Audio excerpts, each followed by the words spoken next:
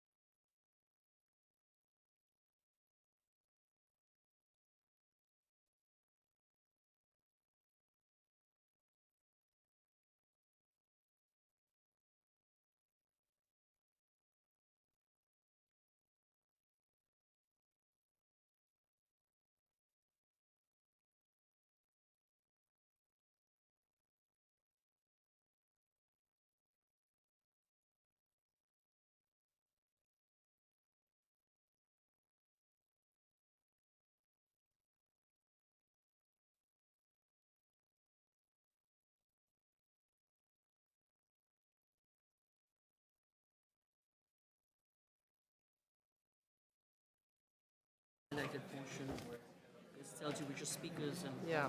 Okay. so that gets you ready. And speakers for 1,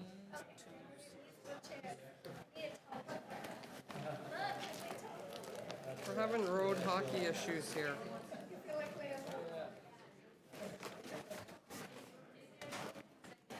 Okay.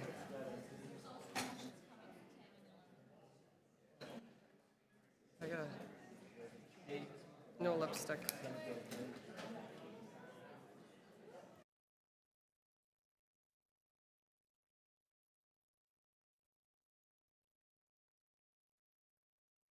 Get started. We've got quorum now.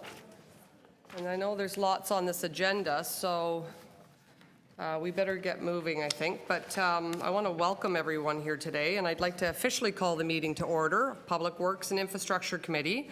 I want to welcome our committee members, the 4 of you that are here, and other members of council, and nobody, oh yes, Kristen's here. Councillor Carmichael Grubb is here. For those in the room with us, the screens at the back of the room provide real-time updates and tells you where we are in the agenda and what's coming up next, so those are very helpful. And if you're watching online, you can follow the agenda and debate on your computer tablet, or smartphone at www.toronto.ca/council. So I think we'll just quickly go through the agenda and see what we can address right off the bat, because as you'll see on the green sheet to my committee members, we have a lot of public engagement today, lots of speakers on our list. So let's go through the agenda now. And Two new reports, remember? We've got the two new reports, numbers 10 and 13. okay, you know what, and also, I think I better do a couple other things. Let's make a call for declarations of interest. We don't usually have any, but we're seeing none. And if someone could move the minutes, if I could have a motion, Councillor Holyday. That's moved and that's supported. All in favor? Okay, and now I just want to, before I run through the agenda, the clerk has just advised me that two things. We have a Metrolinx report, PW 14.10. It's being circulated as I speak, and that's a late to the party report. And we still have one outstanding report that is on its way. That is PW 14.13. So just be aware of those two that are latecomers. Okay, so we'll go through the agenda now. We should introduce it, number 13. We'll do it later. Okay, so number PW 14.1 is the road safety plan, and there's lots of deputations on that. PW 14.2, final long-term waste management strategy, and we've got lots of speakers on that item. PW 14.3, terminology and clarification of solid waste fees. PW 14.4, non-competitive contract with Water Technologies for the purchase of essential parts, wastewater treatment plants, etc. 14.3, you didn't move it. Maybe someone to move it. Move 3. Okay, we're going to go back to 3 because we have a mover. Will you move that? Councillor Holyday will move it. Excellent. All in favor? Carries. Thank you, Councillor Holyday. I wasn't sure if anybody was willing to move that. So that's great. Again, PW 14.4, is there any movers on this item? Councillor McMahon, thank you for that. All in favor? That is carried unanimously. PW 14.5, contract award 130 2016, the Gardner Expressway, Lower Simcoe Street, off-ramp and Harbour Street improvements. Is there anybody who wants to move that? Councillor Lee. Thank you, Councillor Lee. All in favor? That's unanimous again. PW 14.6, congestion management plan has speakers. 14.7, vehicular destination sign policies for the City of Toronto also has speakers. 14.8, PW 14.8, Allen Road individual environmental assessment. Councillor Holyday will move that. All in favor? Carried. PW 14.9, Durham Boundary Facility Agreement Renewal for Kingston Road Bridge over the Rouge River. Councillor McMahon will move that. Thank you, Councillor McMahon. All in favor? That carries. This report, I know we have speakers on PW 14.10, so we'll hold that in my name. PW 14.11, I know also we have speakers on basketball nets and hockey nets on the public right-of-way, so I will hold that in my name as well. PW 14.12, feasibility of using Toronto renovates funds to replace residential private side lead pipe service pipes. I will move that. That is passes unanimously, and that is it. But we do have these other reports. So we have to introduce PW 14.10. 13. Oh, 13. That's the only one. So this is the one we need to introduce. PW 14. You don't have it yet. Once Oh, well, she's asked me to move it. you can move it later. Okay. They don't even have it yet. No. Okay. So I've been now told different information. So they don't have that PW 0.13. So when we have it, we will introduce it. Just before we get started, I just want to, because we're going to break for the month of August, and it is our last meeting. I just want to take a moment to thank Steve Buckley, our General Manager of Transportation Services, for his for his service to our city.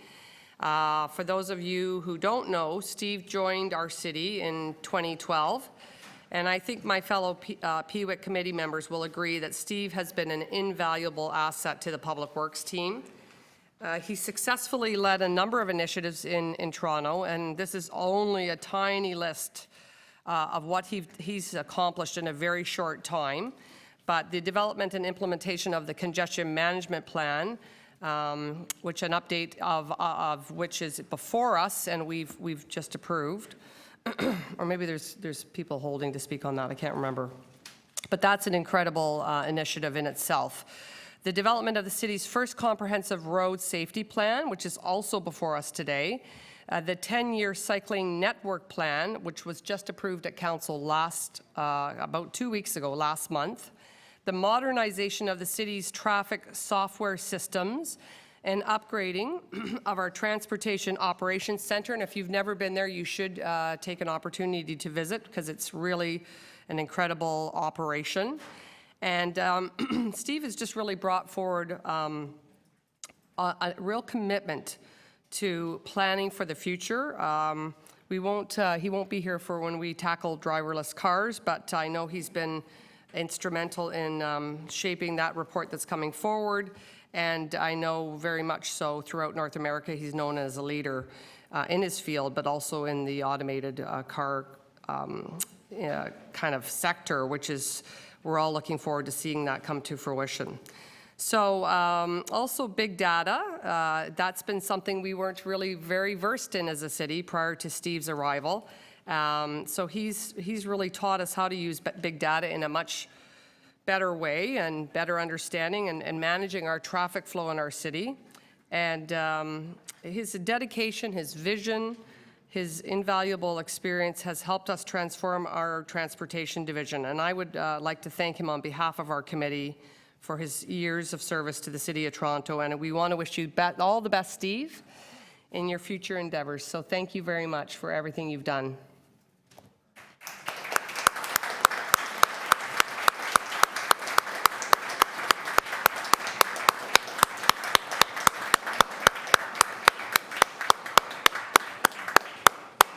We are going to miss you, but stay in touch.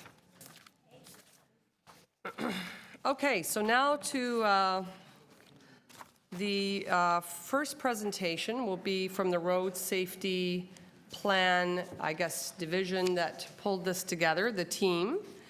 And then from there, we'll move to speakers, and then we'll bring it into committee for a debate.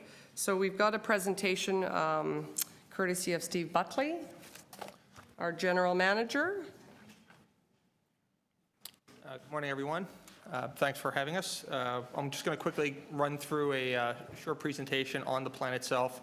As we put these reports together, we're always trying to sort of balance the needs between including good substance in there for councillors to consider, but at the same time, trying to keep them brief enough that folks actually read them. So this here is going to give a brief synopsis in terms of what is in the plan, at which point we can hear from deputants, and then obviously we'll be taking questions. So first, the need. And while overall collisions have trended down since the early 2000s in the City of Toronto, there's more to be done. Of particular concern recently are fatalities for vulnerable road users, and most notably what we're seeing are increases in the past few years of pedestrian fatalities, and particularly within that subset, seniors. The Road Safety Plan aims to bring forward a targeted strategic program aimed at increasing road safety for all users.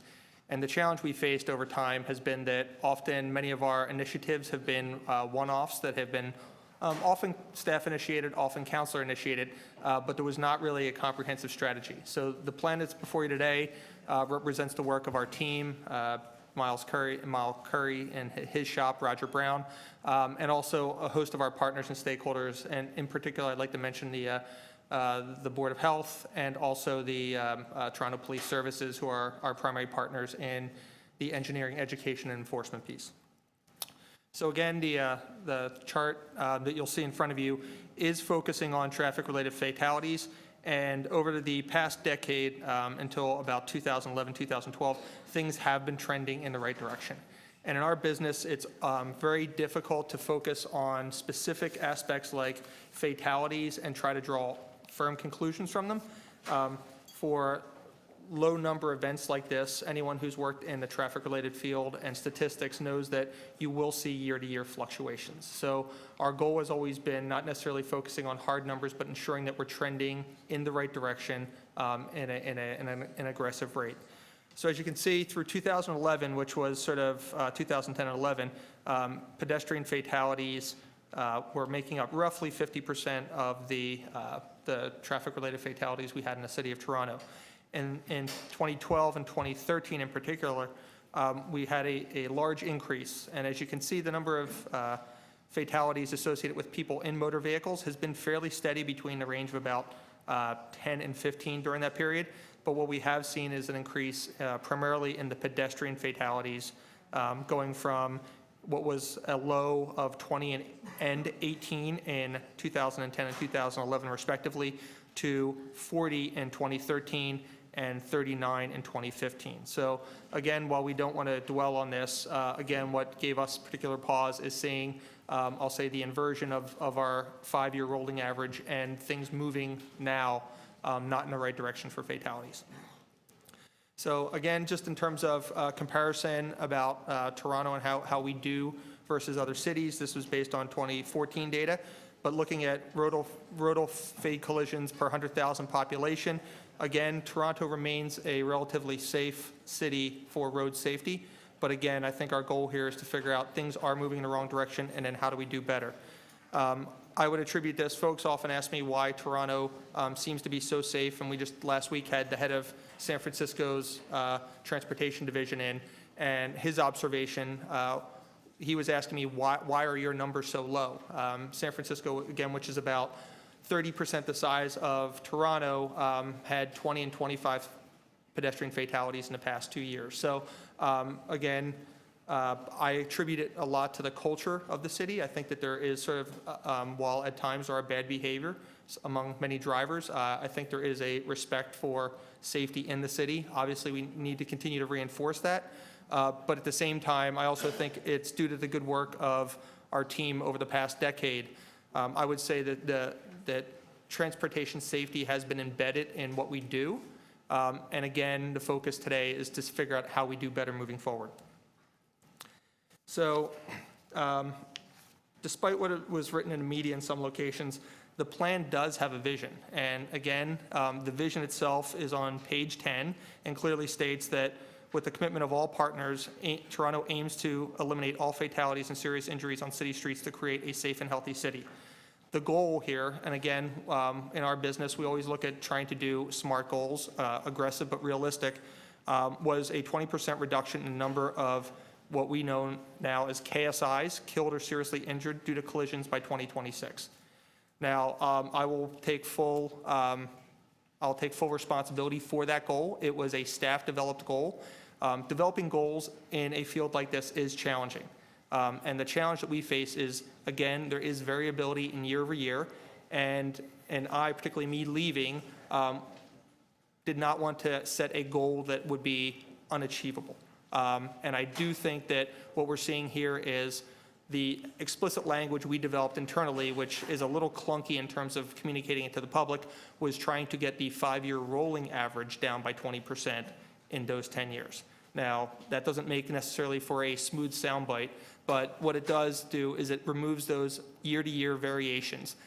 To achieve a goal of 20% moving average down in that time frame would likely require us to have years 7, 8, 9, and 10, bringing those numbers down by 30 or 40% to achieve that. So again, I think one thing, Councillor, that we discussed was perhaps in terms of bringing a report back to Council, we can further explain the metric. But again, our goal here is to try to develop something that is, I'll say, fair to our elected officials and fair to city staff, but at the same time, moving that needle in the right direction.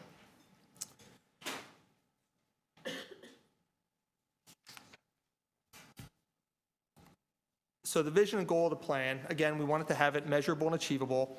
And while the plan envisions 5 years of investment, it may take time for the benefits of those actions to be realized as well. So any efforts that we put into place in years 3 or 4 or 5, those numbers may not show up for years 5 or 6 or 7. So again, that's something to think about. There is sort of a lag in terms of what you see versus implementation time.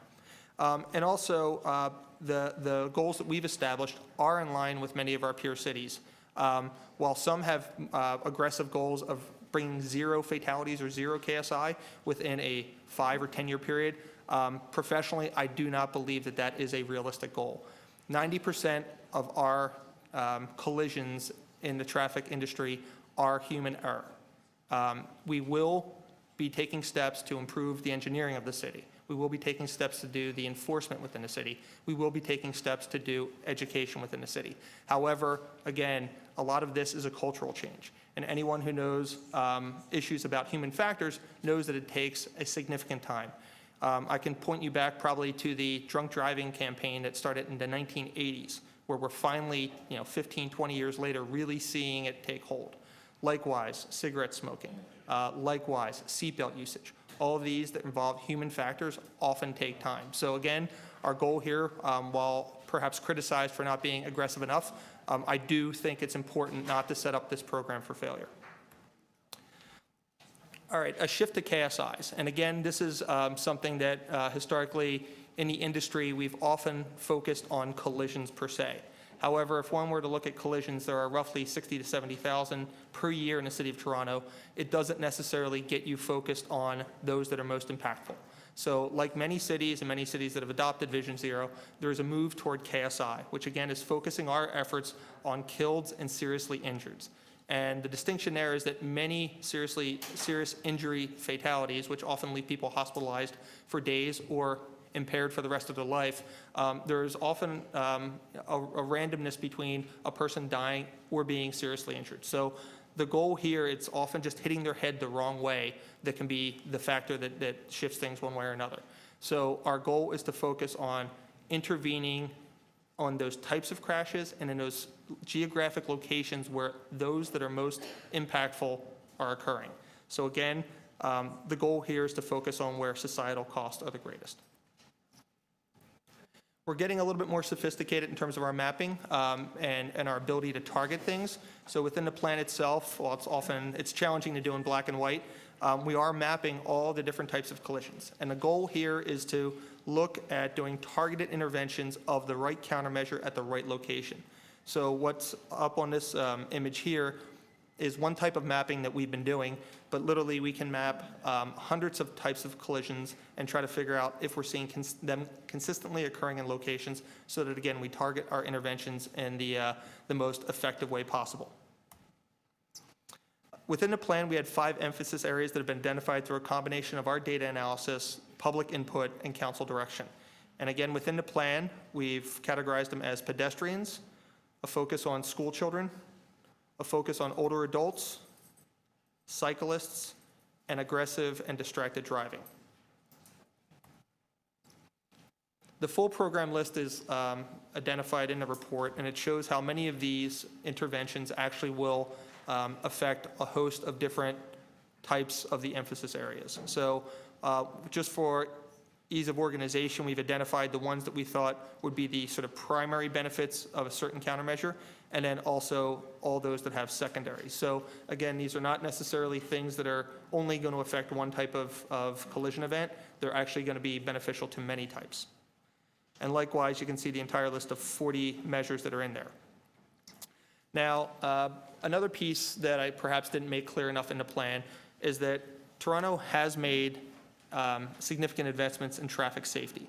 And the challenge in the report, again, was trying to tease out which ones that we would say are safety initiatives. So in the plan, we identified those that we were targeted safety programs. And again, as you can see here, there's a host of those that exist that basically are in the tens of millions of dollars per year that are exclusively for safety purposes. So that includes our red light camera program, a geometric safety improvement program, local improvement safety program, which are identified for intersection improvements, programs such as the accessible pedestrian signals, traffic calming, our sidewalk capital program, and speed limit reduction program. So again, these are specifically targeting safety programs. Now that said, we also embed safety in almost everything we do. So again, I think we have been, perhaps in that report, we understated the amount of investment we've been making in safety. And again, folks may want to argue with me over how much of a safety improvement is embedded in each of these, but I did want to just highlight that we've identified at least $30 million of other programs that basically come with safety benefits. Again, we put in roughly 30+ traffic control signals every year, which gives additional crossing locations, roughly 5 to 10 pedestrian crossovers as well. We had a program which has been enhancing pedestrian crossovers to improve the lighting and markings at them. We've retimed traffic signals, and as part of that program, we had used it as an opportunity to retime the signals to include longer pedestrian crossing times. So for all of the 900 traffic signals that we've retimed over the past 3 years, embedded in there is additional crossing time for pedestrians at those intersections. We've installed tactile warning plates at intersection crossings, which is now our standard, so that persons with visibility issues can better detect where intersections occur.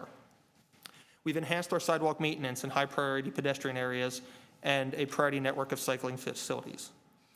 We've initiated and enhanced our mobile Watch Your Speed program, and we've also installed uninterrupted power supplies at signalized intersections where we have known issues of power failures at intersections so that we don't have signal outages and safety issues. We've also created several safety awareness campaigns. 2 years ago and 3 years ago, it was oriented toward dusk hours in the fall. Last year, it was the Please Slow Down safety campaign. We've also conducted a school zone Watch Your Speed pilot program at 10 schools. That information is included in the report. We've made investment in our 10-year cycling plan, and I would argue that most of that plan is oriented at improving cycling safety. So all those enhancements as well are safety focused. We've expanded our use of green pavement markings in areas of high conflict zones and known crash locations for cyclists. We've initiated no left turn signals at key intersections.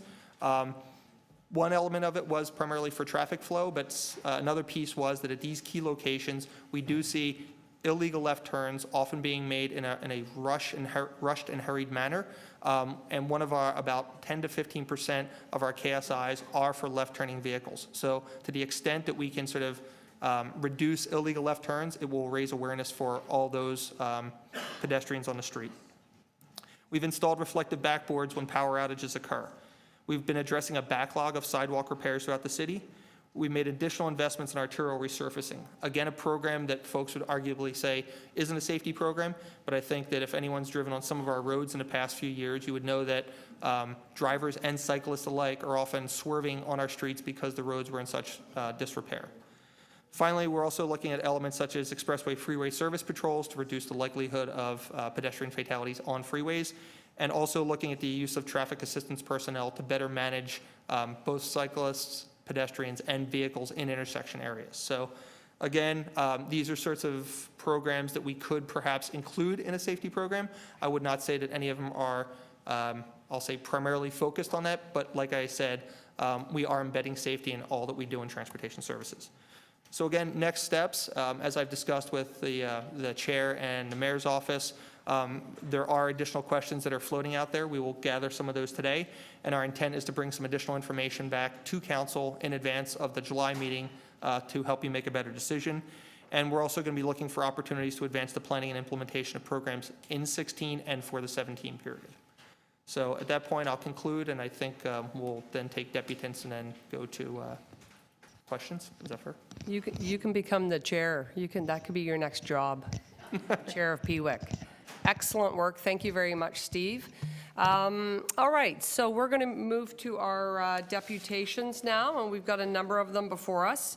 I'd like to move a motion to cut the speakers list at this time due to the volume. And so is everybody in favor with cutting the speakers list at this time, cutting it off?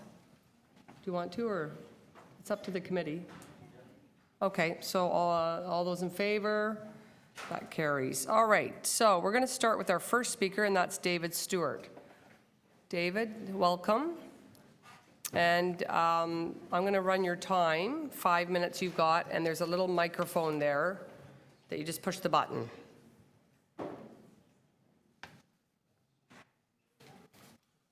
Good morning. Good Thank morning. you again.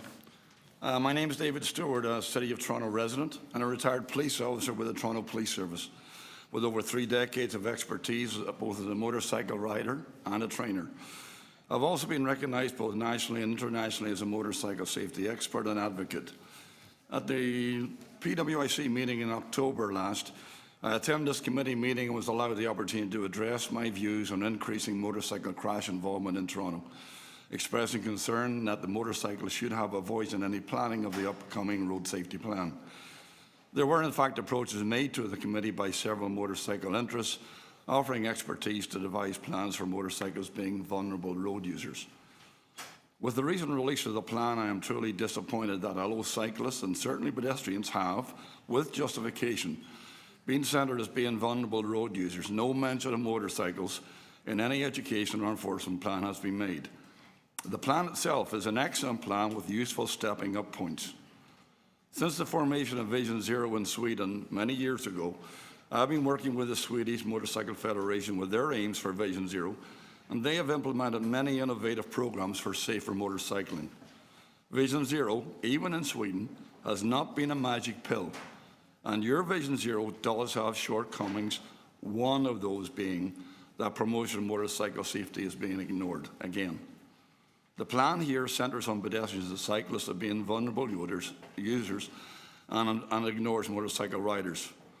Motorcycles themselves are designated as vulnerable road users, not only by the province of Ontario, but also Transport Canada, and even the United Nations as one of 3 vulnerable road users. In recent years, several GTA police agencies, led by the Ontario Provincial Police, have promoted road safety towards motorcycle riders. Rider groups themselves have just completed a national, month-long event and media campaign in May named Ride Smart to Ride Again for both riders and car drivers, coast to coast to coast. Within Toronto, we have numerous motorcycle training centres whose trainers have the knowledge to share with thousands of riders who need extra defensive training to ride safely. They are underutilised, and the city, if it wished, could join with them spreading that knowledge, saving numerous lives, preventing serious injury, and tens of thousands of health dollars. The data I am showing you here today of the City of Toronto fatality figures shows the involvement of motorcycles, and surely these numbers cry out for some action by the city to work with other agencies such as the police, health, and motorcycle organisations themselves. I implore you to recognise the facts before you and add motorcycle safety as a vulnerable road user to your task for safer roads in this wonderful city. I'll just finish off by very quickly saying that as a police officer involved in traffic safety through those 30 years, the numbers of police officers dedicated to traffic safety has dramatically decreased. Just in North York, we used to put over 300 traffic officers on the street. I doubt if you'd even find 100 police officers in Toronto dedicated for enforcement right now, today. It's a problem. Divisional police officers are under stress.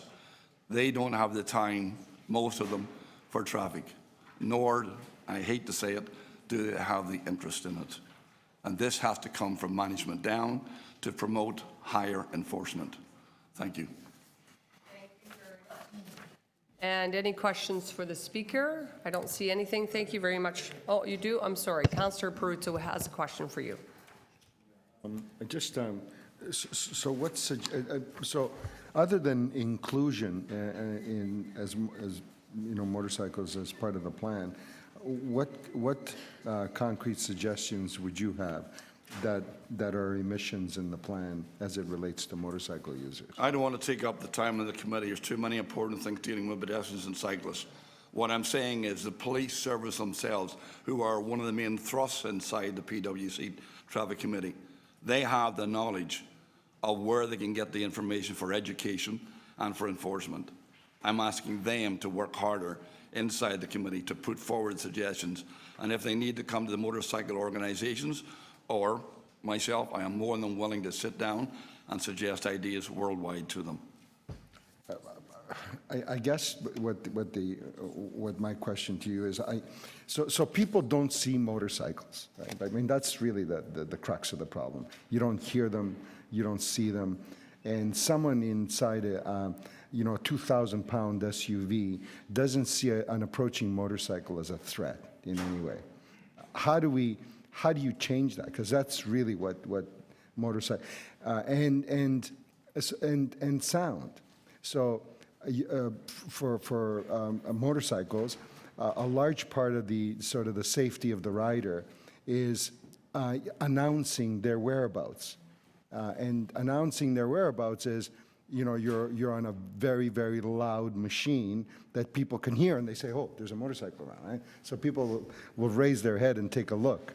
But then you get the other side that says, well, we don't want them to be too loud, right? Because noise in neighborhoods. So how do you get those competing interests as kind of like, Noise has got nothing to do with safety. Noise is something that's brought forward by some motorcycle groups or individual riders. Noisy pipes only ignore the fact of safety. It might give the rider thinking that they've been seen. Why do fire trucks and ambulances and police vehicles have their sirens pointed to the front? Because you hear the sound coming. The exhaust is going to the rear. So you don't agree with that? So precisely. So how do we get that on the table as part of the discussion? The safety for riders is out there, very visible. It includes clothing. It includes training. Right, bright clothing. It includes education for car drivers about turning left. And a part of it as well, too, is towards the riders. Nearly 40% of riders killed in the province is because of the rider fault. And I will be the first one to say that is a major problem that we should, as riders, not ignore and should educate ourselves better through advanced training. Yeah, right. A lot of motorcyclists, for example, like to wear black. Black is not very visible. So you're saying we should go to fluorescent green or something? There's even moves up front to make it mandatory in Europe for visibility, for clothing to be a bright. I have a jacket here. Like those jackets that the construction folks wear on the road that have the safety. My motorcycle jacket, which I have here today, is surely visible. In fact, when I was walking across the road, two people commented to me when I was walking across the road saying, they'll never miss you. And I guarantee you, a driver will ignore the fact and doesn't see the jacket. It's a panacea. And so cyclists on bicycles, they have very similar types of issues, do they not? Exactly, and they should be wearing some type of reflective equipment during the daytime, especially at nighttime, but it's during the daytime too. But these reports don't really speak to that. Don't speak to that sort of cultural shift in terms of. I don't see it in this report. I think that's too detailed for what the traffic manager has come up with. Thanks. All right, thank you very much. And our next speaker is Hamish Wilson. Good morning. In some ways, this is progress, so I'd like to say that. It's especially nice to see the emphasis on lowering the speed on some streets in the core. We probably need to do that everywhere in the city on the main roads, not merely the residential areas. So that's the good news. Just wondering if the surge in the fatalities was at all related to the war on the car rhetoric of the last term of council. You have to think about that at some point. However, for some of us, it was the war from the car. Certainly, the language, I think we need to be acknowledging that we have a serial killer on the streets of the private motor vehicles. It's not intentional, but nonetheless, let's call it traffic violence by serial killers. And yes, that said, sometimes bikes can be dangerous to pedestrians and kill pedestrians. We are quick and quiet, so there are certainly issues with how cyclists can move through the city and on sidewalks, because sometimes we take refuge, especially in the more suburban areas, by getting on the sidewalks, and there can be, because they're safer. I've also got to wonder, in terms of the overall crash stats, do we really have the Toronto Island, the car-free zone of the Toronto Island on our maps and on our radar? Like, maybe the problem really is how we've built our city. So I'd suggest that we also might have a lot of savings with Police costs as well on the Toronto Island. Also, transit vehicles. We have a much better safety record with transit vehicles, I think. So again, I think it's the car. How we actually proceed from here, certainly in terms of funding things, I suggest that this is an important thing. As you know, cars are well subsidized, $2,700 per car per year. I know you've seen that, but that's part of the issue, is just how we subsidize cars. Here's something, a concept: park car at city limits, use TTC transit. Maybe we really should try and encourage people not to come into the center of the city by providing better transit. Leadership. There's Mayor McCallion on Car Free Day 2008. What a concept. When we had a cycling committee, we also had a lot of solutions. I think this is from perhaps 2004, maybe. Whole range of things, so it's not new stuff. It's just somehow, I guess, maybe the cycling committee was a bit too inconvenient, and maybe it cost money. I'm not sure, and pardon me for being a bit negative on it. Certainly in terms of reducing the speed, I'm sorry this is so yellow and faded, but there's a lot of sense in reducing the speeds everywhere. There really is. Your reaction time is a little bit better, and because you're traveling faster, you go faster before you actually react. So slowing everything down really is a key thing. And that's everywhere. I think we've absolutely got to address the speed throughout the city.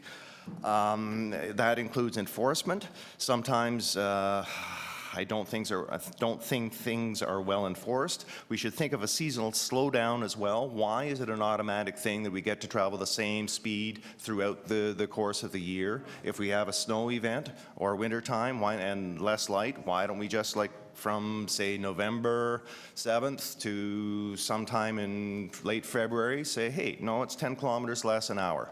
Just blanket. In terms of where we're actually slowing the speeds in the center of the city, I'm very happy that the main roads with the streetcar tracks are going to be slowed down, except you've missed Spadina in the Crescent. You've used the phrase data-driven.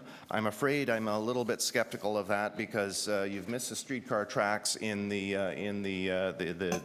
series of mappings of the harms, yet they're a significant source of problems. In your bike strategy, there's something very important that I think is really active discrimination. You've divided the city into two zones, the outer zone and the inner zone. And to quote from this, in terms of collision frequencies, the highest markings represent one collision on both maps, whereas the highest frequency locations for the citywide and core areas were 9 and 18 respectively, which represent the highest possible value. So basically, two sets of standards, one for most of us in the center of the city, like two of us have to represent, get hit for one, and I'm not explaining it that well. But it really is discrimination on the basis of place, which is a contravention of the Ontario Human Rights Code, I think, and that was the basis of your bike strategy. Thank you. Any questions? Councillor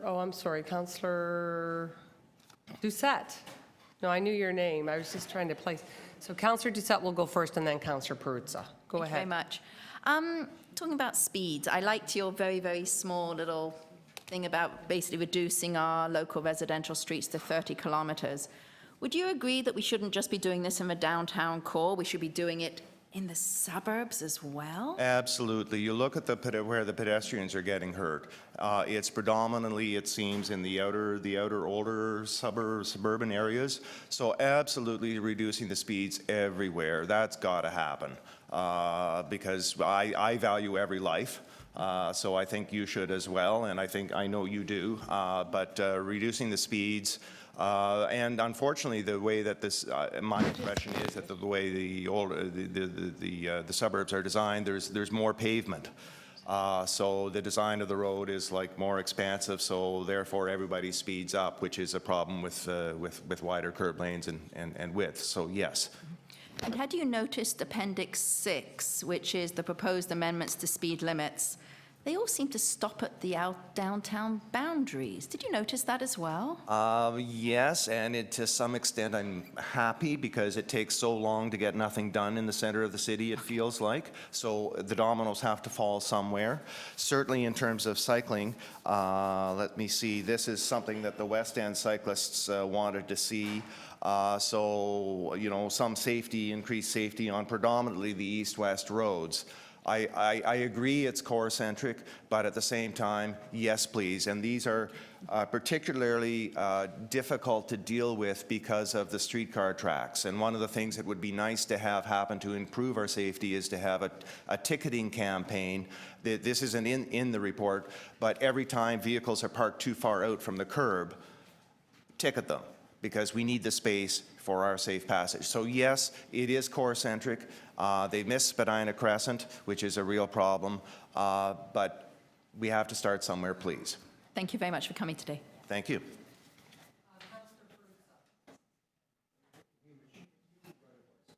Yes. I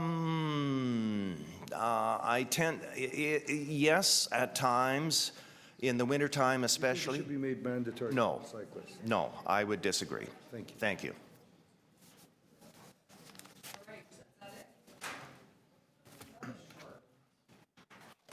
Thank you very much. And our next speaker is Sabina Bredin. Welcome. You have 5 minutes, and the button's right in front of you for the mic. I'm going to try to do this in 5 minutes. I want to thank the city staff for their report. It is evidence-driven. I got a bit emotional when Mr. Buckley was speaking to the report. I guess I should start at the beginning. Who am I and why am I interested in this subject?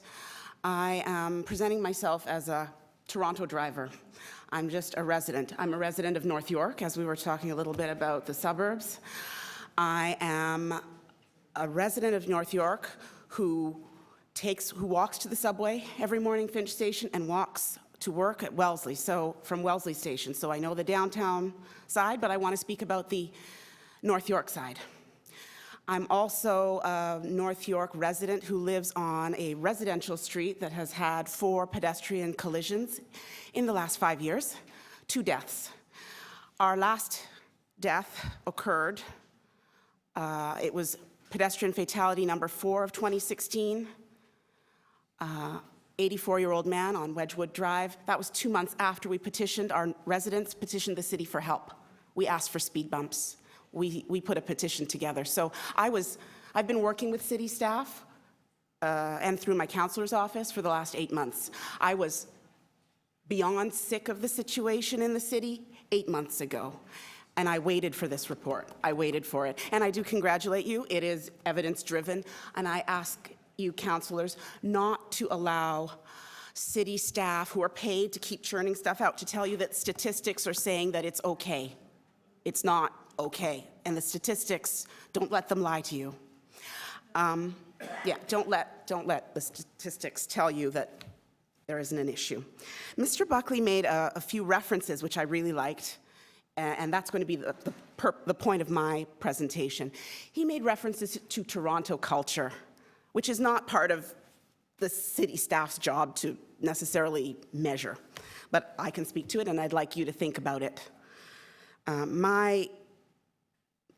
My purpose today is to ask you to consider in the education component of your road safety plan, to consider a stronger driver-focused awareness campaign. And I heard today that the mayor made a statement or some sort of announcement about drivers doing a better job, and I think that's the way to go. So that's the purpose of my discussion today. And the second piece is that I'm going to ask you to consider forming a subcommittee to figure out what are the messages that drivers need to hear. Because this message that came out a couple years ago, that is as cute as can be. I couldn't even figure out what it was for. I don't think that's the message that drivers need to hear. It is too soft, it is too sweet, this is not what I experience. Okay, so quickly, and I've got 3 minutes already. I'd like to take us back, those of us who are old enough. I've been driving in Toronto for 25 years. Those of us who are old enough to remember driving in Toronto 20 years ago, what a beautiful experience, what a courteous experience it was. I believe we can get back to that. It does not take 20 more years. We do have a good culture in Toronto. I would say at least 50% of the drivers I experience still have those values of driving properly, driving with courtesy, so driving using the rules and using the basic logic of courtesy, which allows you to not drive as if everything on the road is an obstacle for you. Other cars, pedestrians don't even come into the picture. I'm personally, when I walk to the subway, to and from the subway every day, along Yonge Street, in North York, I am menaced constantly by drivers who are out of control. And I know exactly what they're doing, because if you've been driving, like me, many of us, 25 years, you know exactly what they're doing. They are fixated on a tiny window of the road, you know, like a little 10-degree window of the road that's of interest to them, and everything else barely exists. They're rushing. They're using all sorts of approaches that are discourteous, and they have a range of very bad driving habits. Those layer on. It's your habits, as we would know.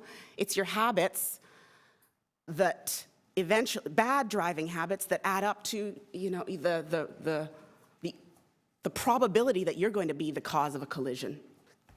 So my recommendation is, why don't we develop, the city develop, driver-focused awareness campaign for that, I don't know what percentage, 20 to 40% of drivers who are, okay, 20 to 40% of drivers who are not paying attention, who do not have courteous driving habits, who have very poor driving habits. Let's focus on them. Let's make a citywide campaign that says we're about proper driving. I don't know what the exact message is, but as I said at the beginning, let's have a subcommittee with some citizen drivers and staff, and let's find the right messages, because this message, you know, no, this is not enough. Thank you. We have a question for you from Councillor Holladay and then Councillor McMahon. Yes, Councillor. Thank you for your deputation. And it reminds me of the way I'd always thought of this is the one word I would sum up drivers, and the problem is selfish. Absolutely, self-absorbed, out of control. It's about gunning the yellow light. Gunning the green on pedestrians. That's right, cutting people off, and it bothers me a lot. And I'm searching really hard to try to find a way to get that message out. Do you have any recommendations? We were talking last week about the cell phone ads that the province put out. Distracted driving. Yeah, and well, they're selfish again, right? Yakking on the phone instead of paying attention. And I wondered if you had any suggestions on messages that could go out there to get people's attention. Like, you okay with the graphic part of it? Some people don't like that, but I know I am. But what do you think? Got to get their attention. Don't be selfish. Yes. You know, a big part of also what has happened over the last 20 years is that we've not named this behavior, this combination of distracted, reckless, selfish, we don't even have a name for it. So it is effectively, you know, socially accepted. Let's give it a name. I don't know what the name is. Unsafe driving? I don't know. There might be a name. Maybe we could come up with it together, because I think putting our minds together, enough people who are perceiving that this is off, that the culture is slipping. Let's put our minds together and find the term. Maybe it's unsafe driving. Maybe it's, I don't know, unsafe driving. Okay. Thank you. Councillor McMahon. Thanks. Councillor Holladay stole my question, so that's fine, thanks. What's the term? All right, Councillor Perruzza. Yeah, I just want to pick up on something. You started off by saying that it was speed, because you're from North York and the suburbs, and then you focused basically your entire presentation on really driver habits, right? Which is speed too. Okay, well, then let me ask you another question. I wasn't going to ask you. Do we need to install speed bumps on your street for you to drive it safely and never hit anybody? For you to do that? No. Exactly. We don't need to install speed humps on your street or essentially lower the speed limit on your street to make it safer or to do whatever those things would do. you can drive your street at its current speed and without speed bumps, and you're confident you would never hit anybody. Correct? Okay. Good, thank you for saying that, because often we don't focus in on that.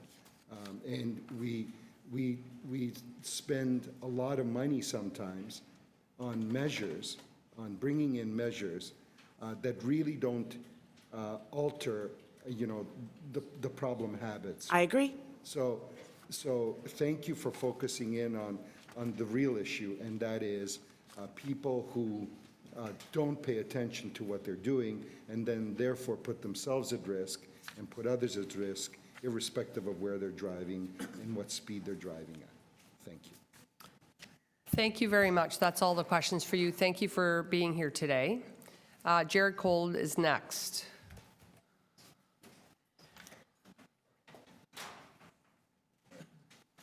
Welcome. You know the drill intimately. Thank you.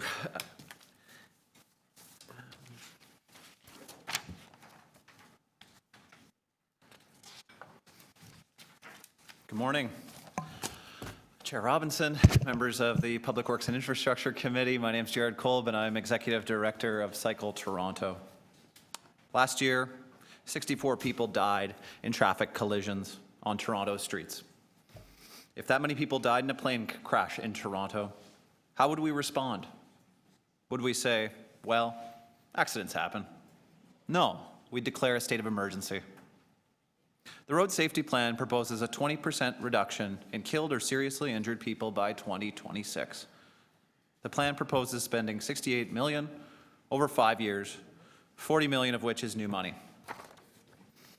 I want to ask the question, how many traffic deaths and serious injuries are acceptable on Toronto roads? 50? 75? 100? Let me ask the question a different way. I'd ask the members of Public Works and Infrastructure Committee, how many traffic deaths and serious injuries are acceptable within your family? You would only accept 0. That's how many traffic deaths and serious injuries are acceptable among our friends and families across the city. A 20% reduction would mean 51 people would die in 2026. It's not a Vision Zero plan. And it's unacceptable to the friends and families of road violence victims. Toronto must eliminate traffic-related deaths and serious injuries on our streets, and Toronto must adopt Vision Zero. Vision Zero is a paradigm shift. It begins with the premise that all traffic-related fatalities and serious injuries are preventable. It is a strategy to eliminate these traffic fatalities and serious injuries while increasing safe, healthy, and equitable mobility for all Torontonians. Vision Zero recognizes that while we all make mistakes, they do not have to be fatal. By redesigning our roadways, we can take what would have resulted in death and turn it into a minor collision where people can walk away. Vision Zero saves lives. It is a movement that's gaining momentum across North America and has been adopted in other world-class cities like New York, San Francisco, Vancouver, and so on. New York adopted a 10-year goal of eliminating traffic-related fatalities and serious injuries by 2024, and their policy is already having positive effects for road safety. Mayor Tory and Councillor Robinson have suggested a motion to substitute the goal of reducing KSIs to 0 in place of the 20% target. However, this will still be the same plan. We will see another 50, 60, or 70 people killed on our roads this year, next year, and the year after that. There are good building blocks within this plan, but without significant new money and a new approach to the plan, we will fail to reach 0 deaths and serious injuries. $68 million is not enough money to reach Vision Zero. So how much should we spend? Quite frankly, I don't know. We don't have that information in front of us. That analysis is incomplete. This is a good report for advancing and achieving a 20% reduction, but it's not the right question. What would it take to achieve Vision Zero?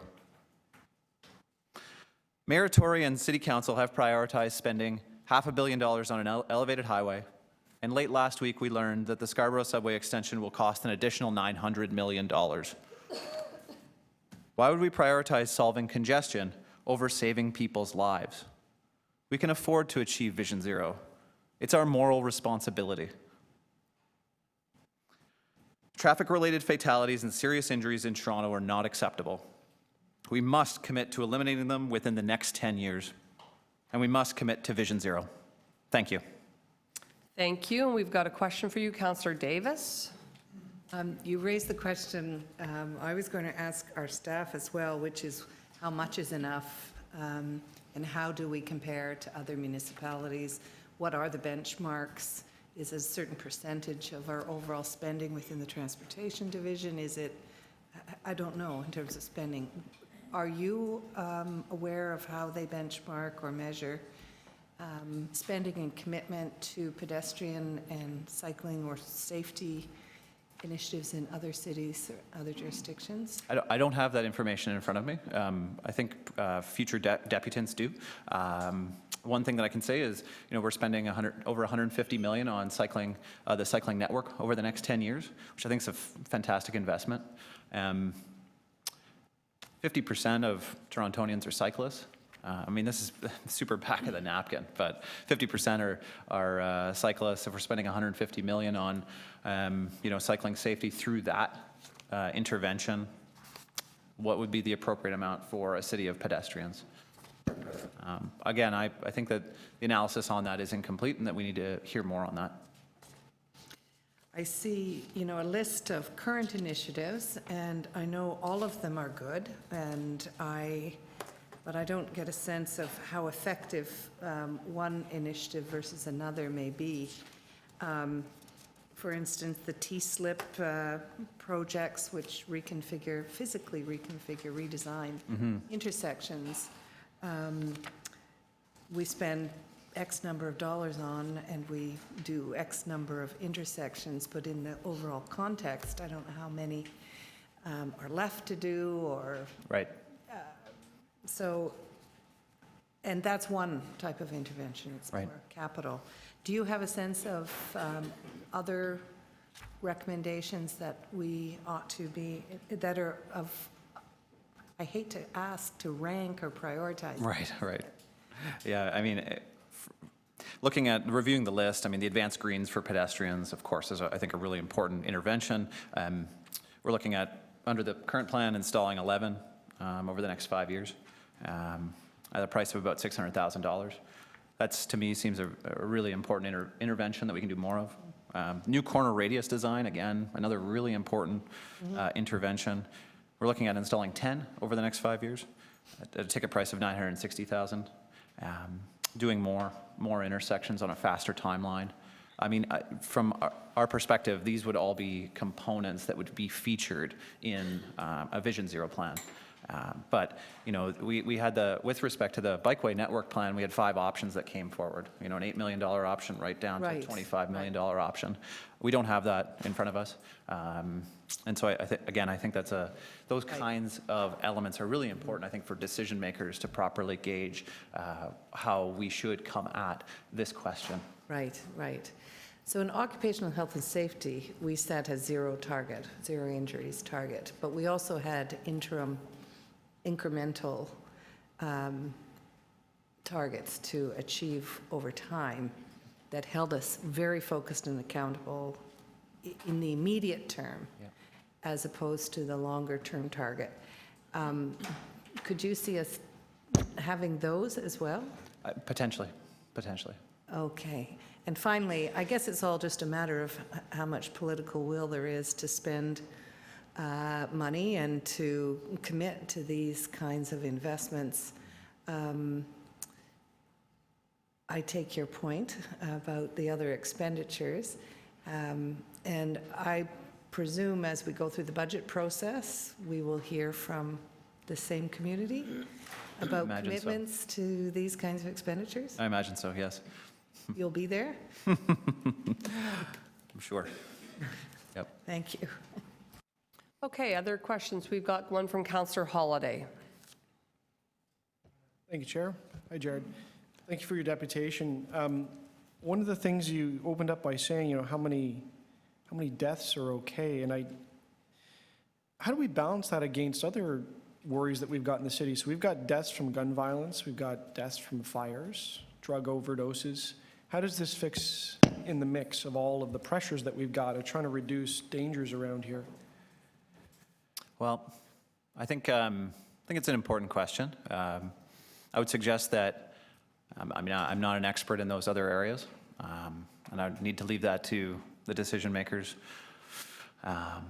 All that being said, from our perspective, the deaths and serious injuries related to traffic fatalities, those associated with traffic collisions, I think we do need a paradigm shift, and we need to approach it as though they are preventable. At the end of the day, that's what they are. And I think this is one of those challenges. I heard Councillor Prutz's question to the previous deputant about, would you hit somebody, on your street? And it was, around the question of speed bumps on the street. And of course, the person said no. And Councillor Prutz, I think, would say, no, I don't need speed bumps. At the end of the day, though, this is the fundamental problem, is that we all make mistakes. Right. And fundamentally, that's never going to change. I mean, we are human beings. We're flawed in many ways, and we make mistakes. But what we can do is take the risk out of the roadway. So specifically, I think that's what we'd really like to see, is that approach. So, yeah, you mentioned a list of engineering features that you thought were valuable, which is great. But you hit on a good point. Human error is the prime factor in road accidents. And, to the point even, I don't even think people go out, set about their day to think, I'm going to run someone over, or I'm going to cause a fatality. These things happen for various reasons. How might we continue on the path of engineering changes, but how might we focus on human behaviors and changing human behaviors and changing people from taking risks? Well, I mean, I think the correct approach is, of course, includes engineering, it includes enforcement, it includes education. I think when you look to a previous deputant as well mentioned Sweden, which is where Vision Zero started. And in that context, through the shift of resources from enforcement to engineering, what we've seen out of that example in Sweden is a greater degree of compliance with speed limits. And I know you've been a critic in the past of blanket speed limits. We need to go forward and re-engineer roadways. If a road is built for 80 kilometers an hour and the sign says 50, people are often going to drive at 80. Right. And so this is a significant city building project. This requires resources and it requires prioritizing appropriately. Okay, one of the things about prioritization, you talked a little bit about solving congestion versus saving lives. What do you think the impacts are of congestion on people, and how do you think that might fit into safety and taking risks and behaviors? Do you think it does at all? I don't know. Are you suggesting that because the city is congested, it forces people to speed up and to strike people? I wonder if people take risks because of congestion. So they rip down a side street instead of putting up with a lineup or a queue of traffic. Maybe the question is, do you see value in fighting congestion as also being something that helps with safety of roads, because people tend to behave better when they're less frustrated or have less stress? Sure. I mean, this isn't a great policy position, but I've often said that in this city, everybody's just gotta slow down, right? Like, stop packing their lives with so many items that forces them to be, on to the next thing and the next thing and the next thing. And I take that point, and we're all guilty of it in this city. With that being said, when we look at the numbers and we see the prioritization, we see a lot of money being spent in a lot of different places. And from our perspective, we're not spending enough money on road safety. And it's something that we need to spend more money on and to really move forward with achieving Vision Zero. Okay, thank you. Thanks. Councillor, was there anybody else? Oh, no, Councillor Prutz wanted to go. Go ahead. Yes, I did. I wanted to go. I'm not saying that I don't support the kinds of engineering changes that this report is suggesting, because I always think you can make changes that make every situation safer.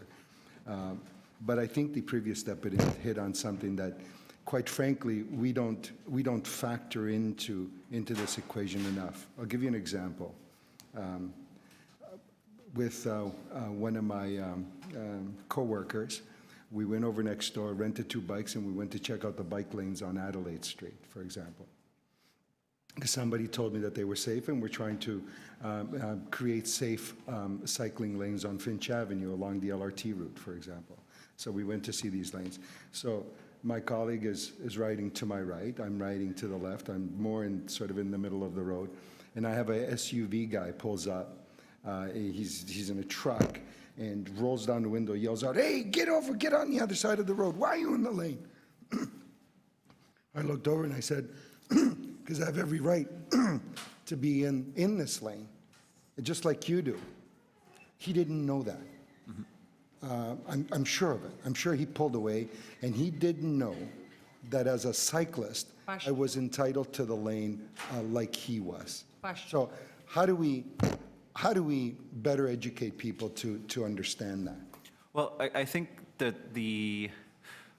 this city, like many cities, is in a state of change, and it's in a state of flux, and we are applying interventions to the street, which are new, which people perhaps haven't seen before. If someone's coming into the city of Toronto, from Newmarket, maybe they've never seen a separated bike lane, for instance. And there's still a great deal of change. So you're saying when they're applying to get their driver's license, maybe that should be part and parcel of that type of education. And in fact, I was reviewing a cycling, one of those driver manuals produced by the Ministry of Transportation, because I was trying to flip through it, because I got my license so long ago, I forgot what was involved in the test. And there was very little in that booklet about the rights of cyclists to the road. So someone who's getting their driver's license, a new person getting their driver's license, wouldn't necessarily be taught that. That wouldn't be central to their education. We should make that part of that education, right? Yeah, I would tend to agree. Perfect. I just want to sort of turn your mind to this photo that's being used in the presentation today. I think I know this intersection. Somebody please correct me if I'm wrong. It looks like it's Gattonero on the corner here, and it would be Sicilians on the other side, and this is College Street. It's that little bend on College Street just past the church, right? There used to be a church to the left, now it's a bit of a community center, correct? Okay. Perfect case in point. I've traveled this street many, many times. Often I would go watch the soccer games at Gattonero here on the corner, and I don't believe that you could ever drive this street faster than 25 kilometers an hour, just simply because of the nature of the street, the traffic lights, and all of the activity on the street. So you wouldn't be able to generate any speed greater than 20 or 25 kilometers an hour, right? Sure. Maybe 30 kilometers an hour, but you wouldn't get there. Just want to... Question. So motorcyclists behind the TTC streetcar, all dressed in black. He's riding in the middle of streetcar lanes. This man is at great risk, right? He's in black. He's entering shadows, right? The streetcar shadow and the rest of it. And when he moves out of those streetcar lanes, his front tire could catch the rails, right? And he puts himself at risk and everybody else around him. How would you make the situation safer for that guy? But let me answer them all at once. Cyclists to your right, all dressed in black. Okay. Right? Two guys crossing the streetcar and in the shadow with a car right behind them, dressed in black, right? And they're entering a shadow with You have to ask a question. or to the right. So on the right side of the thing, all kinds of signage. Now. Lots of signage. The question is this. You as a cyclist, all right, do you wear reflective clothing when you cycle? And do you believe that reflective clothing should be made mandatory so that all of a sudden this picture here becomes somewhat safer for a number of folks? I I think the premise is I mean, similar to an automobile, you build it into the vehicle itself. So similar to a bicycle, similar to a motorcycle, build reflectors into the actual bicycle or whatever the vehicle is. The problem is, again, with people, we all make mistakes, and we all have different fashion senses, and I don't think it is necessarily appropriate to suggest that everyone should be wearing reflective clothing all the time. Put that into the vehicle. That's where we can make change. And thankfully, we have those components within bicycles as well as in cars and these kinds of things. People don't see those. Okay, thank you. Your time's well over. Okay, I have a couple questions also. So you participated on the stakeholders working group that met several times. You'll remember the big, huge chart of countermeasures, that massive, I don't even know how to... 600 of them? Yes, hundreds of countermeasures. I believe what the staff did, the traffic engineers tried to do is, based on their experience, identify some of the most effective, things that we can alter throughout the city to make it safer. Do you agree with their how they've basically siphoned those down or funneled those down into the current report? Well, I think the approach, with respect to the overall methodology, that approach is correct. Again, the question is, what is the goal, and how do we go about achieving that goal? I'm not sure. I mean, if we were going to look for a 40% reduction or a 60% reduction, or and so on and so forth, what features would have been included in there? If with different budget envelopes, what features would have been included and which ones not? We don't have that information in front of us, and so that's, I think, what's challenging about answering the question. Okay, and I'm assuming that you would categorize cyclists as vulnerable road users. Indeed. Did you review the budget that staff have put forward and noted that the cycling plan, the infrastructure that we're pursuing now because of the 10-year master plan and, of course, our pilot on Bloor, and the other studies that are underway at the top and bottom of Young. Did you note that that money wasn't part and parcel of this envelope that's been proposed? Yeah, that's correct. I did note that. And one of the things that in some cases is absent in the cycling network plan was a really heavy focus on intersections and improvements around intersections, which is something that this report begins to address, which is really quite exciting, actually, as a departure and for development of the future for the bikeway network as well as our roadway network. So you would agree we should capture the money that we're spending on cycling as part of this overall envelope so residents know what we're spending money on to make streets safer? Again, I guess the cycling network has several components to it that it's trying to address all at once, and safety is one of them. From our perspective, again, if we're looking at 4 cyclist fatalities last year, and if that's related to 150 million over 10 years, we've got 38 pedestrians that were killed last year, what is the corresponding amount that needs to be put towards that? I mean, and that's by a factor of almost 10. So is that, 10 times 150 million, 1.5 billion? I mean, if we're going to begin putting all of these numbers together, I think we've got to be really serious about the amount of money that we are spending on pedestrian improvements and safety for those vulnerable road users. But you would agree that the bike plan, one of the primary objectives or primary goals would be safety, would it not? Yes.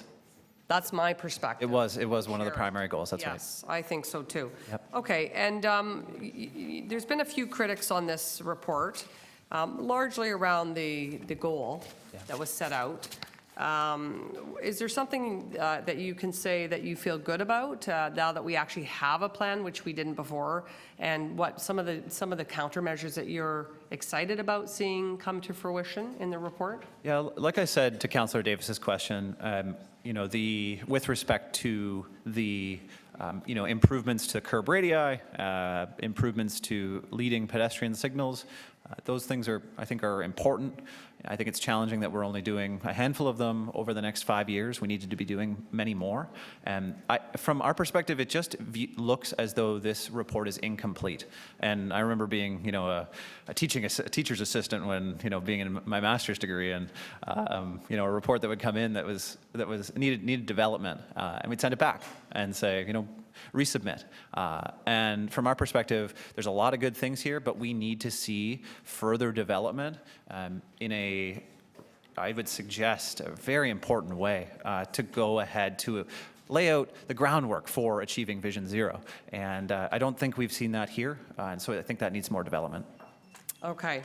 I hope at some point you can give us a bit more concrete, tangible, tactical thoughts around this, so that we can help you work towards those. Because I'd like to hear more tactical concepts and ideas so that we can work on that together. Sure. Down the road. Okay, thank you very much. I think that's it for questions for you. You did very well. So now we're on to Gideon. Is Gideon here? There he is. Gideon Foreman. He's with the David Suzuki Foundation. Welcome. Thank you, Madam Chair. Committee members, appreciate the opportunity to speak this morning. As Councillor Robinson mentioned, I am Gideon Foreman. I'm a transportation policy analyst of the David Suzuki Foundation. I share Jared Kolb's thoughts, but I'm just going to restrict my comments this morning to talk a little bit about speed limit restrictions. As you know, when we make streets safer, we make them more welcoming to cyclists and walkers and increase the number of people who use these modes of transportation. Toronto Public Health, in its groundbreaking Road to Health report, says that increases in safety and in mode share tend to go hand in hand. There are a number of ways to make streets safer, but today I want to highlight the critical importance of reducing the speed of cars. A few years back, the Office of Ontario's Chief Coroner looked at the circumstances surrounding all accidental pedestrian deaths in the province in the year 2010.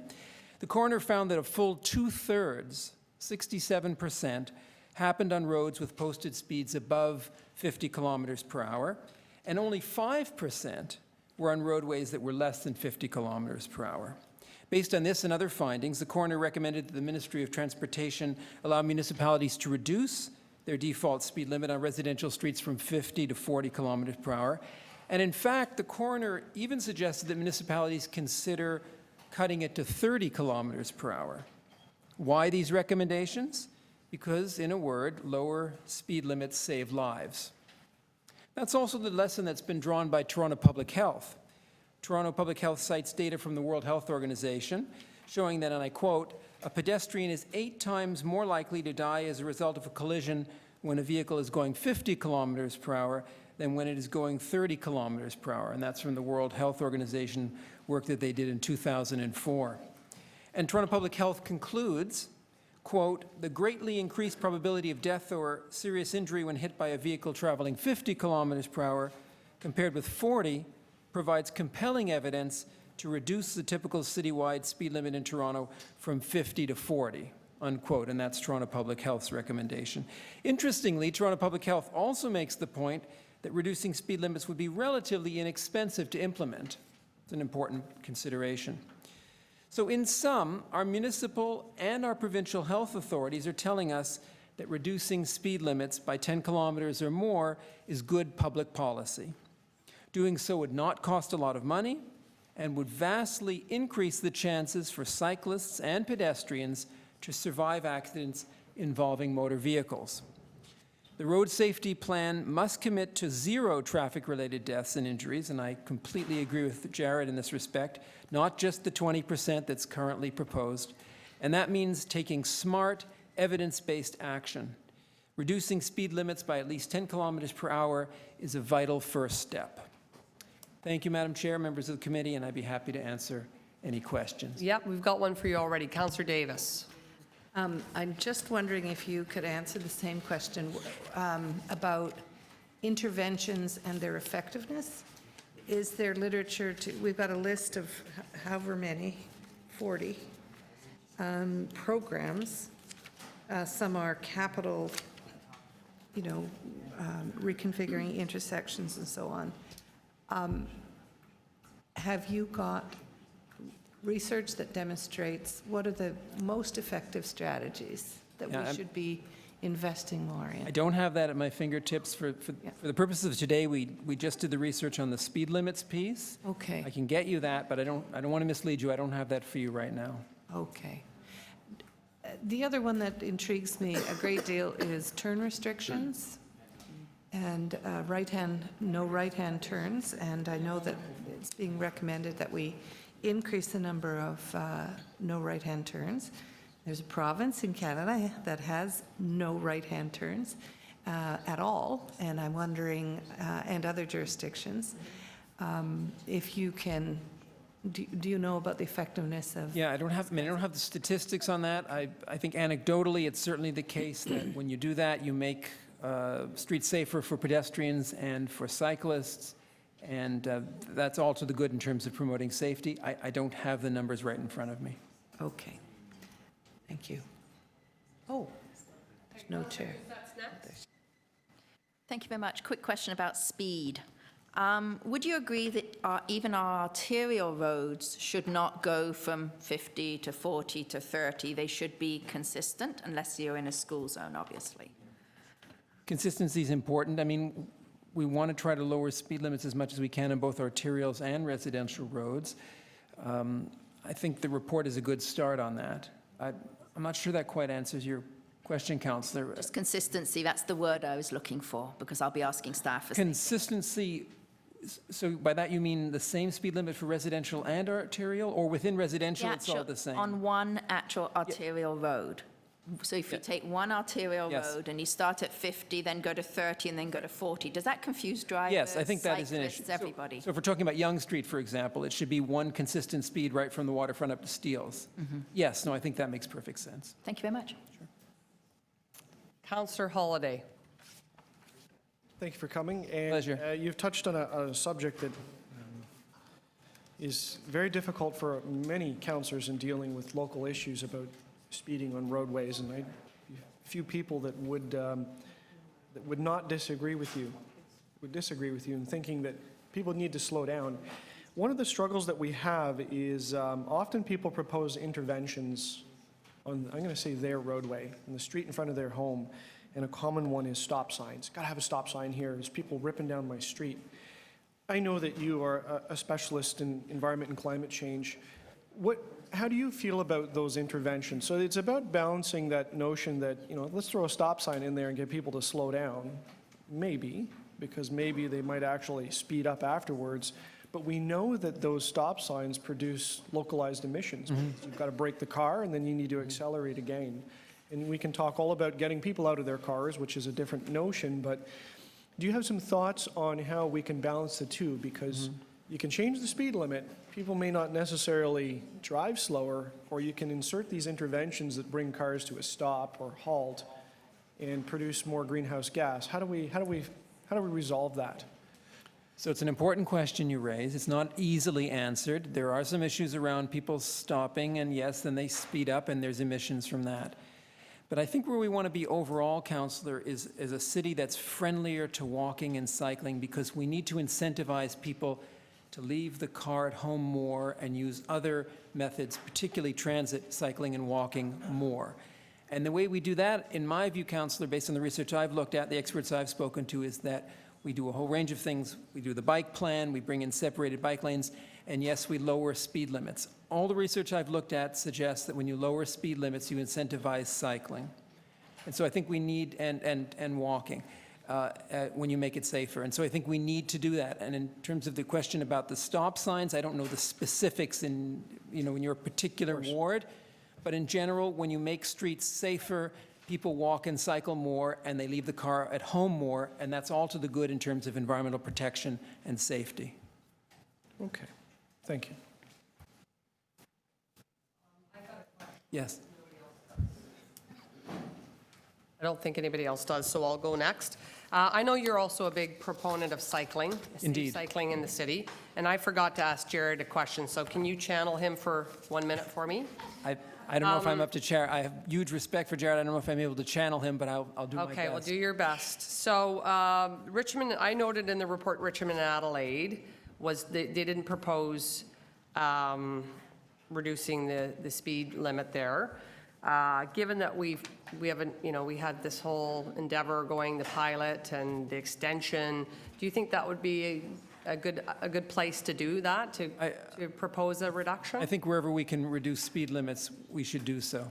Yeah, but given that there's a fairly prominent bike lane there. There is, but there's also gaps separated. there. There's places where there isn't a lane, there isn't a protected lane. There's pieces where cars could, God forbid, slide in and injure someone. There are pieces there.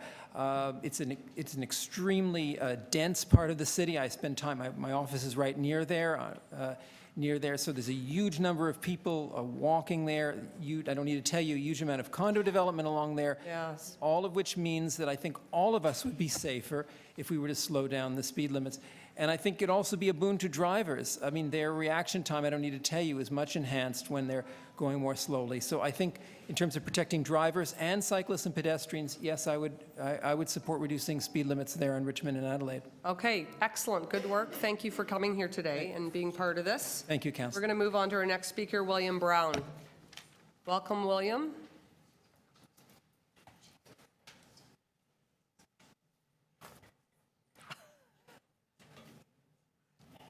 Can someone answer Councillor Perutz's phone? Thank you, Madam Chair. Is your mic on? It is on, yes, isn't it? Okay, good. Yeah, All right. I'm hard of hearing, so That's okay. Just, you have 5 minutes. Go ahead. thank you. It's been said that there is a kind of comfort that one can find in a familiar story retold. That story is pedestrian safety. Rather than being comforted, though, it saddens me, especially after reading our city's timid and halting steps into this road safety plan. When this issue was first publicized a few months ago, I thought our city was finally entering the 21st century. I thought our city was going to give birth to an elephant. Then I realized our city is not even giving birth to a mouse. At best, this city is giving birth to a flea on a less than resolute mouse. First, we were told of the mayor's support for a plan that is supposed to reduce fatalities by 20% by the year 2026. Predictably, it lacked both fortitude and authentic solutions. We learn, after widespread and legitimate public criticism, that the mayor's goal of 0 fatalities is now aspirational, a word that breeds both contempt and cynicism. Adding insult to injury, we're told there's no money for aspirational in the budget. We're now in the realm of fantasy. We're offered the sizzle, but no steak. Words are also very revealing. This committee's chair was recently quoted as saying, "to balance competing priorities on roads." I don't know about you, but that says to me that our roads will continue to be an arena of competition. Consequently, I'm left with questions. Is the chair tolerating competition, or is the chair advocating competition? Also, where is the balance when you have 70 kilograms of flesh and blood competing with 1,500 to 2,000 kilograms of fast-moving metal? Another word bandied about on this embryonic plan is the word comprehensive. I now feel I've stumbled into George Orwell's 1984 world of doublespeak. This plan is extremely limited in scope. It also perpetuates the Transportation Department's archaic and fossilized road classification system. Like a drowning man, that department clings to its myopic, car-centric, curb-to-curb, pedestrian-hostile mentality. It chooses to be reactive, not proactive. And with such a low bar, even the flea wouldn't find it a challenge. It's time for genuine action. Cut the rhetoric. Increase the budget and tell the transportation staff to walk the talk. To all of this, I must conclude, it's a terrible handicap when civic leaders have sight but no vision, and where we, the vulnerable, must pay the price for that impediment with our lives. Thank you. Thank you. Any questions? I don't see any questions, but thank you very much. I just might say, this room is terrible for acoustics, and there's no arrangement at all for people who have hearing difficulty. Okay, well, that's I'd really duly appreciate noted. the city doing something about that. Yeah, thank you very much. Thank you. Next up is Alan Wayne Scott. Here we go. Hello, welcome.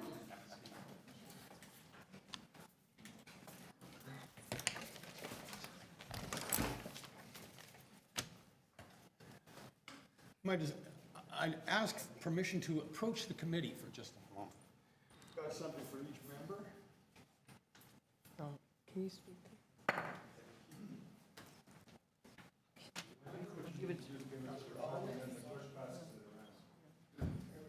I'm a courier, so I like to deliver myself.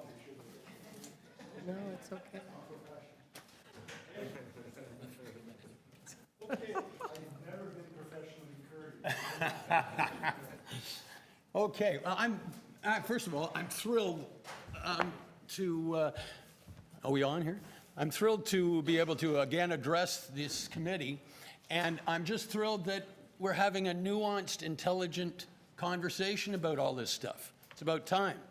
We had these conversations a long time ago in this city. We figured out what the problems were. We figured out ways to deal with them. We dealt with them. And then the last regime came in and screwed it all up, and we're back to where we were. Now, I've never used this overhead before. I don't know if it's going to work. I just threw this together. Using the city's own, sorry, that's the wrong side. Using the city's own statistics. The way the statistics are used in the road safety plan that's been introduced here, we're misreading the statistics. From 1995 to 2003, we had 347 total dead on our streets, for an average of 38 per year. In 1998, the Pedestrian Committee was formed to address the issue. We spent a number of years looking into the situation. In 2001, we put forward the Pedestrian Charter to put forward a vision for the city to follow. And in 2003, the city put forward that safe driving campaign. Those fridge magnets I gave you are from that campaign. And from 2004 to 2012, we saw an average of 25 dead on our streets each year, for a reduction of 13 people a year less killed. A reduction of more than 30% of the pedestrians killed on our roads.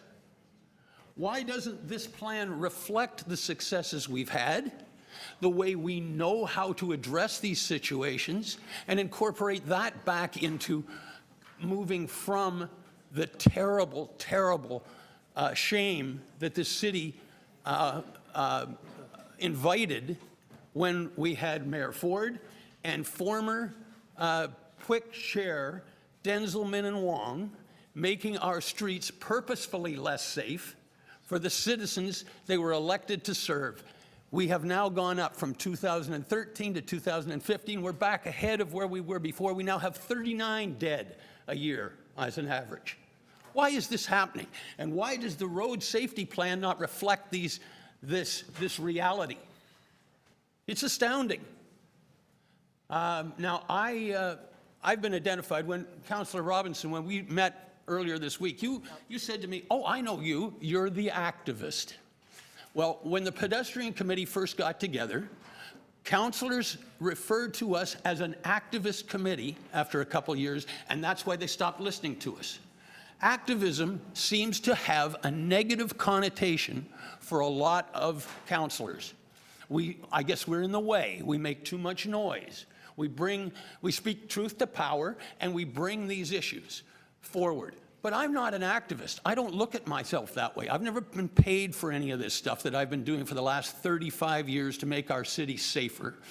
I'm a great-grandfather. I've got a 7-year-old great-granddaughter who rides a bicycle in this city. I have 2 in-laws, parents-in-law, who are 88 and 92 respectively, who are trapped by the traffic on their streets. They can't get across streets, main streets in this city quickly enough. This city does not reflect the care that it should have for people who do not travel in motor vehicles. The people who travel in motor vehicles are making a choice. If you look at the tagline on that fridge magnet, it says, "We're all pedestrians." We're not motorists, we're not cyclists, we're not transit riders. We are people, human beings, pedestrians who are designed this way.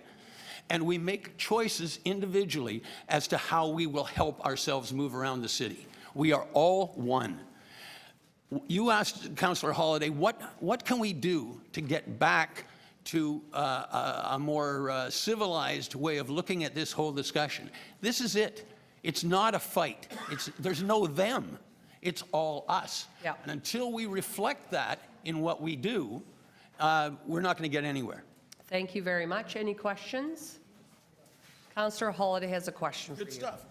Oh, if you could help me, because I haven't been here that long, what is it that changed? You mentioned that we were on the right track with pedestrians, and then it changed in the last government. And then, Well, take a look at the numbers. No, I Pretty know the impressive, right? numbers. I saw the numbers, but you Okay. said there were things that we did that changed, but I'm In 1998, the pedestrian committee was formed, the Toronto Pedestrian Committee, as an Right. advisory committee to the council. So we had a bunch of people with experience, anecdotal experience, out on the streets of Toronto. It was me, and Bill Brown was a member of the committee as well after a couple of years, but the original committee was a bunch of fairly elderly women at the time who couldn't get across the streets in time, and me as a professional bike and foot and transit courier. And the committee started to look at all the issues that were impacting us from anecdotal experience, and we invited all sorts of different people to come in. We did studies and all this stuff, and it was all volunteer work, so there wasn't a big cost to this. But we did that for a couple of years. We organized all that and put out a pedestrian charter as to the vision that we saw going forward for this city decades into the future, how we were going to progress into this century. And then we started that We're All Pedestrians campaign. And that was something that the pedestrian committee dragged staff into. It wasn't the way they wanted to go. So by 2003, that was the first time we were really having an impact, not just on the discussion, but how things were happening at street level, right? And you can see the results. We dropped over that whole period, right up until the changes that the Ford regime made started to take impact. What changes, though? What are those changes? They got rid of, they got rid of the pedestrian and cycling committees. They said they weren't necessary, right? They removed citizen safer infrastructure for the streets of Toronto by corrupting their own debate procedure at this committee to get rid of safer infrastructure on Jarvis Street, on Pharmacy, on Birchmount. Bike lanes? Bike lanes. Okay. Citizen safer infrastructure. You got to remember that those bike lanes, when you take them out, it makes it less safe for the pedestrians because a lot of the more timid cyclists get back on the sidewalks. Okay? So they took that out, and they did it by muzzling the staff that were hired by taxpayers to say, hey, this is unsafe what you're doing. They didn't even let Gary Welsh speak, even though he was sitting right between Min and Wong and Shiner. Okay. Right? Didn't let him speak. It's on video. You can see it on YouTube. Right? So that was the second thing they did. And thirdly was the attitude. Denzel Min and Wong saying to the medical officer of health, stick to your knitting, when he's talking about the death on our roadways as if it's none of the medical officer of health's business, right? And then the mayor saying nuts, nuts, nuts to the idea of the speed reductions. Now, this will save lives. You asked me the question. Do you want to hear the answer? Okay, thank you very much. Now, our next... Thanks. Thank you. Our next speakers are from Walk Toronto. There's two of them, and they're going to take 10 minutes together. So Maureen and Daniela, if you'd like to come to the podium there, the mic. And then after that, we have one more speaker, and that's Angelo from Young Drivers of Canada. So you're after this. So you have 10 minutes. So I'll just keep an eye on the clock for you. Welcome. Thank you very much. My name is Maureen Coyle, and I'm on the steering committee of Walk Toronto. We're very grateful for this opportunity to address this committee this morning. I live in downtown Toronto, and I walk all over this city as my transportation of choice.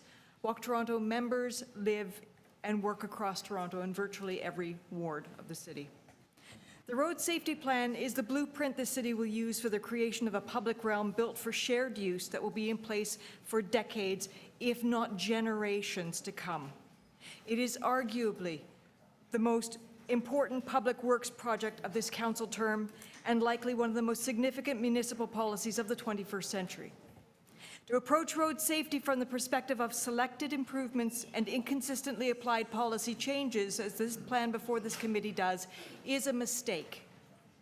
There are some very positive proposals contained in this initiative, but because our concerns are so substantial, we are asking this committee to refer this road safety plan back to Transportation Services for redevelopment, to be resubmitted to the PWIC meeting in September of 2016. The status quo, on the other hand, has meant 19 pedestrians dead on our streets so far this year. Unless we're prepared to think differently about the design and forms of our public spaces, we will be faced with yet more preventable killing and injury on our roads. This plan suffers from two major flaws. One, it was developed without sufficient financial commitment from the City of Toronto, and two, it was undertaken as if the streets and the roads of public spaces have not changed since the paving of roads in the 1880s. The post-war industrial boom that spurred road design towards ever faster roads held the belief that the price of greater speed is that a certain number of people will die on our roads. We no longer accept that people have to die on our streets as a price for mobility. We want a broadly implemented design and consistent policies, including speed reduction, that will keep people safe.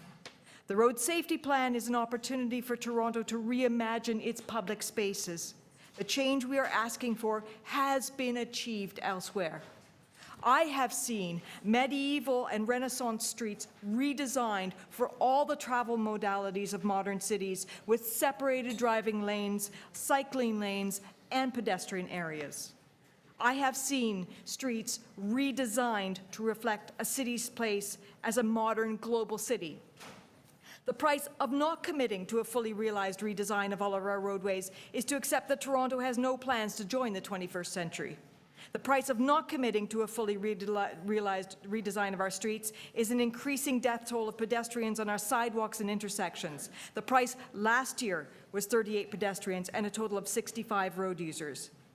What does this committee believe the acceptable cutoff of a death to be? A 20% reduction? If you go for the braver choice of eliminating all deaths on our street, then you will have to commit real funds. Road deaths have a human cost to families and communities and an economic cost in resources and productivity. The cost of road-related fatalities in Toronto comes to a minimum of $3 billion every year. Yet Toronto has set aside only $28 million over 5 years to prevent deaths. This allocation is insufficient to the task. We continue to blame the pedestrians and cyclists who are being killed and not the engineering and the policies that should have kept them safe. And we recognize and celebrate the elements of this plan that are effective based on clear data from the many jurisdictions that have already implemented them. A change to the warrant system will help. The new corner radius design, new mid-block crossings, reduced crossing distances, sidewalk extensions, increased pedestrian crossing times, leading pedestrian intervals, prohibitions on right-hand turns on red lights, and the creation of school zones. These are all welcome changes. But these measures are planned for only a few selected intersections across the city over the next 5 years. Reduction of speeds has been demonstrated elsewhere, from Stockholm to Nairobi to New York, to be crucial to any safety policy. However, in this plan, speed reduction is relegated to only specific sections of 34 streets of the whole city, with reductions in posted speeds insufficient to reduce fatalities and serious injury. There is no requirement for trucks using the streets to be fitted with side guards to prevent pedestrians from being crushed under the wheels of turning trucks after being knocked off sidewalks.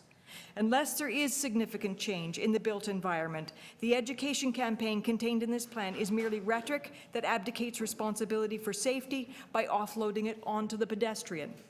The message from Walk Toronto is succinct. Refer this plan of meted out half measures back to staff and adopt a full Vision Zero plan, as has New York, San Francisco, Boston, Chicago, Edmonton, Vancouver, South Africa, the European Union, among others. Adopt an uncompromised Vision Zero approach to road safety, and then fund it vigorously to end the killings and serious injury. Charles Mulford Robinson, the man responsible for paving the streets of Toronto in the 1880s, said, "As a man is judged by his linens, a city is judged by its streets." Toronto is judged by its streets. 3 pedestrian deaths in the last 7 days since this plan was first released is damning. Thank you. Should I go? Should I go? Okay. Good morning. My name is Daniela Levi Pinto. I am here to talk to you about my experience as a totally blind pedestrian walking in Toronto. I get around independently with my guide dog, Angelo. A comprehensive road safety strategy may well make the difference between life or death for someone like me. I believe that we all agree that deaths on our streets are unacceptable.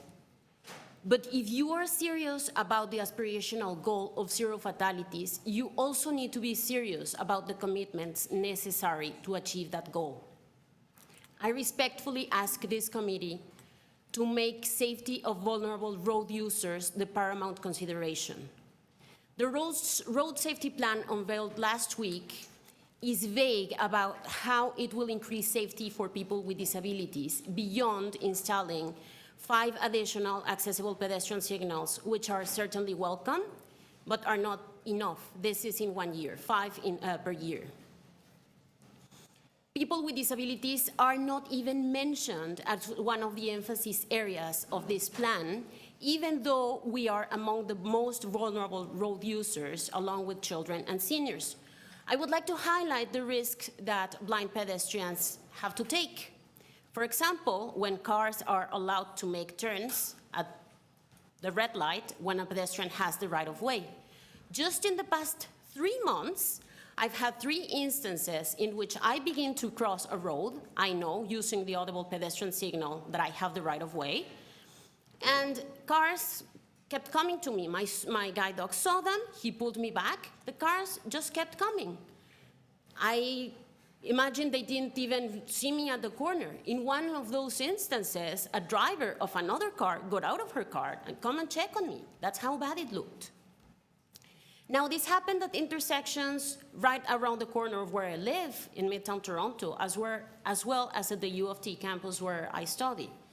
The road safety plan will implement a ban on right turns on red at very few and select intersections at specific times of the day. I will say this will make things worse, more confusing. How will that information be conveyed to someone like me? How will I know when I may expect a car coming?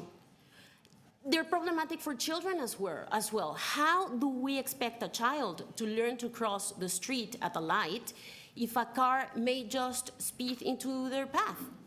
Unless a prohibition across the board on right on red turns is implemented, like New York has done, like Quebec has done, pedestrians will continue getting a false sense of security. It is not humanly possible to look at 2 sides at once, or so I've been told. But, you know, this is unacceptable. It's, in 2013, the 3rd most common type of collision was precisely when cars make right on red. The piecemeal approach of this road safety plan will not enhance safety equally across the city. Frankly, I don't want to be hit by an unattentive or distracted driver for that intersection to be deemed as dangerous so that the city decides to implement the ban on red, or for that road to be deemed a pedestrian corridor. We know that human error is causing collisions. Between 2011 and 2015, aggressive driving and distraction was a factor in 66% of collisions in which pedestrians were killed or injured. I am extremely cautious. I never cross if I don't know that I can go. I cannot do anything else to protect myself from a driver that may be just trying to beat the light or take a turn quickly. The road safety plan recognizes aggressive driving as a problem, but it also expects drivers will follow the rules and be attentive. The data suggests that they don't always. Between 2008 and 2012, the majority of pedestrians that were hurt in a collision or killed, 67% of them have the right of way. This is in contrast to only 13% of pedestrians and 12% of drivers who were unattentive at the time of a collision. There's very little at stake for drivers when they hit a vulnerable road user. An approach based on the Vision Zero philosophy aims to eliminate preventable deaths by recognizing that people will make mistakes. Vision Zero puts lives above driver convenience. We need policies to minimize the consequences of human error and the funds to implement the infrastructure changes necessary. Please don't settle for a plan that will stop short from protecting pedestrians like me. As elected officials, you have the responsibility to stop preventable deaths from happening in our streets. Thank you. Thank you very much, Maureen and Daniela. Are there any questions? Councillor McCann. Thank you very much, and thank you for coming in and speaking to us today. So first of all, Maureen, I just wanted to learn more about your group. I walk Toronto. I know Michael Black well because he comes down and deputes regularly and for us. So can you tell me about your board makeup and your membership in that, just so we can get an idea? Well, we know Cycle Toronto well, so we yeah. want to know Walk Toronto.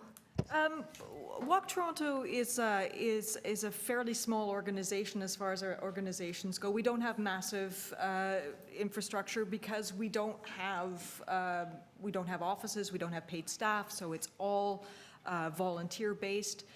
We have about 25, 27 people on the steering committee, and that steering committee itself represents the entire space of the city of Toronto. It's quite broadly made up. We have people with a variety of expertise who sit on the committee. I myself became active in Walk Toronto because of my work as a gerontologist, where after doing research on behavior patterns of older people in terms of exercise and looking at exercise uptake and maintenance over the lifespan, I started turning my attentions towards the public realm and realizing that a lot of our built environment is in fact hostile to people engaging with it in any kind of activity. And so we've got a double message. On one hand, the health imperative that we've communicated very well to people who know that, or tell me they know that they have to exercise in order to maintain their health. On the other hand, we don't actually provide people options. We provide people with only one type of kind of bodily engagement, and that's usually a gym. Those are hostile spaces for a lot of people for a lot of reasons. They're very complex spaces. Not everyone can go in them and feel comfortable. But the built environment, on the other hand, is a different thing. We should be able to have a built environment that accommodates active transportation across a lot of modalities to encourage people to be part of their space. That also dovetails with healthcare policies around aging, where we're trying to keep people in situ as long as possible because we know there are repercussions for both physical and mental health. Okay, but back to your membership. So, so you're a volunteer group and you have it seems like a solid board, good board numbers there. But I think I was reading, Dylan Reed was speaking about, we all identify, people identify themselves as a driver, a cyclist, but we kind of don't self-identify as a pedestrian, even though basically most Torontonians are walking. Yep. So you really cover the whole city as far as representation. Yes, we do, yeah. Okay, and then just about the plan with regard to our vulnerable road users. So do you feel it adequately addresses children?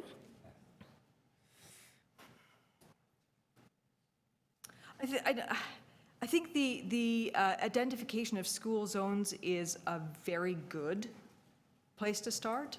We know where most children are going to be during the school year, so focusing on those areas is actually a really good strategy.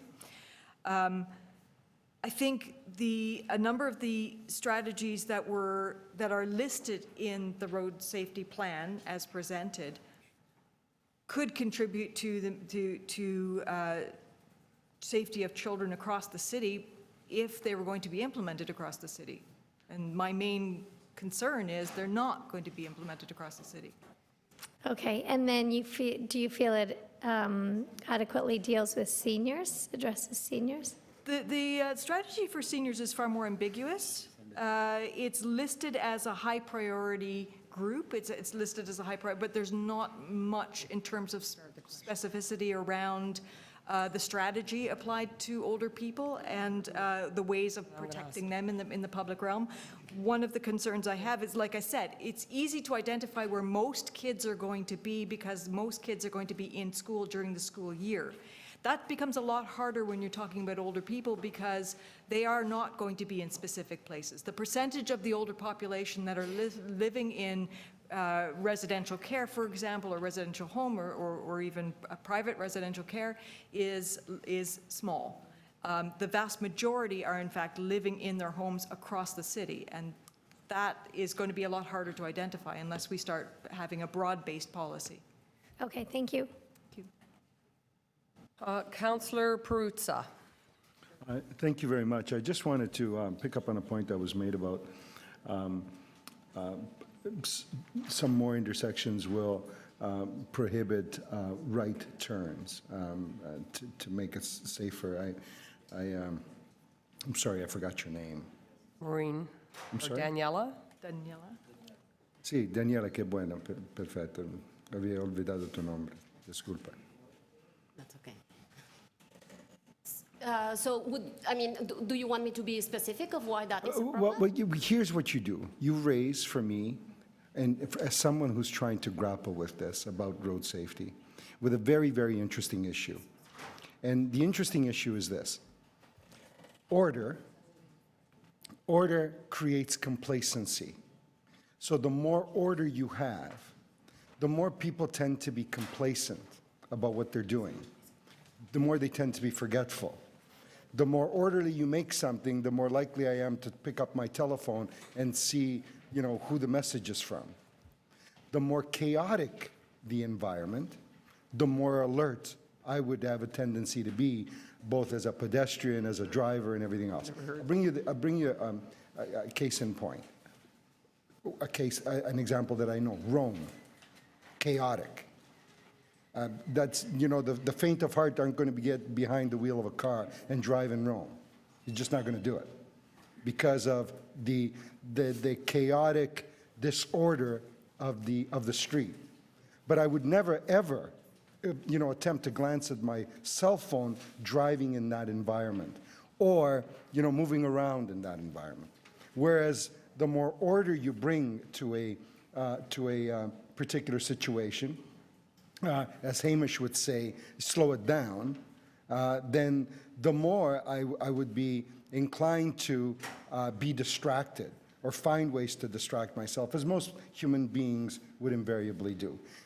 So you raise, and you say the point is, if you limit, I'm assuming that the extension, if you had made the suggestion, would be to say we should prohibit right turns on every red light everywhere. Correct? Correct. Okay. And I'm sorry for taking that conclusion beyond where you took it. So you prohibit it everywhere, but then how do you balance that with people's ability to move around? So if I get it to an intersection where there's nobody there and there's a red light and it's a low-risk intersection, but there's a lineup of cars, me and a lineup of cars behind me, and we could all make a right turn safely, why shouldn't we be able to make it? Can I ask you, would you be looking for the upcoming traffic or for the pedestrian trying to cross at the light? That's what happened to me in the last 3 months. That's one instance per month. How has New York been able to do it, New York City? They did it. Yeah. The entire province of Quebec did it.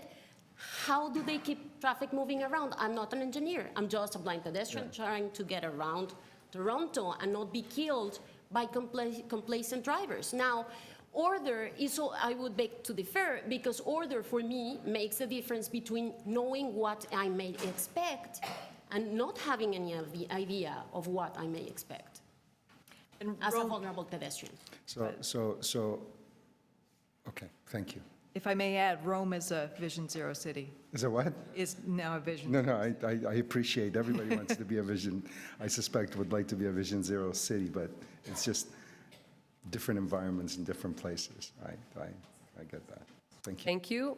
I've got a couple of quick questions for you. So Maureen, a lot of the stakeholder groups that we've been working with, actually, the number one message I would say that came out of that stakeholder kind of feedback and input was they actually wanted to see this accelerated aggressively. What I heard you say today was you wanted to actually see this deferred till the fall, this report.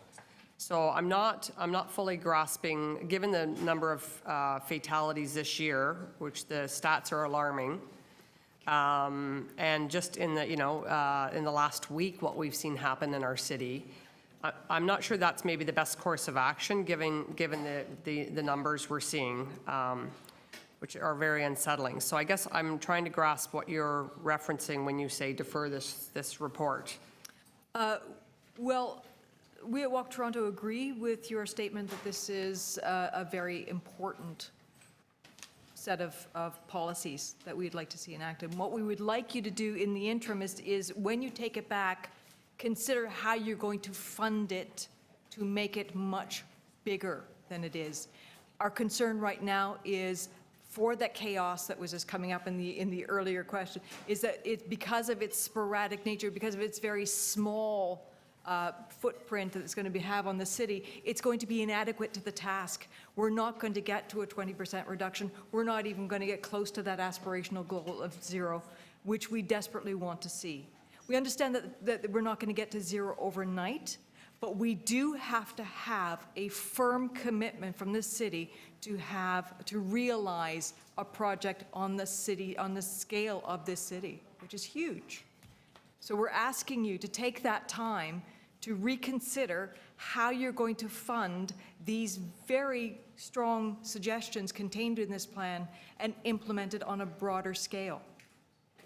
Okay, and I think I've maybe got a motion that will hopefully shed some light on that, but I can't present that till later. So thank you for that input. And what are some of your favorite? You mentioned some of these changes are welcomed, or a lot of these changes are welcomed from your perspective. What are some of your favorite infrastructure improvements that are part and parcel of the report that you just want to take this opportunity to emphasize again? I would be over the moon with a speed reduction if it were not so sparingly applied. Seriously, I think it is so sparingly applied that it is not even worth saying it's part of the plan. If that were a universal, if we could start talking about some serious speed reduction across the city, I would be thrilled. I think a number of the things that my colleague has highlighted as being of concern to people with various abilities in this city would also be protective of our older populations and our children and everybody on our streets. So those are going to get huge applause from me. So the prohibition of right-hand turns on red lights, the increased pedestrian walking times. There's a light near me that gives me 5 seconds to cross it. 5 seconds, and I tell you, I'm pretty fast on my feet. I can't imagine it would be like for somebody who has a mobility or gait issue. So sidewalk extension, the reduced crossing distances, the mid-block crossings, the new corner radius design. Those are all things that will have a positive impact on the city and the people who live here. I would just like to see them, that whole package, expanded beyond the 5 and the 10 pieces that are in this proposal. And I've got another question, a couple of more questions. So are you aware that when staff undertake curb and intersection improvements, when they're doing that road resurfacing and reconstruction work, that they actually are making this type of thing a priority? So when that's happening outside of the Vision Zero work, Are you aware that they're also making these improvements as we go along? I would hope very much that that's. Okay, I just wanted to make sure you're aware of that, because that is part and parcel of anything going forward in the city, which is on a broader stroke. I understand. And would you be willing to participate, if we had a kind of a group moving forward, would your organization be willing to participate on that? Without reservation. Okay, Yes. excellent. Thank you very much. Thank you. Our next speaker is Angelo, and apparently there's another individual that was on the wrong list, Dan Buckley. So we'll start with Angelo and then move to Dan. Welcome. Hello.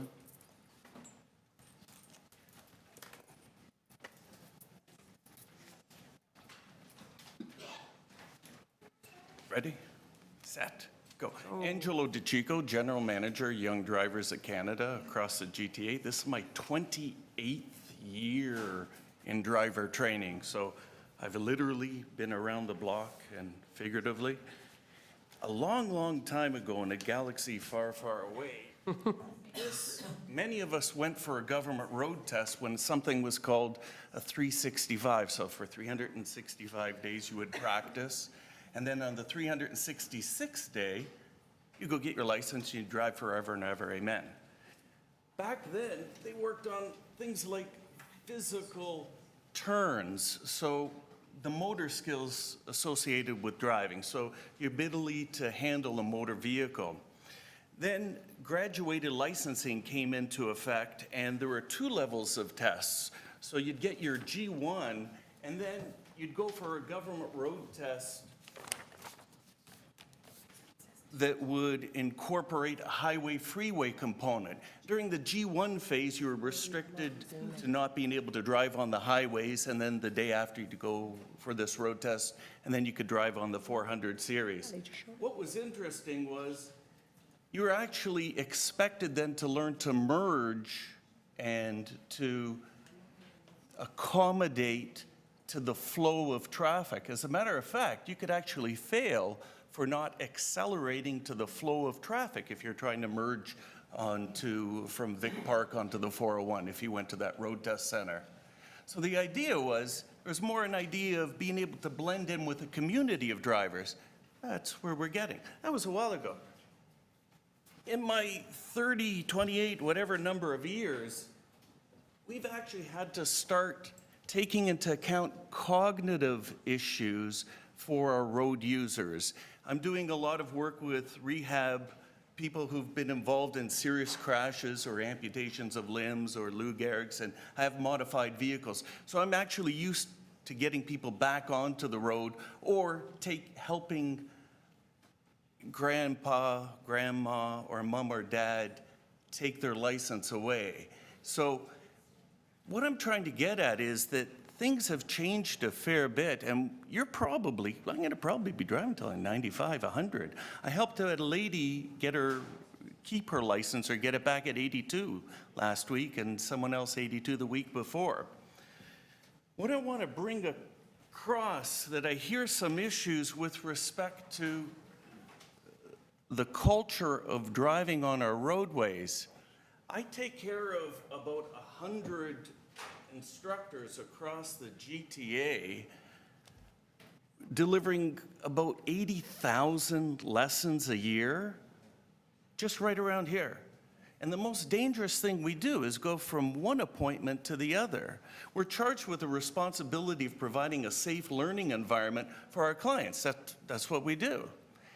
But the City of Toronto municipal licensing and standards, the restricted zones of where we can actually teach people, is less than 1/3 of the city. 2/3 of the city, I can guarantee you, the novice new drivers aren't being taught how to safely pass the school zone because it's in the bylaws, or a public park, or any road test area. And then 5, 10 years later, you wonder why people don't have a great respect for traveling across school zones or where there's high congestion areas. It got to the point where I've actually rent a 10-acre property just outside of the city where I've designed a left turn at a large intersection where I have lights and traffic zones, so you can learn to make a left turn at a light and make sure you're looking at oncoming traffic, pedestrians, rear view mirror, lights, traffic, pedestrians, mirror. The light changes to amber, you need to do a left blind spot check, or you're going to hit one of these pedestrians who's actually crossing with the legal right of way. So a couple of points I wanted to bring up. Visual and cognitive distractions, part of the things that are coming with part of this plan is knowing what your speed limit is and making sure that you go down to 40. And you do kill less people hitting them at 40 than 50, that's for sure. But why are we actually hitting people? This is probably not what your intention was throughout the day. So the point is, what is it that we're lacking? Where is that gap? Wrap up. Okay, sorry. Driving schools are currently prohibited from teaching streets abutting those areas. I'm willing to help out with PSAs or other driving schools.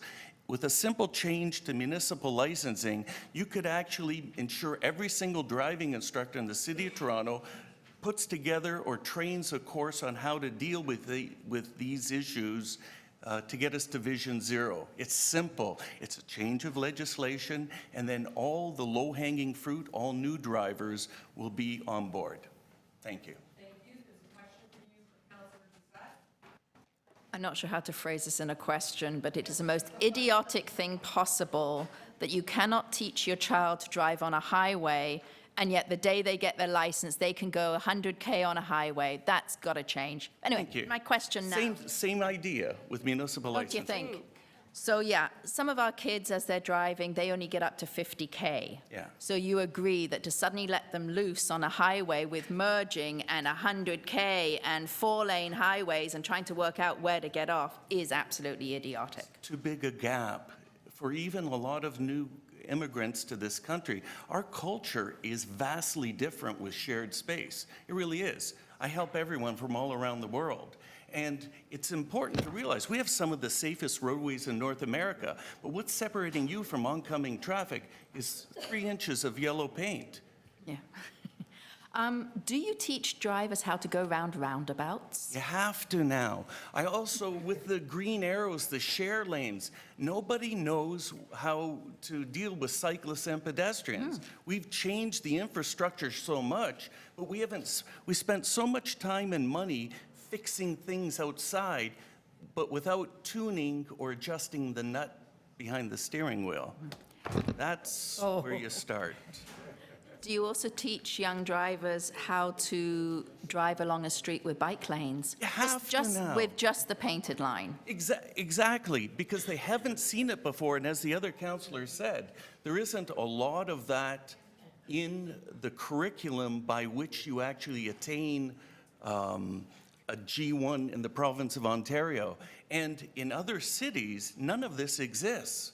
We're at the forefront, we're at the cutting edge, but please, really, at some point in time, Mom, can I have the keys to the car? Here you go, dear. I'm going to go to sleep now. That's what you want to be able to do, is to hand over that, because at some point in time, like cars will eventually go away, but probably not before I retire. And did I hear you say something about you're restricted of where you can take your students to Crazy. teach them on the regular streets? 2/3 of the city of Toronto, I cannot teach a student. I cannot teach a student if we pass by a school. So even the tax-paying committee or the person who lives beside a school, I can't pick you up there legally. Wow. It's crazy. And then you want to spend money on signs to reduce your speed to 40, but some people who aren't, haven't got the right state of mind will actually speed up, or they'll brake quickly without checking the rearview mirror. You're creating problems. So you agree that if we teach young new drivers how to drive correctly, we will help ourselves in the next few years to have safer drivers, which will make pedestrians safer, which will make cyclists safer, which will make safer roads. It is, and it isn't just age. It isn't just young doesn't mean age. That's true. A lot of new immigrants. New drivers, I should say. New to our roadways. It's incredible the disconnect between what you assume the driver in the other vehicle knows and what they don't. And they don't, most people don't want to die, and most people don't want to kill you. We should all get along pretty easily, because no one wants their insurance premiums to go up, right? If nothing else, we're only getting to this now because it costs money. Thank you very much for coming today. Any other questions? Yes. Okay, we have Councillor Lee. Then you have two more questions. Two more questions. Yeah, I'm getting old too.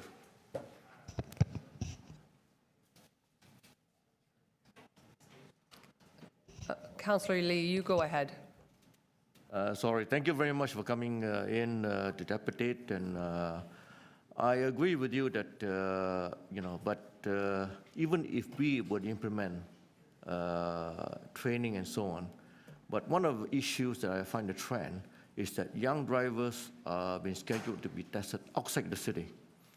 A lot of people do that. They find it easier to pass outside the city, whereas they don't have the same conditions as the city. So when they come back to city to drive, how do you prevent that from happening? It's an awful situation. There's an underground economy in getting your license outside of the city. I was actually on a talk show last week about this issue. I was actually at a road test center when you're going to have difficulty because it's a provincial license and you're paying provincial dollars, and eventually you're allowed to drive almost anywhere within the municipality. I don't know if there's a legislative way of doing it. The only way we're going to get to this is changing again the culture of our drivers. Let's get back to when you could actually, with confidence, let your kid walk to school. I'm working with a trustee in Willowdale area that they want a communication to their city or to their school and the parents and so on.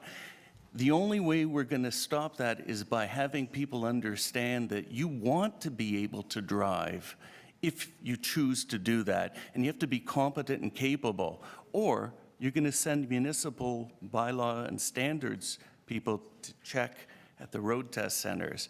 Because again, for a couple $100, someone will take you to Aurelia, and the next day you're going to be driving it. I have a classroom at Yonge and Eglinton. I have a classroom at Bloor Avenue Road. It ain't pretty, but that's what we do for a living. Another question I have for you is that because of a changing environment, and we are on the verge of a driverless car. Yeah. But until we get there, and since we are changing, as you're saying now, we've got the green lanes and the bicycle paths and all this. What is your view on having people retested every 5 years on the new rules? So, it may not cost any money, but it may be up, on the computer where you take a test. Would you want to go to a doctor who hasn't taken retraining in 20, 30 years, or an airplane pilot? The reality is we do annual recertification within Young Drivers of Canada. It isn't even an industry standard. I screw up on a regular basis, but I actually have space within which to mess up and recover. And most of the time, I don't need the space. I leave it for my other road users so that they can mess up, and we recover, and we just wave and go on. That type of attitude needs constant vigilance because it's a psychomotor skill, and most human beings just get worse and worse on most psychomotor skills unless they practice. Just like piano.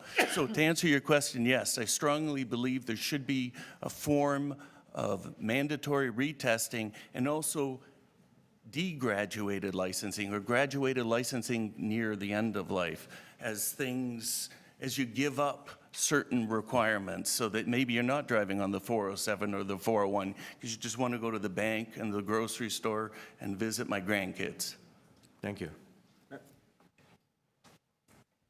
Councillor Perruzza, questions. Are you familiar with any statistics? Now you've sparked my interest, okay? Any statistics that suggest that people who are, let's say, less skilled at driving versus those more skilled at driving, that they get into more trouble and more accidents and are more likely to create problems on the roads. Yeah. Is there any data on that? There is actually a fair amount, and let's see if I can grab something out of my head. So the average driving school, so the teacher, and quite often the pupil's not going to get to be too much better than the teacher in many psychomotor skills. So the average driving school in the city of Toronto pays $1,000 a month for insurance. That's $12,000 a year. My fleet of instructors pay less than $2,000 a year. So when the insurance industry puts their money where my mouth is, what I'm trying to say is you have to have technical abilities constantly reworked. And it's the same with novice students. So an outside independent insurance company several years ago tracked a bunch of our students. They crashed 2/3 less than in the study of graduates of another driver training program. So I'm not here to talk about young drivers of Canada. I'm just talking about proper education and that training gap. It's in my best interest that we don't crash, because I pay taxes too. Now, there was a report some years back which was heavily publicized that, for example, suggested that the failure rate for people trying to get their driver's licenses within an urban setting like Toronto versus, areas like Wawa, Ontario, it was just like 10, Crazy. 15% versus 90%. You want to get your driver's license, make an appointment to Wawa, right? Drive, take the 3-4 hour drive, whatever it is, and go do your driver test up there, because you're going to pass, right? And it's happening, as the other counselor, somewhat similar, that Sorry, I wasn't. the reason I took the road test, this student to Aurora was, poor kid, ALS, legs don't work, so I've got a hand-controlled vehicle. You push for brake, pull for gas. Oh, the kid just wants to drive to college, that's all. Why did I choose Newmarket? Why did you? Why? Because it's easier. What, I think I'm dumb? He's paying me, I want him to be successful. So the whole point is, So it's your fault. You're contributing to that. it's all me. It's all my fault. My point is exactly that. But my reputation is on the line. And so if you don't have a reputation by which you want to be addressed, right now in the city of Toronto, we taught the mother, we taught the mother's daughter, we taught the mother's daughter's daughter, we're teaching the mother's daughter's daughter of the exact same families. You want to have a pride instilled in our community of drivers. We do have the safest roadways in North America, but there go I, but for the grace of God, 3 inches of yellow paint between you and oncoming traffic. We have to instill Toronto the good. We got clean streets. That means, no blood on them, bodies lying around. It's 1 every 10 days, a pedestrian? That's crazy. But let us teach so that it doesn't happen, so that you can reap the rewards of the low-hanging fruit. Change a couple of municipal bylaws, put together a campaign so that all the instructors know that they're now allowed to teach this program by a school, and now you're going to get every single new driver on the roadways here. Simple, and doesn't cost. Thank you. Thank you very much, and thank you, Angelo, for that. Oh, sorry, another question. Oh, you're popular. Councillor Holiday. You got us thinking, thank you. In your teaching or in your techniques, do you ever teach the students that education is continuous? So if you see your parents doing something wrong in the car, say something. And are there sort of, top things that you have them spread the word on? The top 2 or 3. And so where we make all our money is dysfunctional families, where the husband doesn't want to teach the wife doesn't want to teach the kid. So if there wasn't that animosity in trying to teach people really close to you, and especially because it comes down to do as I say, not as I teach. That goes back to the insurance, that if I don't drive the drive for the talk, walk the walk thing, my insurance premiums would be $1,000 a month. You have to make sure that you're selling concepts. I don't own anything. All I'm selling you is concepts. The concept of space between you and the vehicles around. So the top 2 things would be space within which to maneuver. But it's not just that I need space, because I know that, because I'm really selfish and I like my space. The other flip side is other drivers need space too. So if you, with effective seeing, can determine that the person up ahead, on your right, there's a cyclist ahead of them, if I was there, I'd be changing lanes over to the left. So being cognizant of that, leaving extra space for the vehicle up ahead to get over, everybody just wants to go home at the end of the day. And so if you're not cognizant, if you don't have effective seeing and keeping space, you're just insurance premium rise waiting to happen. So it's a very good point about insurance premiums and its relationship with getting tickets and getting charged after an accident.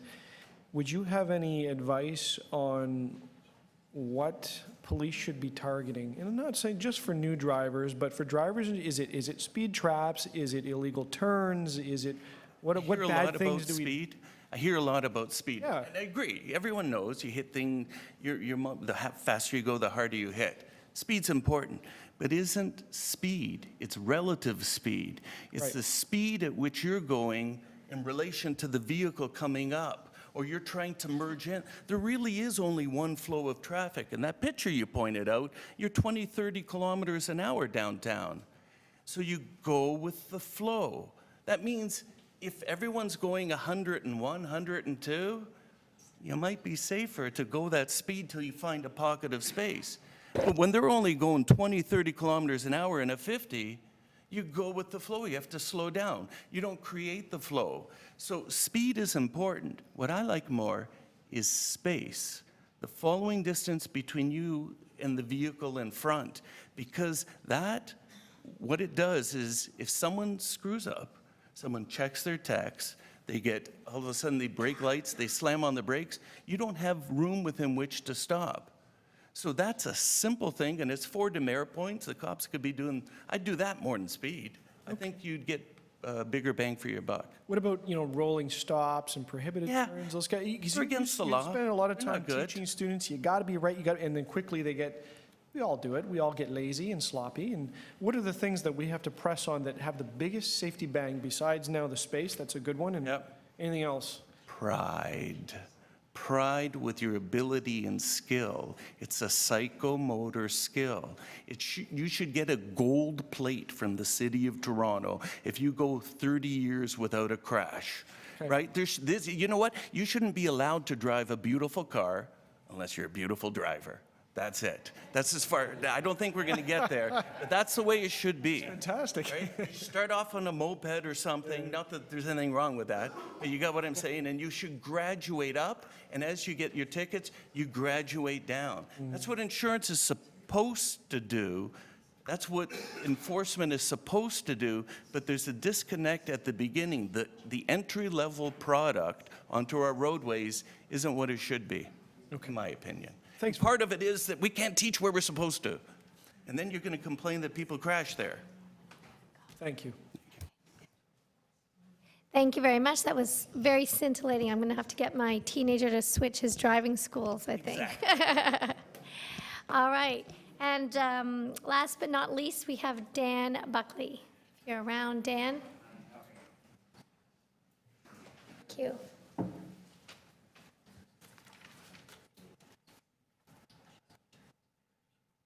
I'm not going to say anything about that, but you've all been talking theory, but there's reality as well.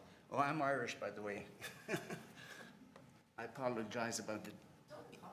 No, about burning down the British Embassy. But anyway, okay. So look, I have a unique perspective. I really have. I work as an emergency room physician. Well, I'm slowing down now, but I have worked in Toronto, Vancouver, Dublin, and I haven't worked I have been in Stockholm because of language skills. I wasn't licensed to go there. Yes, I have licenses in all these places.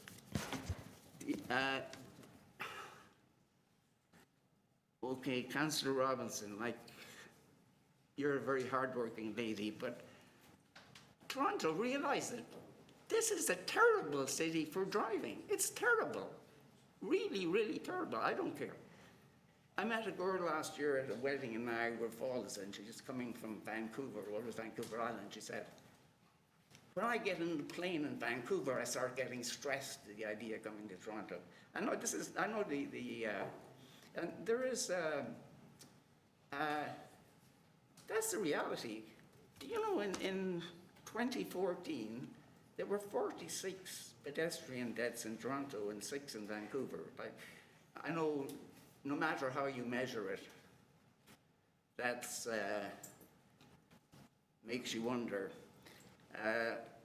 So I have trouble with Vision Zero. My wife is Swedish, and I took her out of Sweden. So every time something positive is said about Sweden, it's my fault. She's not there. But the thing about, you know, Vision Zero is total Sweden, total country. It's not any little piece. And everything is comprehensive. For example, the speed limits. By the way, if you reduce to 50 kilometers per hour and you get hit, you're 80% dead still. So if you go to 30, you're 10%. And I don't want to get gruesome. These kids here are my grandkids. Their friend, Georgia Walsh, was killed last year. And that made me so mad. And what makes me really mad is it's not any better. And Councillor Robinson has been working hard. I feel it's far too slow, but I don't have to do her work to know. Okay, the second thing about, nobody has mentioned, like in Stockholm, they have congestion fees. You can only bring so many cars into the city. And Kathleen Wynne, whose father's from Dublin, by the way, or talks to me sometimes, that's her job, but she won't. It's her voters that are coming into the city. But so it's like a sardine can. How many sardines can you push into this can? The other thing about, there's no right turns anywhere in Sweden on red.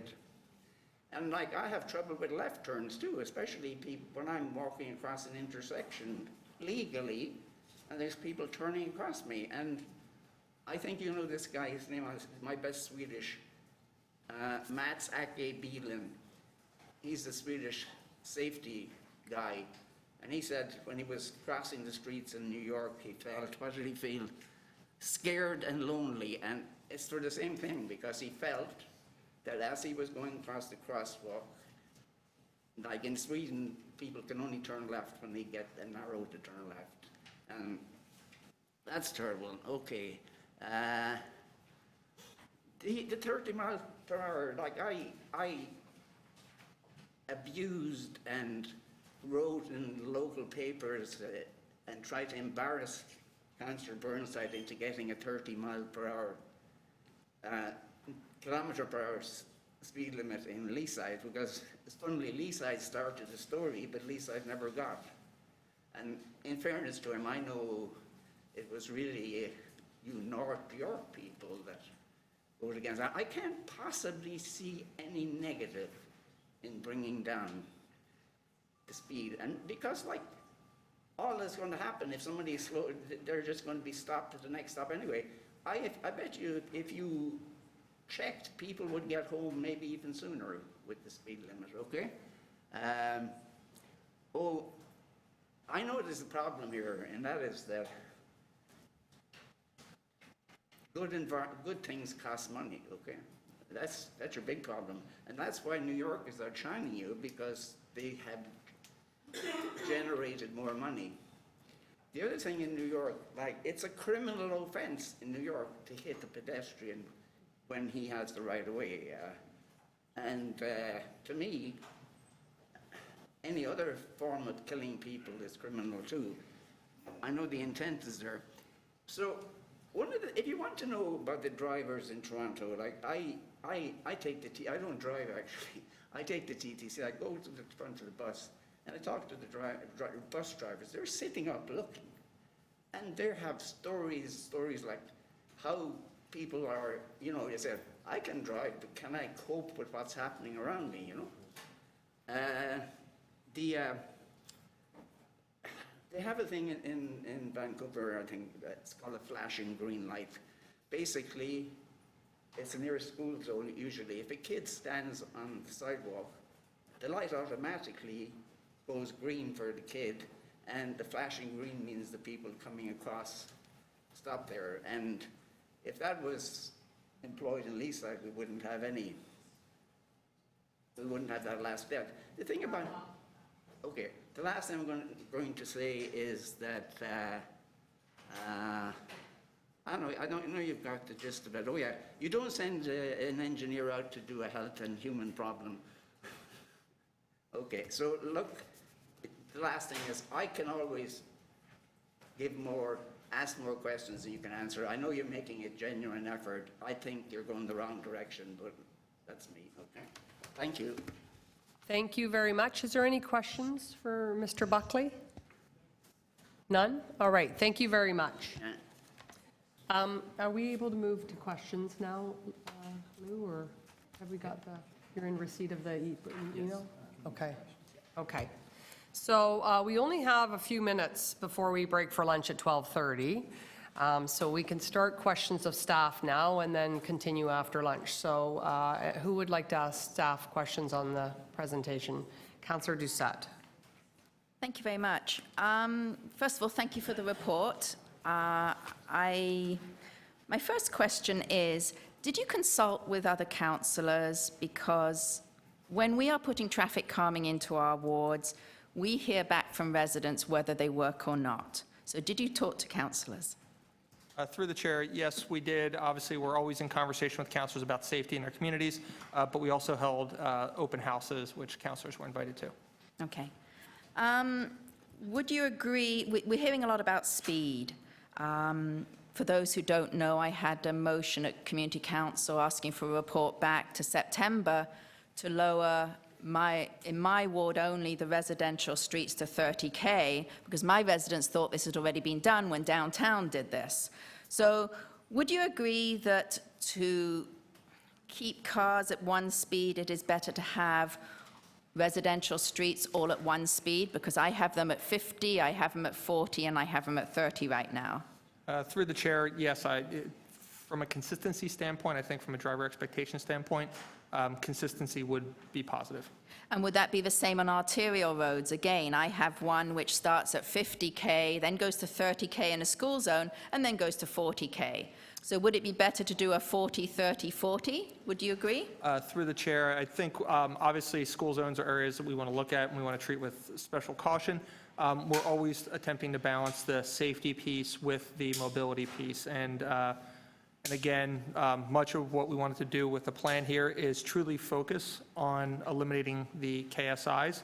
And so the reductions we brought forward are, I'll say, acceptable to all the councillors we've spoken with because they understand that it's being driven by the data.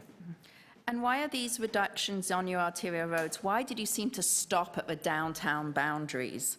You know, Bloor Street, I noticed you stopped at Keele. Dundas West, you stopped at Humberside. Why did you seem to stop just at the downtown boundaries when some of our wards are quite similar to some of the wards to the, well, for me, to the east of me, very similar side streets and arterial roads, but nothing came beyond that boundary? Why is that? Through the chair, the streets we proposed the reductions on were primarily major and minor arterials, and it was driven again by the data. And if you look at the map in Appendix 5, you can see there were clearly locations in the downtown core where we're seeing consistent issues across the corridor. In certain areas, you would see that those issues tend to drop off as you approach the certain areas. It wasn't necessarily driven by wards in any way, but simply by the data. This was an exercise. We know it's imperfect. The data is not always perfect either, but we thought would be an excellent first step forward. Am I correct in thinking that at Community Council, when we change speed, signs, parking, turns, the city does not actually notify the police that we are doing this? Is that correct? Through the chair, I guess we would, when we do things like parking regulations, we often work closely with Toronto Police Services to bring them some notification that the hours are being changed. Could their officers please look out? And there are certain in locations where we've made changes, but it tends to be informal by nature, and so I often just email Kim Rossi when there's something large coming along, and then she passes it along to her staff. Do you think this should be formalized? It could be. There's literally, every council, there's often dozens of changes that are made to parking regulations. So just, it's something we can look at, Councillor.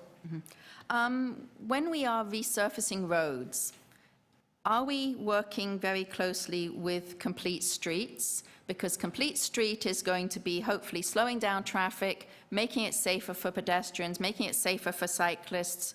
Are we really, really working on this? I know Complete Streets hasn't yet actually gone through council, but when we're redesigning, are we looking ahead to make our streets safer for everybody? So through the chair, yes, the staff in our pedestrian projects unit were actually instrumental in developing new guidelines for the city, both on lane widths and curb radii. The work that they've done has now been incorporated into the Transport Association of Canada's guidelines and will likely be approved in the coming year for a national standard.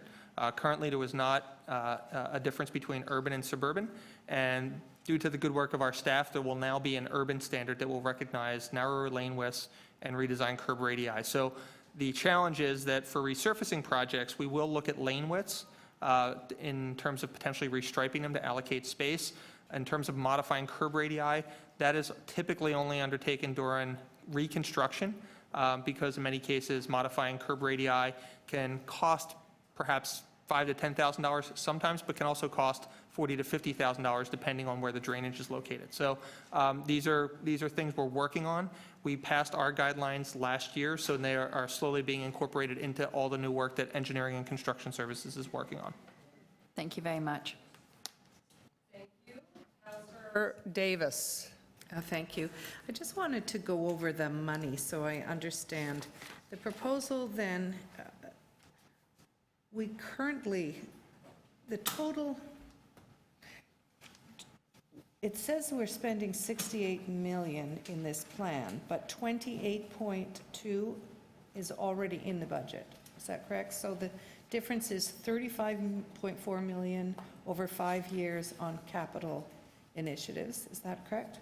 Through the chair, through the chair, that is correct. Many of these are simply enhancements or expansions of existing programs.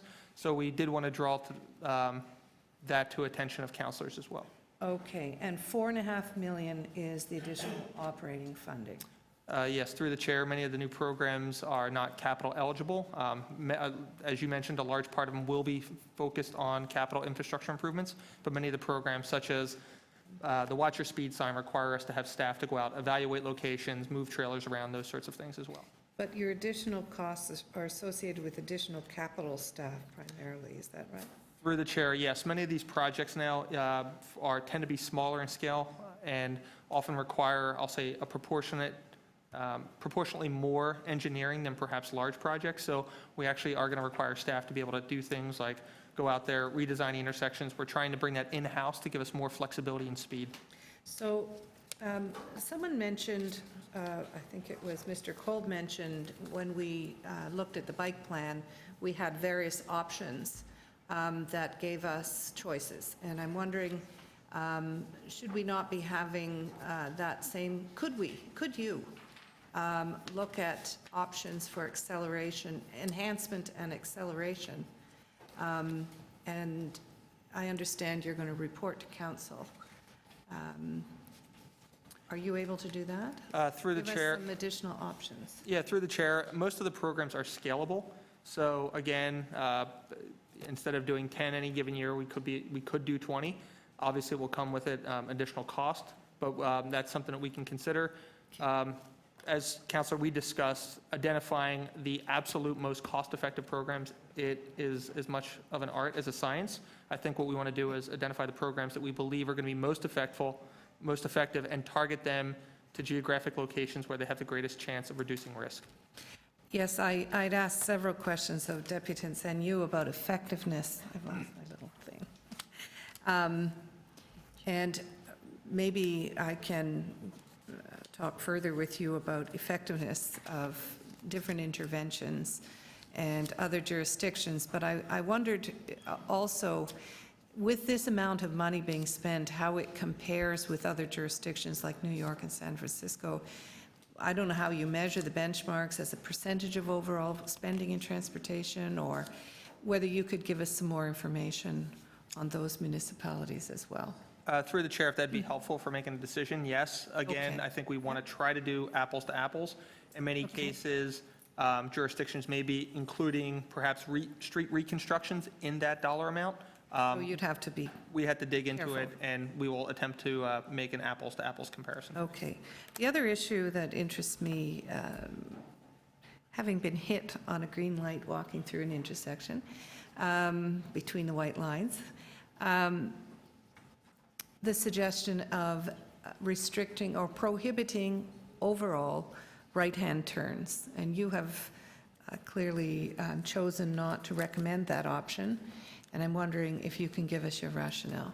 Through the chair, we've included it at targeted locations within the report. So it does say we will consider it at targeted locations. There's only 2 jurisdictions, large cities that we're aware of that have blanket prohibitions. One is New York and one is Montreal. The other is Montreal. I'll say it's our experience, and again, we could probably try to find research on this, but a lot of safety initiatives are actually very location-specific, location-dependent, will depend upon the amount of pedestrian volume, the amount of vehicular volume. But at some locations where we've put these in place, due to the fact that vehicles have not been able to make right turns on red, you often see queuing occurring in the right turning lane. And then what we see is aggressive driver behavior on the amber phase. So while pedestrians are often still in the crosswalk. So I can't say that a blanket solution of no right turn on red is going to necessarily always going to result in improved safety. And maybe you could find some more information on that. That would be We'll helpful. dig into that. And finally, do we have any information on, legal is here, and I'm sure they're not at all prepared for this question. Do we have information on charges and prosecutions and convictions for pedestrian That's your last question. accidents? And could you find it if you don't?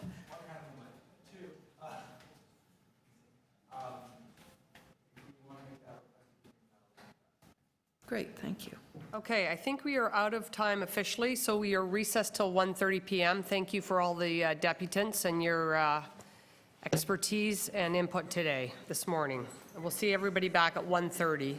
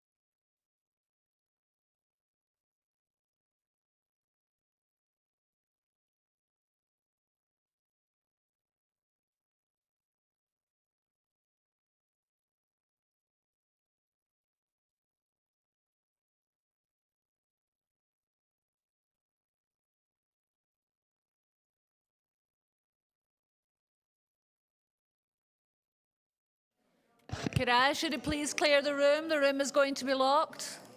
Please clear the room. Thank you.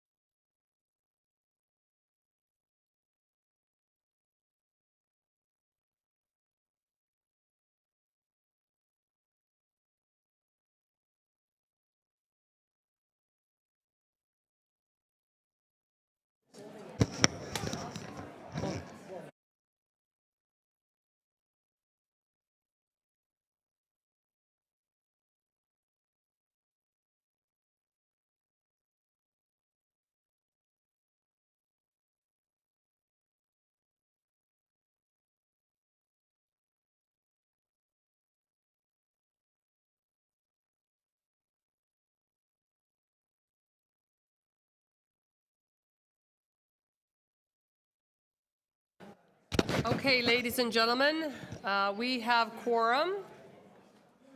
So we are going to start our meeting, the afternoon's portion of our meeting, Public Works and Infrastructure Committee.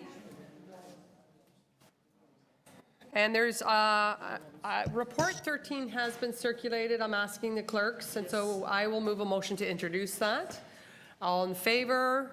So that's carried to introduce report 13. So it's on the agenda formally now. So now we're going to get back to where we were, and that was questions of staff. So who is next for questions of staff on the road safety strategy? Councillor Holliday wants to go next. Thank you, Chair. 2 questions. The first was, one of the things that I've noticed in the last couple of years, at least in the West End, and maybe because there's some work going on, is a vast improvement in road markings. We seem to be using better paint, and we seem to be putting more road markings on them, and I would argue that the road markings are a tremendous help because they formalize the road, and they kind of coerce drivers into exercising more care because the stop bars are clear, the edges are clear, the roads seem a little narrower. Can you tell me a little bit about the future of road markings and how we will continue to improve upon those? It touched upon it in the plan, and also what our fiscal situation is, because I know that they're not necessarily inexpensive. And do we have a sustainable plan to continue to pay to have road markings and painting continuously done? Yes, through the chair. So yes, Councillor, if you are noticing, we are using them more. About a year ago, we increased the road marking budget by $1 million in our capital budget to continue to do that.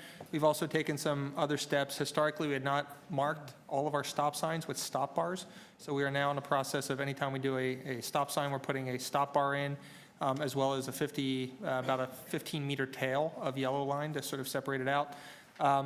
I have our folks looking at more durable products. We tended to use paint here as recently as 3 years ago, and we're starting to use thermoplast, which is a little thicker, a little denser, and can often last for several years. So instead of having to go out every spring and do a blitz of line striping, we're doing more and more use of thermoplastic.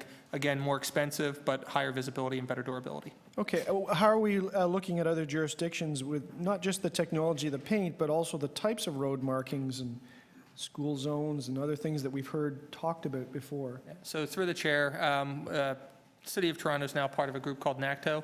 That was a group that I was involved in when I was in Philadelphia, but it's a group that has been actively promoting additional types of line markings, enhancements to improve visibility for vulnerable road users. So again, I think we have, of all of our PXOs, only 50 more to put in the zebra crossings, and also on many of our arterials now, and within a plan, we're proposing that for the pedestrian safety corridors, we'd be outfitting the entire corridor with the zebra stripe markings. I see.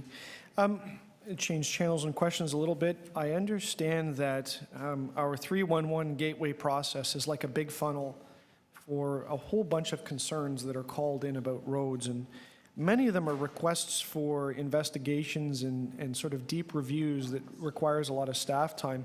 Can you talk about any pressures that you've got right now?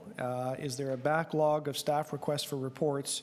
And do we have a path forward on how to better manage those? Because it seems to be a runaway train that your folks are working terribly hard trying to do the investigations that are needed, but for every one that they complete, there's 2 more new ones. Yeah, so through the chair, we have been seeing an increasing number of requests, particularly for traffic and neighborhood safety studies, speed studies. We think that with many of the construction projects throughout the city, we're seeing more and more neighborhood infiltration, which is generating more requests. So everything from stop signs to PXOs to signal warrants are coming in the door. We take them in as they come. We do prioritize them based on ones that have true safety concerns with them.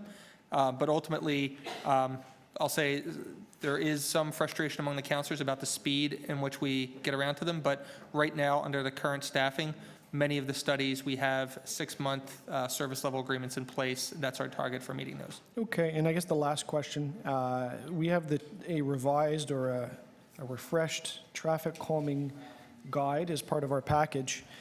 Do you continue to sense that there's still a gap in the understanding of what the city can and should do with respect to complaints and the installation of traffic calming versus what the expectations are of people in us successfully implementing something that's going to make a difference and doing it in a sustainable way.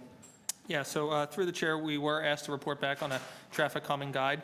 I think if you can look at it, many cases, many of the interventions are not inexpensive, some in the order of hundreds of thousands of dollars, often for a very location-specific intervention. Again, I think our preference is here that we really want to target the types of interventions, the types of countermeasures we use to specific problems. So we need to get more savvy about identifying where they occur, but also we want to make sure that for every dollar we do put out there, we're going to try to bring that number down as low as we can, as quickly as we can. And again, sometimes while they're attractive, large, expensive infrastructure projects in a single location may not necessarily be the best investment for that overall strategy.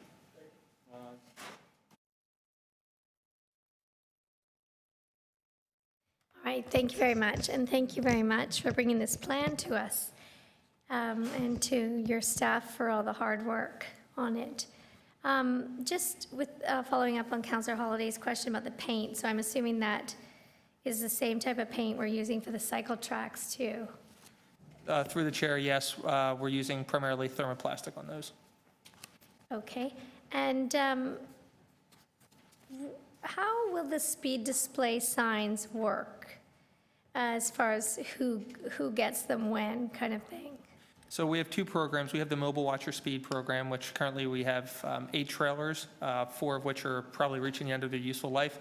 We do have funds proposed in the plan for continued expansion of those.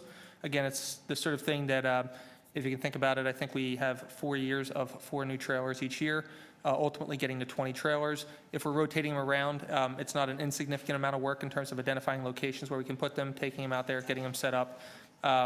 So that's one program. Then the second is the fixed location school zone watch your speed signs. So within the plan, we have a set of proposed criteria for when and where we would prioritize those types of things. Some of the criteria includes things such as schools having their own Safe Routes to School program, so that there is some investment on their end for schools that are more organized and are taking a proactive approach.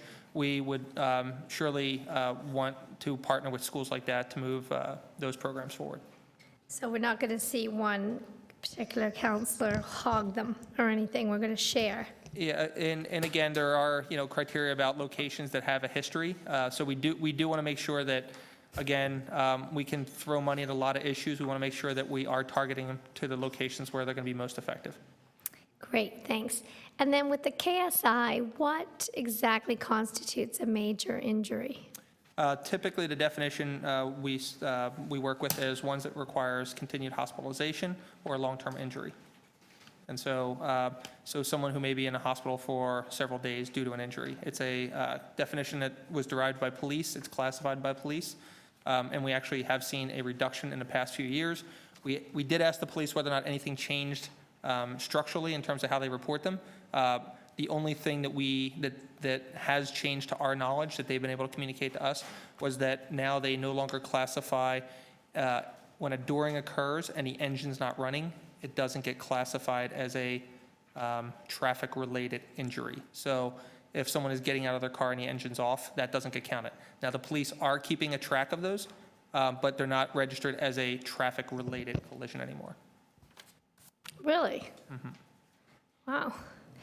Well, that needs to change.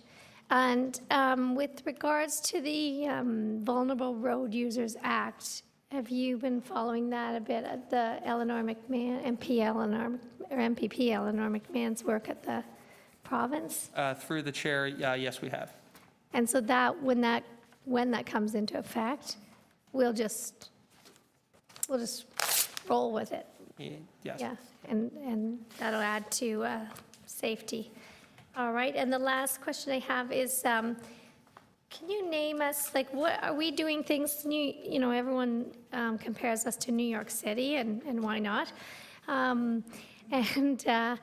But are we doing some things with our road safety work that maybe they're not, or maybe something that maybe they could learn from us, but we can brag about? Or are we just kind of following them? Yeah, no, I think that there are sort of countermeasures that have been shown to have a greater effectiveness than others. We do think it's important to really target the types of issues that are occurring here in Toronto. And again, you will see causes of collisions varying significantly, whether it's reckless driving, whether it's drunk driving. Some of those things do vary from location to location. So there are a few things that we've identified, and Scott, where, there they are, right there. Yep. So primarily looking at new technologies such as automated pedestrian protection, automated cycling protection, advanced green for cyclists, and sort of explicit traffic guide measures for residential communities. Those are sort of some of the ones that are, I'll say, not explicitly stated in their program, but are steps that we're taking here. And our speed limits are lower, are they not? Through the chair, New York is one of the municipalities who have recently lowered their speed limits from 30 miles per hour, Okay. which is roughly 50, to 25, which is roughly 40. And so that occurred, I believe it was last year. So outside of that, there have not been too many municipalities who have changed recently, but you tend to see in Canada, they tend to be 50 kilometers per hour. Many U.S. cities have 40 kilometers per hour as their default speed limit. Okay, thank you. Okay, Councillor Lee, any questions? Okay, so I have a few questions. You've answered a lot of them, thank you. So you had hundreds of countermeasures when you went through the process with the stakeholders, and we always want to thank all our stakeholder groups. Hundreds and hundreds of them. How did you ever kind of rein those all in to find the ones that you've proposed as part of the 40 programs? As mentioned earlier in the program, we identified them through our data analysis, through stakeholder input, and through council direction was the primary filter. Again, many of these solutions are often context appropriate, so things like blanket prohibitions don't always make sense. So we do want to be thoughtful and target the types of measures we put into the plan and where we spend our resources. Again, as our goal is to reduce that number of KSIs, we do want to find those that we think are going to be the most effective from our cost and from our resources. So many of the programs do require things like staff time, and we want to be mindful of that as well to ensure that we're getting the most on the street to reduce risk. Okay, and if you could do this report again, and related to the budget specifically, what might you do differently on the budget front? Through the chair, again, we are under budget pressures. Money is not an unlimited resource in our division. The proposals that we brought forward here, we do believe we can absorb within our current budget, primarily through reallocation of existing resources. So there are some new asks in there, primarily in the capital side. To deliver capital programs, we do need either consultants or bodies. Our preference would be that we feel we could do it better in-house with bodies as opposed to using consultants. And moving forward again, I guess, for the bike plan, we did set up sort of tiers for investment. Again, not necessarily sure that we're going to get additional resources for this. The plan that we brought forward is one that we think we can work with within our department budget right now. And again, it's through the reallocation of existing resources. Okay, and accelerating, that's the number one thing I heard, and a number of us on this committee heard from our stakeholder group when we had a roundtable this early spring. Accelerate, accelerate, accelerate. Let's make this happen. Let's get it going. Let's move. How can you address that cry? Again, I think many of our programs are multi-year, so there are opportunities to move them up, compress them, accelerate them. Again, many of these things will simply require the resources to do it.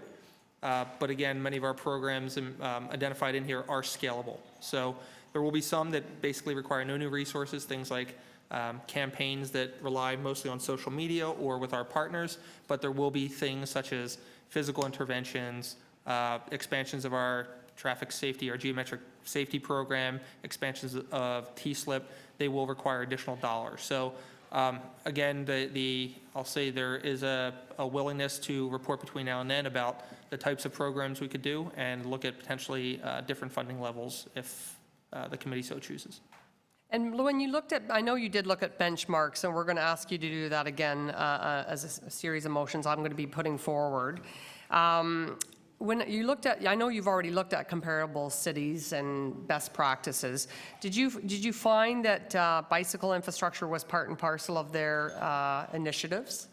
Through the chair, I can't give you a definitive answer on that right now. Again, what cities will count in their safety programs may vary considerably. So, for instance, say one city decides to reconstruct a 5-block location, it may actually cost $10 million to do that. It may be that cities are counting that in as part of their entire safety program. Again, if we were to count everything in there where we did reconstruction and did modifications as safety, our number would be a lot higher. But what I had sort of committed to doing is, between now and full council, we can go back and look at the specific spending levels for various cities, what the projects were used for, and attempt to sort of draw a parallel in terms of our costs versus their costs. So some of the, I can't find the slide right now, but the presentation you presented this morning, some of those line items would be wrapped up in maybe potentially others and brought forward as a supplementary report to council. Yes, through the chair. For instance, again, I probably would have a tough time saying that a program like resurfacing would be a safety program. We think that there are safety aspects to it, there are safety benefits associated with it. But as part of resurfacing, we often restripe the lines to either try to fit cycling infrastructure in, try to fit at a minimum space in for cyclists. And also when we're doing things like reconstructions, we are looking curb to curb to say, can we modify the curbs to redesign the street in any way?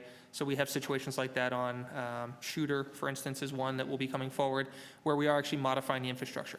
Would you count that fully as 100% applicable or a 100% safety program? Probably not, but again, just to try to draw apples to apples comparisons, we can do that between now and. But it does have an impact on safety. Absolutely, yeah. So again, we try to, we're at the point where we're embedding safety into all the work that we do. And so ultimately, the question is, do you count that or do you count a share of that toward your capital investment for safety? Okay, thank you very much. Would you like to speak? Or okay, so Councillor Matlow is going to speak first. I want to thank, first of all, the committee members and staff for working on what I believe, and I believe so many of us believe, is such a critical priority for Torontonians. I must say very candidly, though, that while I agree with so much of what is in this report, there are data-driven suggestions, there are best practices that are used elsewhere that we can learn from. The scope and the magnitude of the recommendations are, in my view, timid. They're underwhelming. They're shy.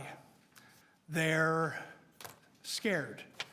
They are admittedly within the existing budget of the division at this very moment. It even says here, and this has been described as a communications error by some, but to have a goal of a 20% reduction in the number of people either killed or seriously injured due to collisions by 2026, that's not Vision Zero, that's Vision 80%. And that's really zero substantive action when it comes to the real goal of being proactively protective of Toronto residents. I want us to move forward with what's been recommended with respect to moving forward with anything at all. But I hope that this committee and council will include many more measures and many more goals that will support, I hope, our collective vision to look at substantive, almost revolutionary, if we call it that, ways to protect our residents, whether it be through slower speed limits, which has been recommended by the medical officer of health, while contested by the transportation division here. It's evidence-based and it's known to work throughout the world. I also believe that we need to use things like watch your speed signs, ridden speed limits on the roads, enhanced enforcement, working with the Toronto Police in a far more cooperative and proactive and strategic way than we've seen before. And we don't see that today. We just don't. We don't see a substantive police presence in our neighborhoods. We see blitzes sometimes, but it hasn't been good enough. But I also believe that we need to look at reconfiguration and design of many of our streets. Not just as many as we can due to the budget that's currently been allocated, but actually look at what we want to do and then actually connect a budget to what our vision is. If our vision is vision 80%, then that will be the budget. If our vision is vision 0, then we will add on to that budget. But if we are seriously spending hundreds of millions of dollars more in the Gardiner, if we are looking at a $3 billion one-stop subway in Scarborough, if we're looking at all these so-called priorities that need our limited tax dollars, why on earth would we not be dedicating the needed resources, not just what was just admitted just a few moments ago, within the existing, I'm paraphrasing, but within the existing budget of the department? But why would we not be allocating the needed resources to genuinely fulfill Vision Zero? So I'm not looking for something timid. I'm not looking for something shy. I'm not looking for something that is reservedly working within the abilities that we have now based on the existing allocated dollars that are within a budget. I'm looking for some bold recommendations that will actually serve to protect people in the city. This is something, but it's not good enough. Thank you. Thank you very much. Okay, I'm going to speak next because I've got a whole ton of motions and I want people to have a chance to review them. So if the clerk could put, Denzel, you're a visiting councillor, would you like to speak first? You have a motion? Yeah, I won't take long. Okay, so Councillor Davis just came in. Councillor Davis, go ahead, please. Sorry. I think the chair is going to move a similar motion, so I've withdrawn one of mine, which was to include in a supplementary report some further options to enhance. Let me just step back and say thank you, everyone, for coming today, and for all of the people who have for many, many years championed pedestrian issues here at the city. I know that the pedestrian committee, when it got cancelled in the last term of office, I thought that was a huge loss because we absolutely need to be paying attention to what I believe is a worsening situation in the City of Toronto. Oh yes, I may have to move that another time. I had drafted another motion, and maybe I'll figure that out. You can't move it because you're not on the committee. So one of the committee members would have to move it. Yeah, well, yes, and it hasn't really been. I was going to request the city solicitor in consultation with appropriate city divisions to report to council on the number of accidents between pedestrians, vehicles on city streets. That's not what I wrote. Number of associated charges, prosecutions, and convictions. Let me just go back.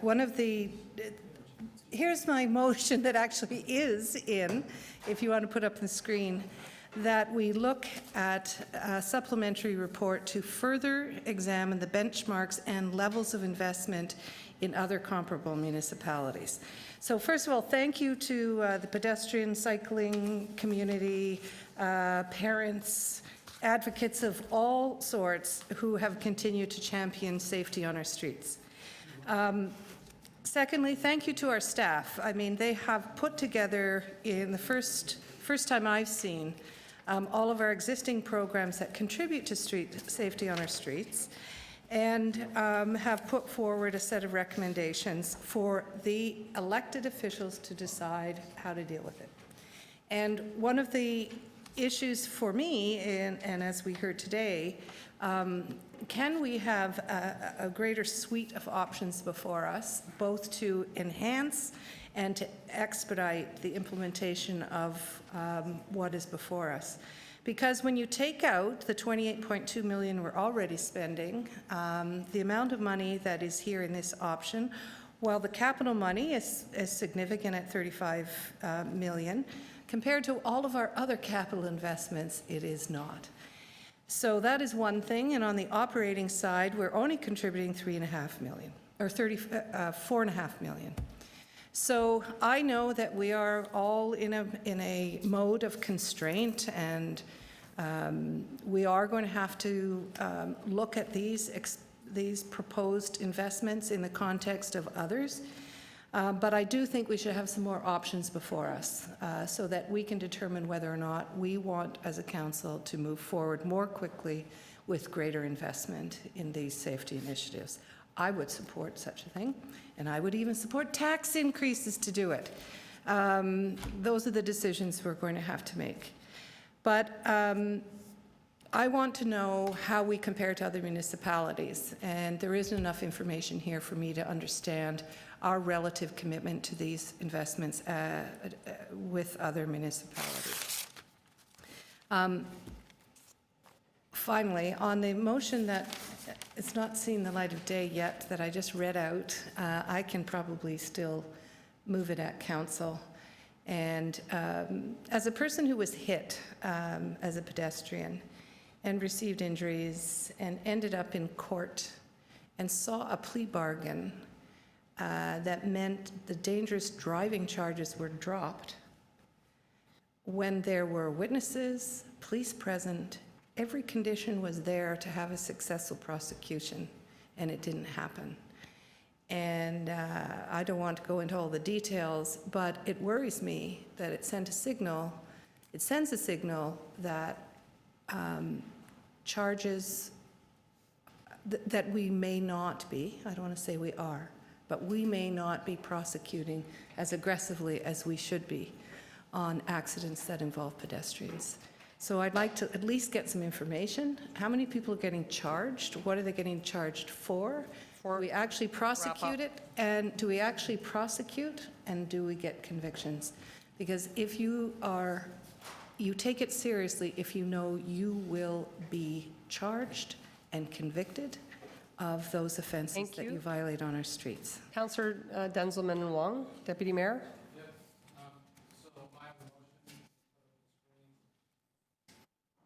Somebody will have to take carriage of it.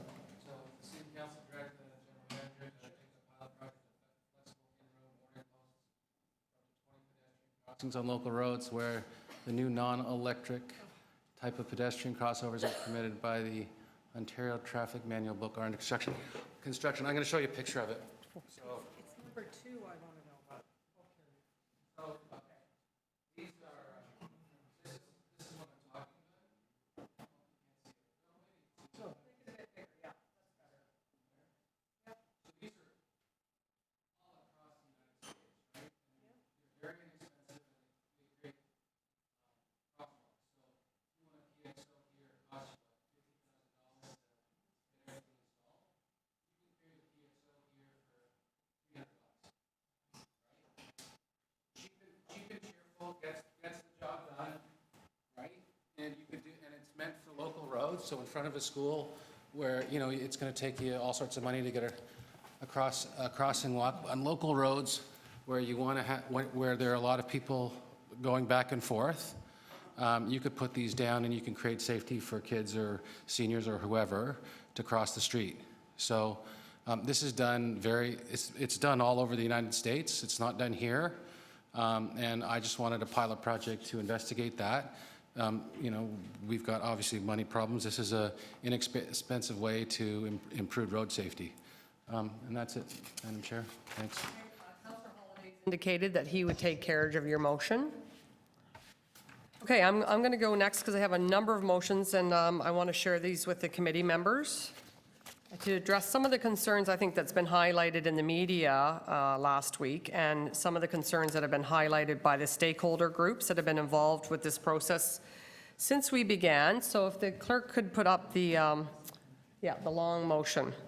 So I'll just start by saying that I'm a pedestrian first, a transit user second, a cyclist third, and my entire family basically have the same approach to mode of getting around the city.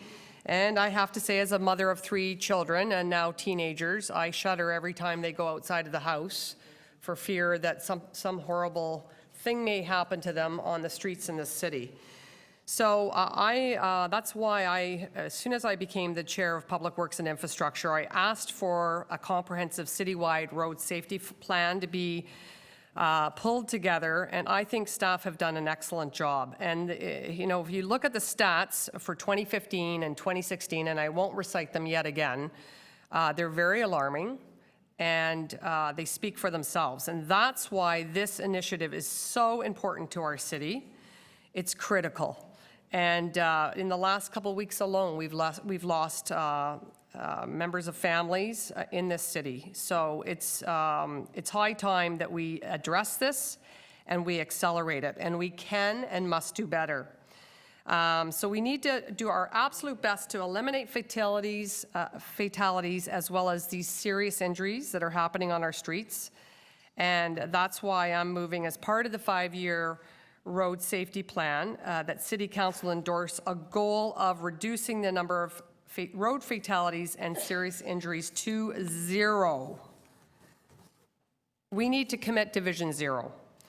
And our only goal can be 0. And there is no acceptable level of fatality in the city.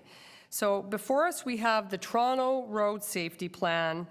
It's a watershed moment, I believe, in the city because it's never been done before. We've had this first ever strategic, comprehensive, umbrella, citywide plan for Toronto. And so I think it's a very exciting moment for our city. We're moving in the right direction. Is it perfect? Absolutely not. But we're moving away from that piecemeal, one-off measures that we've been really famous for for the last few decades. And now we're going to have an umbrella framework that recommends 40 significant programs of targeted countermeasures to address 5 pillars: pedestrians, cyclists, seniors, school zones, and aggressive distracted driving. It's a 36-page report. It's got 10 appendices. So for those of you who are saying it's a light report, I'm not buying what you're selling. It is not a light report. This has gone through the rigors, this process. There's been 4 to 5 stakeholder meetings, a round table. Staff have worked diligently on it, and it's a comprehensive report. But it's also a living document that will evolve and develop over time. Councillor Matlow, is there a reason you have your hand up? Or? To indicate that I'd like to ask a question about your motion when you finish. Okay. So I'm not finished, but when I am, I will happily do that. So it's a comprehensive document. There's 2 things I don't like about it, and that was the goal that was featured in the document. To me, from the beginning, I've been consistent in saying it needs to be 0. But the other thing I'm not crazy about is the budget.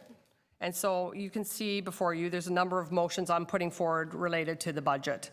I do think that we didn't do a great job in really shining a spotlight and showcasing all the work we're currently doing and will be doing as part of capital, as part of every move forward we make in this city. So I just want to take this opportunity to quickly thank all the partner agencies and stakeholders that were involved in this, from Toronto Police to Toronto Public Health, the Disability Issues Committee, CARP, we all know them and love them. And as you know, a significant stat is related to seniors, 80% last year, 70% last year, 80% of the pedestrians this year have been seniors.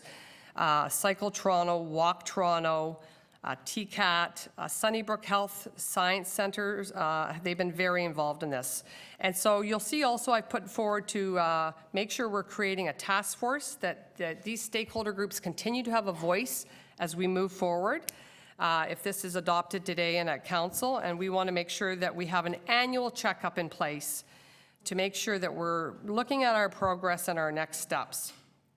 So this plan before us is the first of its kind in the city. As I said, it's a living document. We're committing funds. Some people think it's not enough. I think that staff have not really truly reflected the real number there.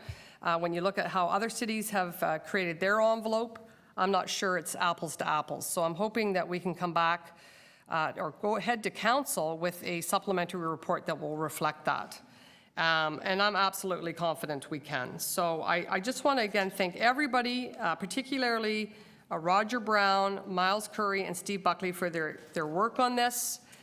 Is it perfect? I will say again, it's not, but it's a big leap forward from where we were, which was really piecemeal. And now we have a comprehensive plan that we can forge ahead. We need to act, and we need to act now.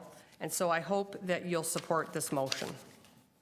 Oh, I have one other little motion, I'm sorry, that's looking at lowering speed limit in a number of important locations.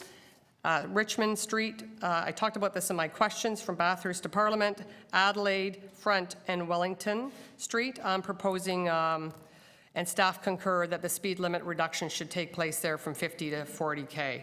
I'm particularly concerned about Richmond and Adelaide because we've got infrastructure there, bike infrastructure, so I think that's important. So I'm happy to take any questions now. I don't know, I guess Councillor Matlow, you had one. Why don't you go ahead? Thank you, Madam Chair. I only had an opportunity just now to look at your motion, but I understand that while staff are saying that in their 5-year plan, their goal would be an objective of a 20% reduction in fatalities or injuries on our roads. Yet your motion doesn't ensure that there would be a more robust program or adequate funding for it now. I understand that we'd sort of come back and look at it. Yet at the same time, you say that we should not be putting up with anything less than a Vision Zero approach. So I just don't understand how your motion achieves a program moving forward now that will have a genuine goal of Vision Zero. It looks more like let's move forward with Vision 80 and then kind of look at ways to enhance, or like it doesn't seem clear as how we're actually moving forward with the Vision Zero objective now. Okay, well, I'm sorry you weren't here earlier, but my motion does address that. So firstly, in the motion 4, you'll see that I'm looking for additional funds from the existing transportation services programs and initiatives related to road safety components. And I've asked them, Councillor Matlow, to bring that to Council in July. So it will be framed up as a supplementary report that will come to City Council in July so that we can act quickly. Also in item B, opportunities for new and enhanced funding. I've asked staff for that. So they have committed to, over the course of the next 3 weeks, is looking for new funding as well as existing funding that we can bring to the table to accelerate the implementation of the road safety plan, which is item D, opportunities to accelerate implementation. And then Councillor Davis's motion is embedded in here as well as item E, and that is to look at benchmarking and levels of investment, which I think is an excellent idea, including programs and initiatives happening as best practice internationally. I appreciate that. I'm just, admittedly though, just the wording seems fuzzy to me. Like it doesn't, I don't see anything conclusive, clear. Can you ask a question? I am. Okay. So throughout all this time, after I would presume a lot of work, a lot of meetings, a lot of discussions, to the point that this would be announced. Is there a question? Yes. Yes. To the point that this would be announced, why wouldn't this work have already been done? Why do you believe that now, sort of after the fact, after it's been announced, after it comes to committee, after all that, all of a sudden now, we need to look at sort of opportunities and accelerations and... Well, so I'll answer your question. That's the work of this committee.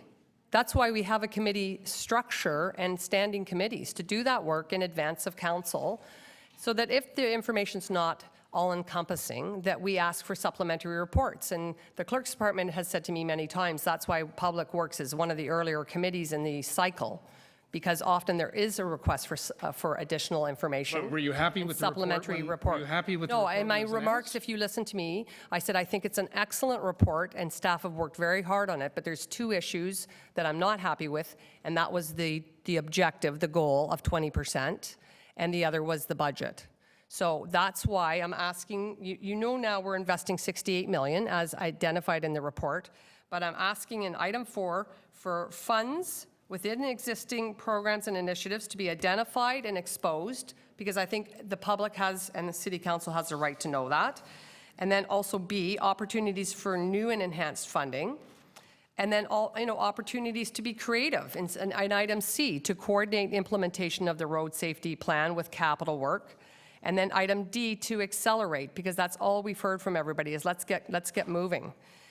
So It just all seems fuzzy. Like, it doesn't seem I haven't like- finished. In accelerating, there's a cost to accelerating, but How much? we need to do that. How much? And then How much more also do we in need? item 2, I've also said that How much, we need to how much come more back do we in need 2 then for years Vision Zero? Do we know? Do we and know review the specifically what we're funding asking? levels again. So I would say in this page and a half of motions, funding is identified 3 or 4 times.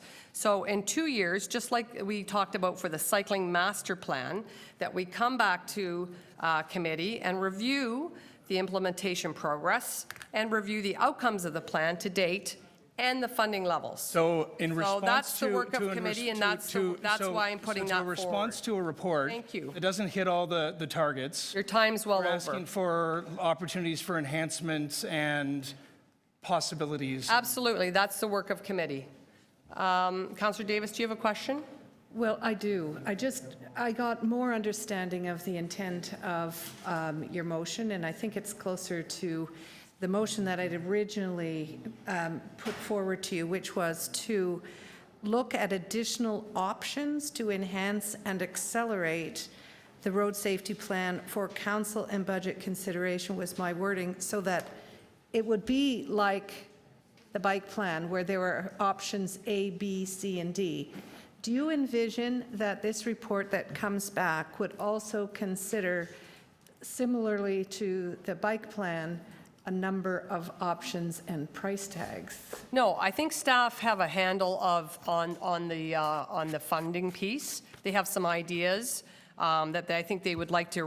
We heard this in I don't know if you were here for the presentation. I was. But this morning they did an excellent presentation and they Yes, had a little I saw. handout. And in there they identified a number of things they're doing that they did not showcase or feature in the understand. original report, which I think was a mistake, quite frankly. I understand that part. You want a sunlight or daylight or whatever you call it. Yeah, shine a spotlight. What was? But it's also, I think, important for the public to know exactly what the city's spending on these initiatives. Will we and for the stakeholder groups. Will we see options that exceed 35 million additional or 4.5 additional operating as a result of these motions? What I've asked them to do is come forward with a supplementary report for City Council in July Right. that identifies not just existing funds, but opportunities for new and enhanced funding. That's what I've asked. All right. And they've committed to doing that. You've heard the general manager allude to that several times. So I think it's quite, I think it really covers it off. Is there any other questions for me on the motions that I put forward? All these have been cleared by staff, by the way, as well. Councillor Perruzza, would you like to speak? No, I have a very pointed question of you Okay. with respect to your motion. Oh, shoot. And the point that I want to get to is, where did the reduction in speed for those 4 streets come from? I mean, I guess we have nothing in front of us that says that, not that I can see that, that says that that's like, something that is warranted, that, we have excessive speeding on those streets, that what the average speeds are there at any given time during the day. I don't know, if they're like College Street, you don't get more than 20, 25 kilometers an hour anyways. And so why would we be doing that? Is that a question? Other than it just being part of your motion, like where's it coming from? So I'll ask staff to give us a nod, because to be fair, I ran out of time for my questions, so I was going to squeeze that in, but I didn't get it in as thoroughly as I might like to. So I just asked staff that maybe this was a kind of an oversight and it's a technical amendment. Would that be a fair description? Through the chair, yes. The intent was to bring all of the arterials in the downtown. These streets do not show up as arterials, but they are in the downtown core, and it would be odd to have them as the only 50-kilometer-per-hour routes in the downtown core. And this is part of that campaign to have some uniformity so people know what they're doing on all the streets in any given area? Through the chair, incorrect. The other piece of this too, while folks may think it's simply throwing up new signs, we retime all of our signals. So when we retime our signals, and again, we haven't done it on many of the east-west downtown ones because of the streetcar lines. We haven't had a software package that could do that well. But when we do retime them, we will retime them for 40-kilometer-per-hour progressions, which should help manage speed. Okay. Is that clear? Because staff aren't actually supposed to be speaking now. We're kind of breaking the rules. It was somewhat helpful. Was it? Okay. Yeah, I'm not sure I'm going to support it, but. You can speak to it. Yeah. Okay, so I know everybody else here, Councillor Holyday has some motions. Do you want to put, I think Councillor McMahon, everybody has motions. This is great. Okay, Councillor Holyday, you go ahead, because you have motions. Thank you, Chair. Of course, I did agree with the Deputy Mayor to carry his. So if we need to show that for procedure, that's fine. My motion is a 4.1, and if the clerks would be kind enough to put that up.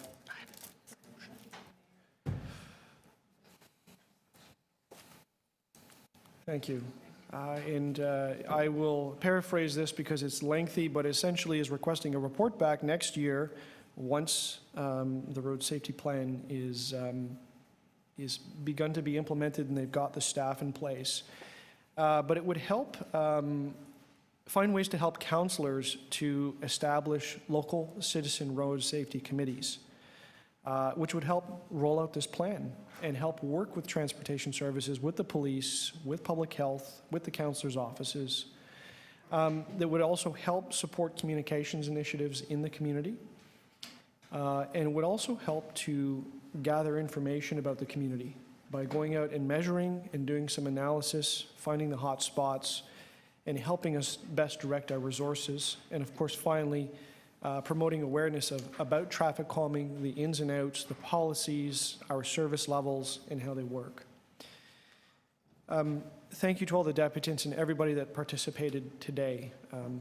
I can tell you by far, and I think my colleagues would also agree, that road safety and transportation issues eclipse all of the others in our offices in terms of concerns from citizens, complaints, worries, requests for improvement. Most certainly in my office, and I can't even begin to summarize the number of hours spent on very real issues in the community and very big concerns of citizens. This is an effort to try to harness some of that energy, and some of that is being in the room today, and it's definitely with the councillors around the table. But I want to go back to the beginning, and I think I want to make the point that road safety begins with us, each as citizens. And I know that I try my best, and I hope everybody else will as well, to lead by example. And that means driving the speed limit, especially when there's others in the car. Point out why you're doing this. Try to be a good road user.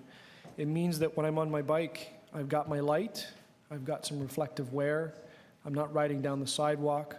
It means that as a pedestrian, when the hand starts flashing, I try not to run across the road and catch those 3 seconds on the hand, because it puts me at risk and it causes issues with traffic.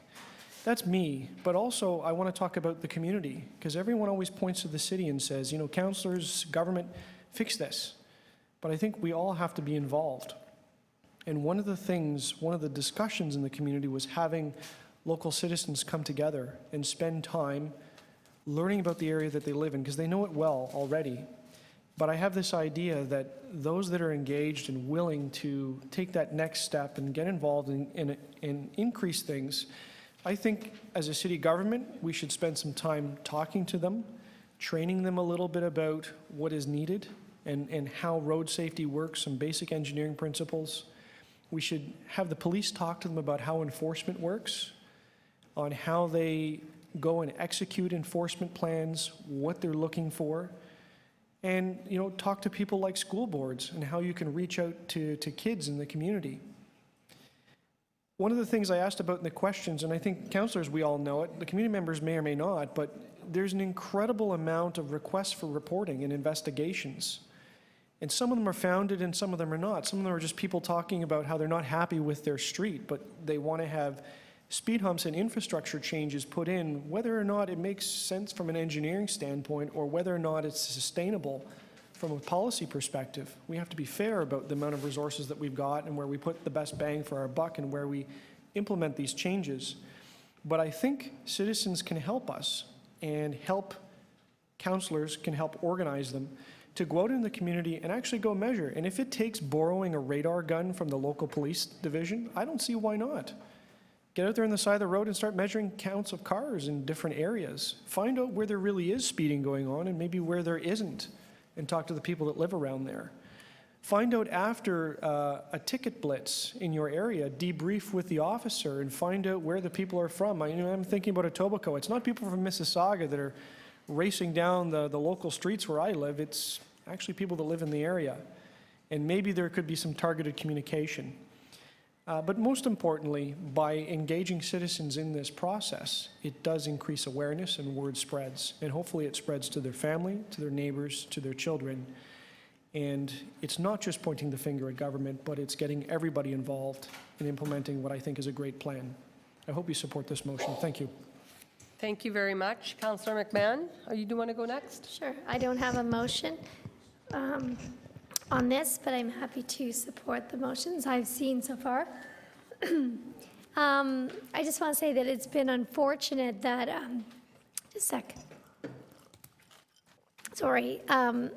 That I think there were some missteps when this first came out, the launch and the communication, and I think that's really, I think we can learn a lot from that, and we can do better next time with communication to Torontonians, fellow councillors. It is Vision Zero. It's not Vision 80. It's not Vision 20. It's Vision Zero. That's the goal that everyone wants. We don't want one person to die on our streets. We don't want one person to be majorly injured or injured at all. I think the road safety plan is a good plan overall. It has lots of great stuff in it that I know the working group and staff have worked hard on trying to figure it out.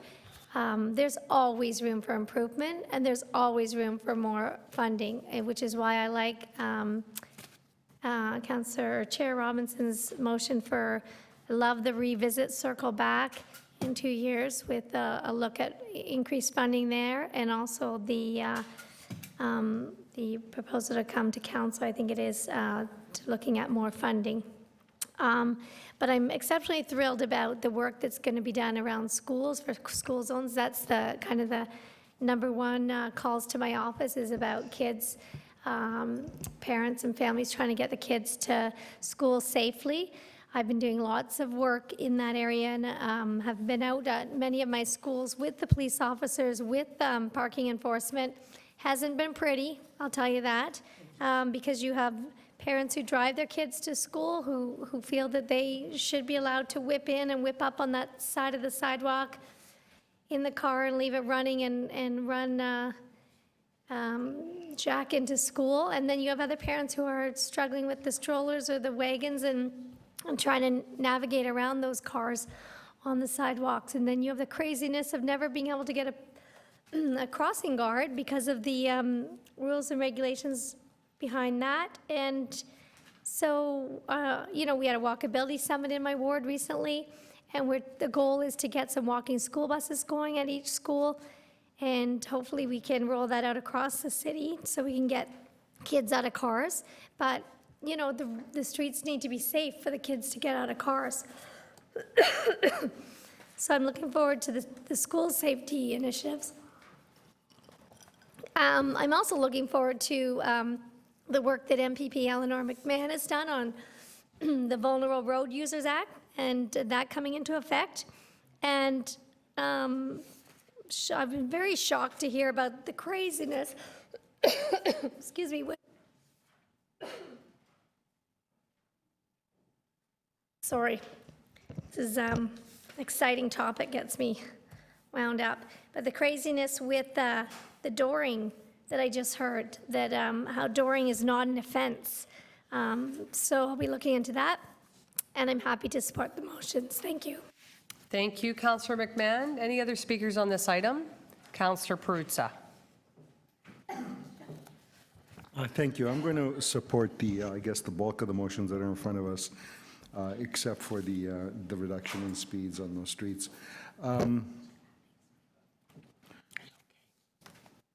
Road safety, talk about it being a complicated jurisdiction of sorts. I look at the picture that is part of the road safety plan, College Street. And I look at what that picture captures. And it's a miracle, quite frankly, that somehow it works. And that there aren't more serious more deaths and more serious injuries that occur. You look at this and you look at, there's a guy on a motorcycle in the middle of streetcar tracks. Now, he can't cross those streetcar tracks subtly. He basically has to take them at a sharp turn when he crosses from one to the other, because if he crosses on a bend, he's going to slip and he's going to seriously hurt himself and probably hurt some other folks, all dressed in black. With a little glare, he almost becomes invisible, or she becomes invisible in front of you, right? You have a guy on a bicycle, again, all dressed in black. You have two folks dressed in black, and they're basically in the shadow of a streetcar. Then as you move up the street, you're looking at situations where people will abruptly stop in front of you to back up into a parking spot. And as that car stops, you have the guy on the bicycle trying to get around him, either to the left or to the to the left or to the right, as the person's trying to make those maneuvers into those parking spots. And the list goes on and on and on. Then you have people in this area who don't know the area, who are somewhat disoriented. They're looking around and looking for, where to go. And they're looking for, their destination, or looking for the next street that they need to turn on to get to where they're going. So they don't know the area. And they're disoriented. They're completely disoriented, and you have all of these movements in front of them in the middle of the street. You add to that all the clutter of all the signs that most of us have basically come to the realization that don't look at them, because if you're looking at the signs, the arrow straight on, the do not enter this way, the do not enter that way, all of the different road movements, all of the different speed changes, all of the different activity that they're trying to signalize on the street, the school crossing and all of that other stuff. Well, if you're looking at the signs, you're not looking at the road, right? And with a road like this, where there is so much activity, it's a miracle that, to some degree, it works. So we're talking about making some modest, minor, mostly engineering changes to roads that create a bit more uniformity for people that are using them. But I think a number of the people that we heard today talked about really the meat of the matter, and that's people's behavior.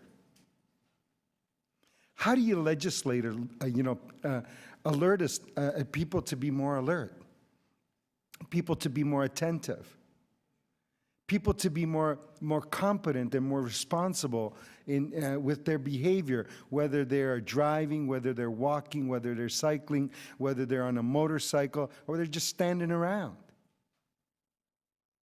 How do you get them to pay attention to what's going on in and around them? I sometimes sort of reflect on this, and I'm of two minds on it. I say, well, you know what? If you make things simpler and clearer for people, you'll make them safer. But that creates complacency. So then you look at a chaotic situation like this, like College Street, and you say, in the middle of all that chaos, it works, because people have to pay attention to what they're doing. So, Madam Chair, maybe you can add to your motion how we legislate alertness, attentiveness, and more responsible and competent behavior. And then I'd be really supportive of the motion. Sounds good. All right, so we've got the motions before us. I'm going to run through the order. So the first one would be put forward by... Can we vote separately on these reductions? Absolutely, yes, sure. So the first one is Councillor Denzelman and Wong put it forward, but Councillor Holiday's taking carriage of it. So if the clerks could put it up on the screen. I will ask all in favor. Opposed? That carries. The next one is my motion, which has got several parts to it and subparts related to many issues, including the most important one being 0 fatalities and injuries. So all those in favor? That is supported unanimously. Next motion is the speed limit one, and Councillor, so this is motion 1B. Councillor Perruzza has asked that it be separated. Do you mean by A, B, C, D? No, okay, all right, just to be clear. All right, so he's fine with that. So all those in favor? That carries. Councillor Perruzza is in opposition to that motion. And the last one, before we do the report as amended, would be Councillor Holiday's motion with his 4 items. All those in favor? That carries unanimously. And then the report as amended carries unanimously. So again, thank you very much to staff. I know how much effort went into that, as well as all the stakeholder groups who have been very vocal and helpful on this particular item. So thank you to everyone. And we're going to move on to our next item, which is PW 14.2, Final Long-Term Waste Management Strategy. I just want to let people know we have about 20 speakers left today for different items. And we have many items ahead of us. So I wondered if we could move this report that was introduced, and that was the motion. It's on a pink paper in front of you. It was the motion to add new business number 13. Is there anybody willing to move that? We've had it before us. Councillor Holiday, all in favor? That carries. So that report is now addressed. Is there another one we need to? No, that's fine. Just it. Okay. So we're going to, we don't feel we need a presentation for the long-term waste management, so we're going to head right into questions of staff. Oh, I'm sorry. You waited so long. I'm so sorry. I think we're all getting tired and punchy here. So we have a friend of ours, Mayor Ted, all the way from the town of Ingersoll, who's up first. Welcome. Welcome. Thank you, Chair Robinson and committee, for allowing me to come back and speak with you. And certainly, Councillor Perruzza, I'm putting out a personal invitation, since you asked about the cheese in Ingersoll, you and your family to come to Ingersoll so you can go on our cheese trail, visit the Cheese Museum, and certainly visit one of the most beautiful little towns in Ontario. I call it the hub of the earth. I watched from interest from the public meetings around the waste management strategy, and even had a good fortune to attend one of the sessions. One of the items discussed in that forum was landfills, and I was hoping to have seen changes when it comes to dealing with burying garbage in your final report, but alas, it is not there. The report talks about extending the life of Green Lane to 2040, which is an admirable goal, and one of be achieved, because the report only talks about trash that is collected by the city. It does not talk about any of the industrial, commercial, or industrial waste that is dealt with by private collectors.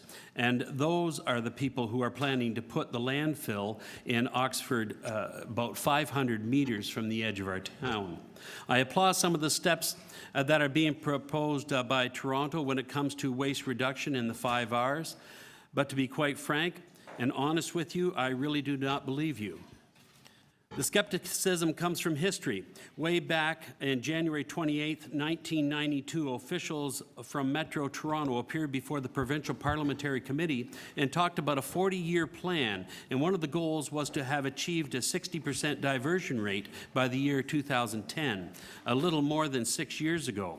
I noticed this document talks about trying to reach 70% by 2026. You originally set the 70% goal at 2007 and have now updated it to extend the deadline to 2026. By the way, the 60% diversion rate set back 24 years ago still has not been met. The number offered in 1992 was the result of 3 master waste plans drawn up by Metro. I have given the clerk a copy of the Hansard of Toronto's 1992 presentation and urge every member of council to read it before you take the final vote on this plan. The Hansard says back in 1991 there was 1 million less tons of waste going into Toronto's facilities from private collectors. Where did that 1 million tons go? Probably somewhere else in someone's backyard. I have this uneasy feeling that Toronto is going to reach their goals on waste they transport, which leaves the city a couple of options that are not good for Oxford County. You will not do anything to control the waste from industrial and commercial sector, and if necessary, you will turn more Toronto trash collection over to private sectors. With conditions in the deals, what is picked up does not come back to the city's landfill. Then you can beat your chest and say what good boys and girls we are, because look how much we have reduced the trash going to Green Lane, sorry. I must admit there is less focus on landfills in this report than there was in 1992, but it is still there. The 1992 hearings heard that Metro was seriously looking at incineration to make use of the best available technology. That was 25 years ago, and today we are still hearing you still looking for the best available technology. I suggest that maybe the time for looking has come to an end. The last time I was here, I had temerically suggested that you put your garbage in Christie pits. Not surprisingly, that notion did not receive widespread support from the citizenry of Toronto, because most everyone has heard of Christie pits, but they have not heard of Oxford County and Ingersoll, which means the trash would be out of sight and out of mind. Well, if the majority of citizens of Toronto want a spot that is out of sight and out of mind, may I suggest Camera Heights? It is a deep valley with steep hills on 3 sides. It is next to the Humber River, and that would not be a concern because all private industry experts say that these new liners, landfills will not leak. So toxins ending up in the Humber will not be a concern. Camera Heights is a foreign as Ingersoll and Oxford County. So may I suggest you take a serious look at burying your trash there. Just keep referring to it as at Camera Heights rather than the street geography of along Eglinton Avenue between Western Road and Scarlett Road, and a few people will be upset. In conclusion, I said a few before, and I will say it again. I do not want your garbage. We are willing hosts. No, we are not. You create your waste inside your borders, then deal with it inside your borders. Ladies and gentlemen, I love my town. I love what it was. I love what it is. And I love what it's going to be. You cannot put all your waste in a small town of 13,000 people and not have it change. Councillor Holliday, you said the most important thing to the people of Toronto is what? Safety to the people on the roads. We only have 3 stoplights. Our biggest concern is this landfill, and that has taken the heart and soul of my community and ripping it up. I thank you so much for listening to me today. Thank you very much. Any questions? Come on.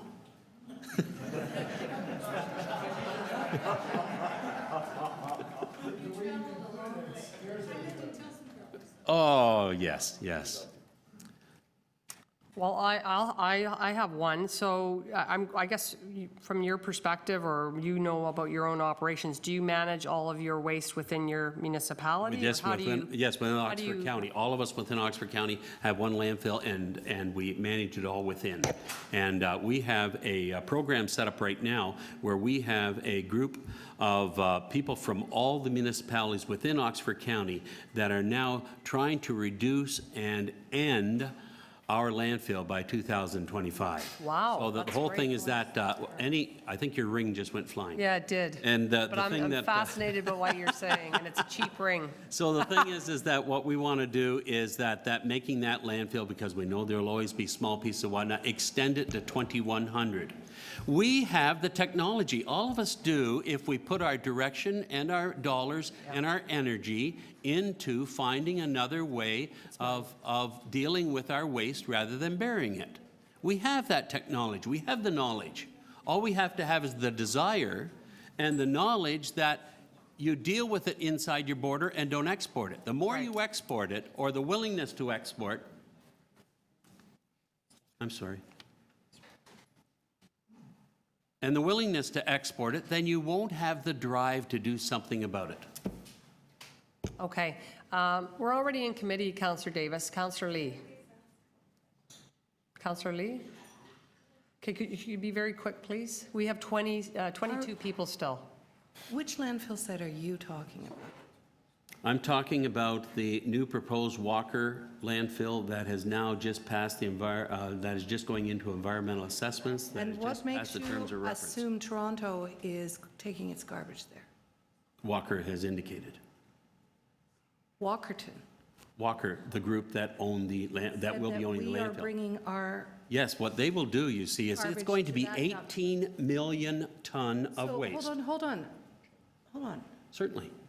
So a private company told you that Toronto is taking its garbage there? They will be taking garbage from Toronto and Greater Toronto. That's all, that's the end of Not my... City Hall. I was going to say, that's not what my understanding is, and I'll leave it there, because I'm going to ask questions of... How about private? Councillor Lee? It's in your waste plan also. Not the City of Toronto. Councillor Lee? You say Walker. Walker is a private company, right? Yes. Did Walker tell you that it's not city waste, that is taking commercial and industrial waste, which we don't control? Right. But you should be. That's the whole direction. Also, do you control all your city waste? Or do you have it private, some of it private? We take our city waste and we put it into our landfill. 100% of the city waste?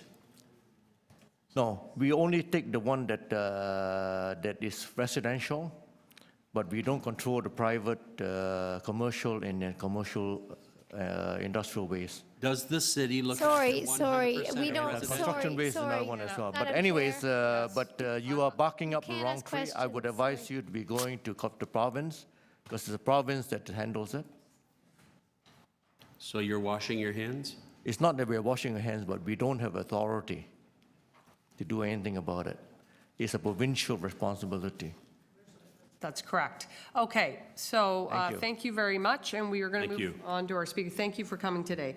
Malaz Sebi, you're up next from Partners in Project Green. Welcome. You have 5 minutes.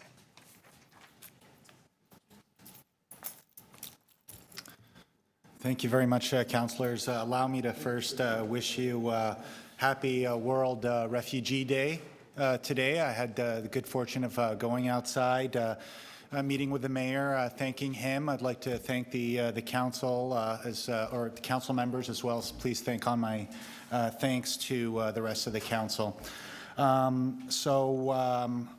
I'm with Partners in Project Green. We're part of Toronto and Region Conservation Authority.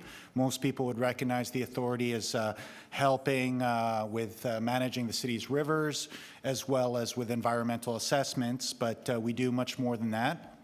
one of my group within the authority is been set up about 8 years ago to really provide support to the municipalities to engage with the IC&I sector, the industrial, commercial, and institutional sector. So maybe it's fitting that I follow the mayor's talk, because that's what I want to be talking about today, is about IC&I, because that's largely the area that we work in. So I think that some of the comments I'll be making will be quite different from what you'll be hearing from the rest of the speakers. First, I'd like to thank the city staff for putting together such a robust plan. I'm going to focus in on a few points. First, it was we were very happy to see lots of elements talking about support, resources, and programming to the IC&I sector. As Councillor Lee, noted, yes, we might not have authority to manage their waste, but that doesn't mean that we don't have a responsibility to engage and try to influence and work with the IC&I sector. If we look at IC&I waste across the province, about 2/3 of it actually comes from businesses. I imagine that wouldn't be any different from Toronto, where we have close to 75,000 businesses, and all of those businesses have our own residents that work for these companies. So if we truly want a greener and healthier Toronto, then we do need to start looking at that. So it's very positive to see that the city has put in lots of elements to start engaging with the IC&I sector. Now, how can we best do that? And I think the Councillor Holiday mentioned this about doing it together. It was also very positive to see that the city is going to be looking at establishing partnerships with community organizations and ENGOs. Look, we don't always need to reinvent the wheel. There's people, many of the speakers who are going to be following me, many of the other organizations that engaged with the city through their multiple consultations that can provide a lot of support to the city, looking, with their knowledge, with their expertise, existing programs, helping with education and awareness. It would be great to see the council provide the support to the staff in their proposal to provide resources and support to these organizations, not to see it as something additional or external to the plan, but as being something part of the plan, so that we don't need to recreate all of the programs and services, but rather support organizations like ours and others who can support the city in its plan. Another thing that we were very happy to see was a look at developing a reuse strategy.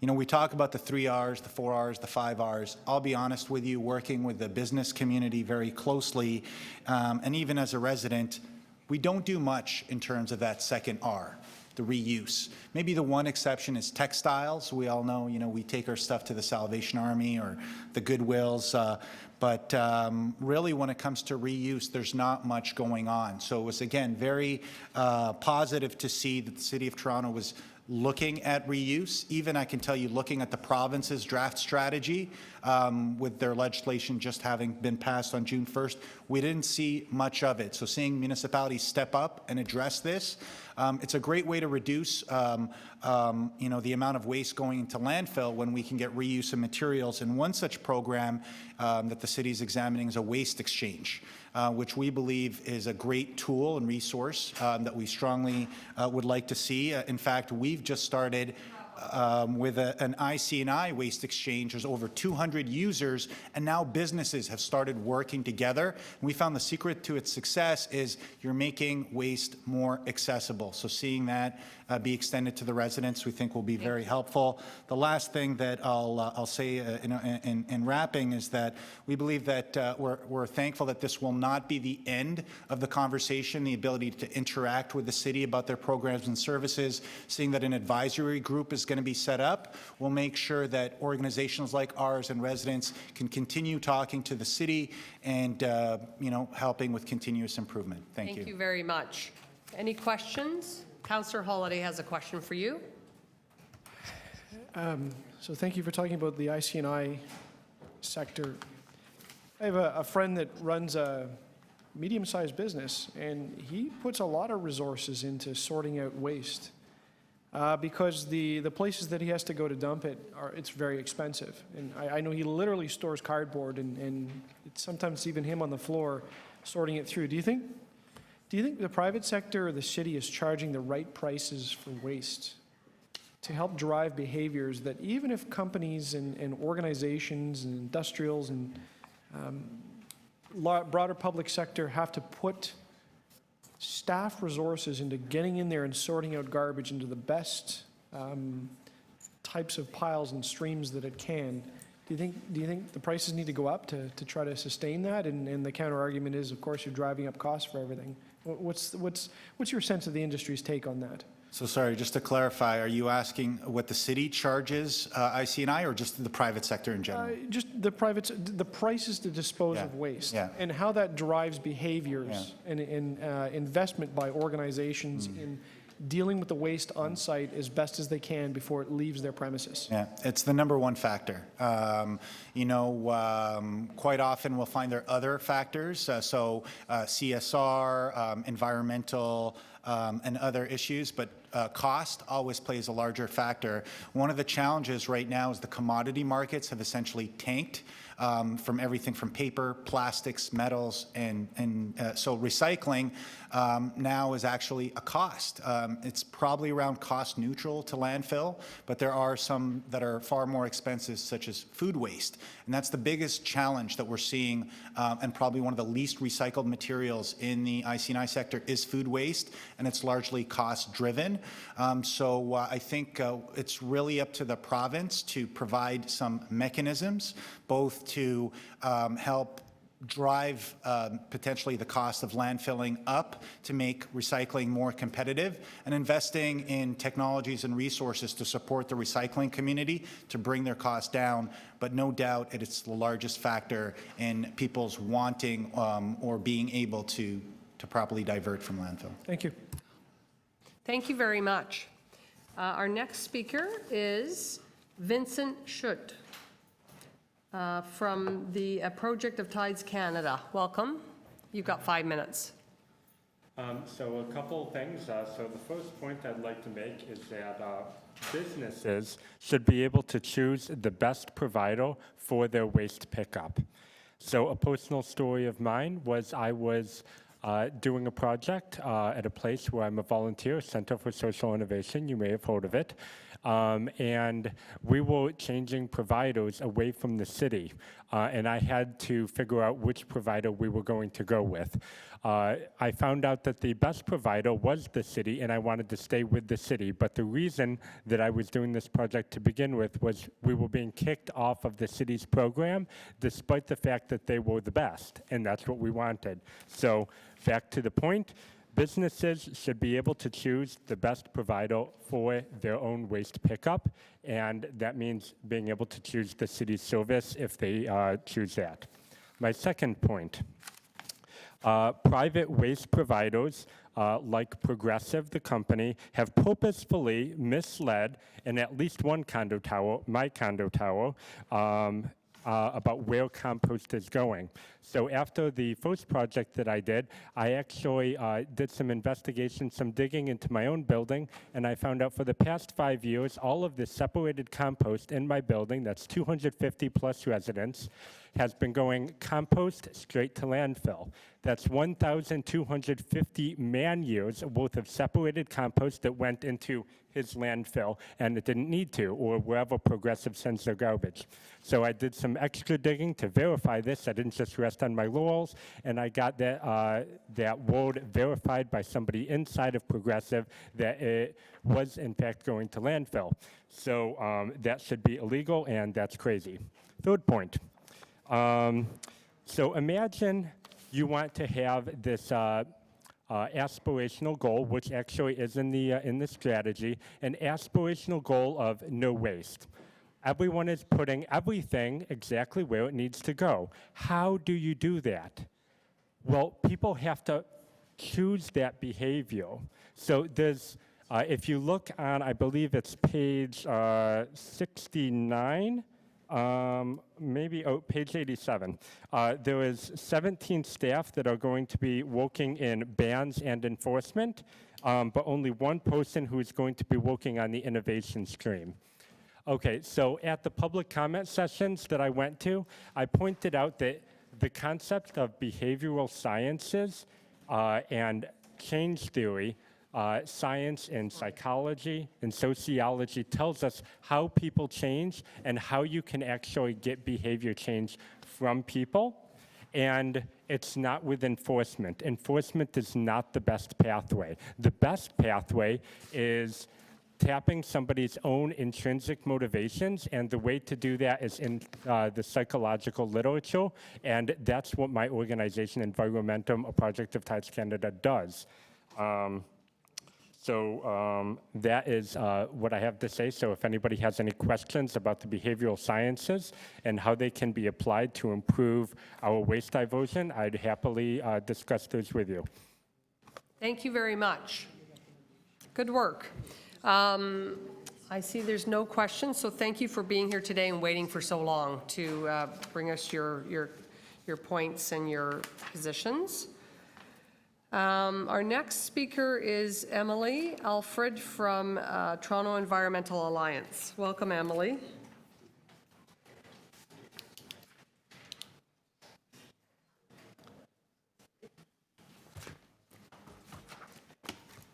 Good afternoon.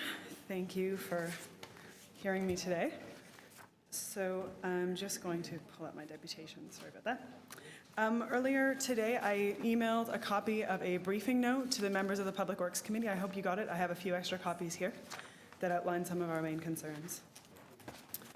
So my name is Emily. I'm the waste campaigner for the Toronto Environmental Alliance, or T. We're a grassroots environmental group with more than 50,000 supporters across Toronto. I've been on the stakeholder advisory group for this strategy and have spoken to this committee before about my concerns. First, I want to say that I've seen this strategy come a long way from the first discussions in 2013 of a strategy focused just on disposal. I know staff have worked hard on this and done great work to outline the options, speak with the public, and revise the strategy. I'm also pleased with many of the improvements that have been made to the strategy in response to the public consultation. I'm glad to see a goal of zero waste is included in the plan. It's good to see that the timeline is a bit faster for a few of the 3 R's activities. It's also very clear that the public is excited by and wants the city to work with the many community groups and businesses already involved in zero waste activities, and I'm glad to see that's part of the strategy. However, I'm here because I believe there is more work to do, and the targets and projections in the final strategy document demonstrate that. Despite the improvements I just mentioned, the strategy retains the same mediocre goal of 70% diversion in 10 years. This is the same target Toronto set in 2007. In terms of projected waste reduction and waste diversion, not much is accomplished in time for the 2021 5-year review. This is a critical date when Toronto will make major capital investment decisions for the next 45 years of the plan. 2021 is also when Toronto will look at new contracts to send our waste to other communities. However, the plan projects that in 5 years, the diversion rate will only be a few points higher than now, only 32,000 tons more diverted waste. I believe we can and must move much faster. We put out a new report. I'll just put it on the projector. This is sort of a companion report to a report that we put out in February called Zero Waste Toronto. We've also started an email campaign last week with our members and with residents of Toronto talking about zero waste and zero organics, focusing on organics first. I have another, I think, 30 copies right here that I'll submit to the clerk afterwards. We think that the strategy should focus on organics first and that this would have the fastest impact for our waste diversion rates. Organics is the single largest category of waste coming from our homes, but right now we're sending more organics to landfill each year, 180,000 tons, than we're collecting in the green bin, about 105,000 tons from residential sources. To put that in perspective, if we just focused on that organic waste and got all of that organic waste out of our garbage bags, we would hit 70% diversion. Not only does that dramatically reduce waste, but it has many other benefits. Just last month, staff reported that if organics are processed in the city facility, not only are the nutrients recycled into compost, they're also a source of green energy. Staff have estimated $4 million worth of natural gas could be generated from just one organics facility. That's a source of potential revenue. Focusing on organics first fits with the existing strategy and simply provides focus for the first few years. Organics are a lot easier to educate about, unlike packaging and blue bin materials that are frequently changing and that will be affected by the Waste Free Ontario Act. Organics are very straightforward. I urge you to set a target of zero organics in the garbage. We should not settle for sending thousands of tons of food and organic waste to landfill. We've also heard repeatedly that Torontonians don't understand why some apartments and condos have to divert organics and some don't. We urge you to immediately look at a new bylaw that would require all residential buildings, no matter who provides waste service, to separate organic waste. This will provide equal access to services for all residents, and it will make it a lot easier to communicate with residents of Toronto. And finally, outside the home, we can make great improvements too. We've heard a little bit about ICI waste here already today, and we know that residents are fed up with businesses that say that they're recycling, but aren't. And it's safe to say many people are outraged at the amount of edible food that gets tossed in the garbage. That's why we know Toronto is ready to join leaders like and many other cities in North America right now and look at rules for businesses to compost their food waste. Vancouver and San Francisco both have rules that require all businesses to provide food waste prevention plans and to compost their food waste. New York City and the state of California now require large food-related businesses to ensure food waste is composted. Most of all, after following the lead of these groups or joining these leaders in terms of organic waste, we also know that it can be done right here in Toronto. After me, you'll hear from Second Harvest, which is showing how edible food can actually feed people, not become waste, and ZooShare, which is showing how we can make money and green energy from composting food waste. We know that there are major hospitals, major universities, shopping malls, small restaurants, medium restaurants, and big businesses that are all showing right now that they want to separate organic waste. I think Toronto is ready to pass a rule that would set the same source separation for organics and recycling for all businesses and all buildings. I think that's it for me. Okay, questions for Emily? Seeing none, thank you very much for your presentation today. Our next speaker is Rod Muir.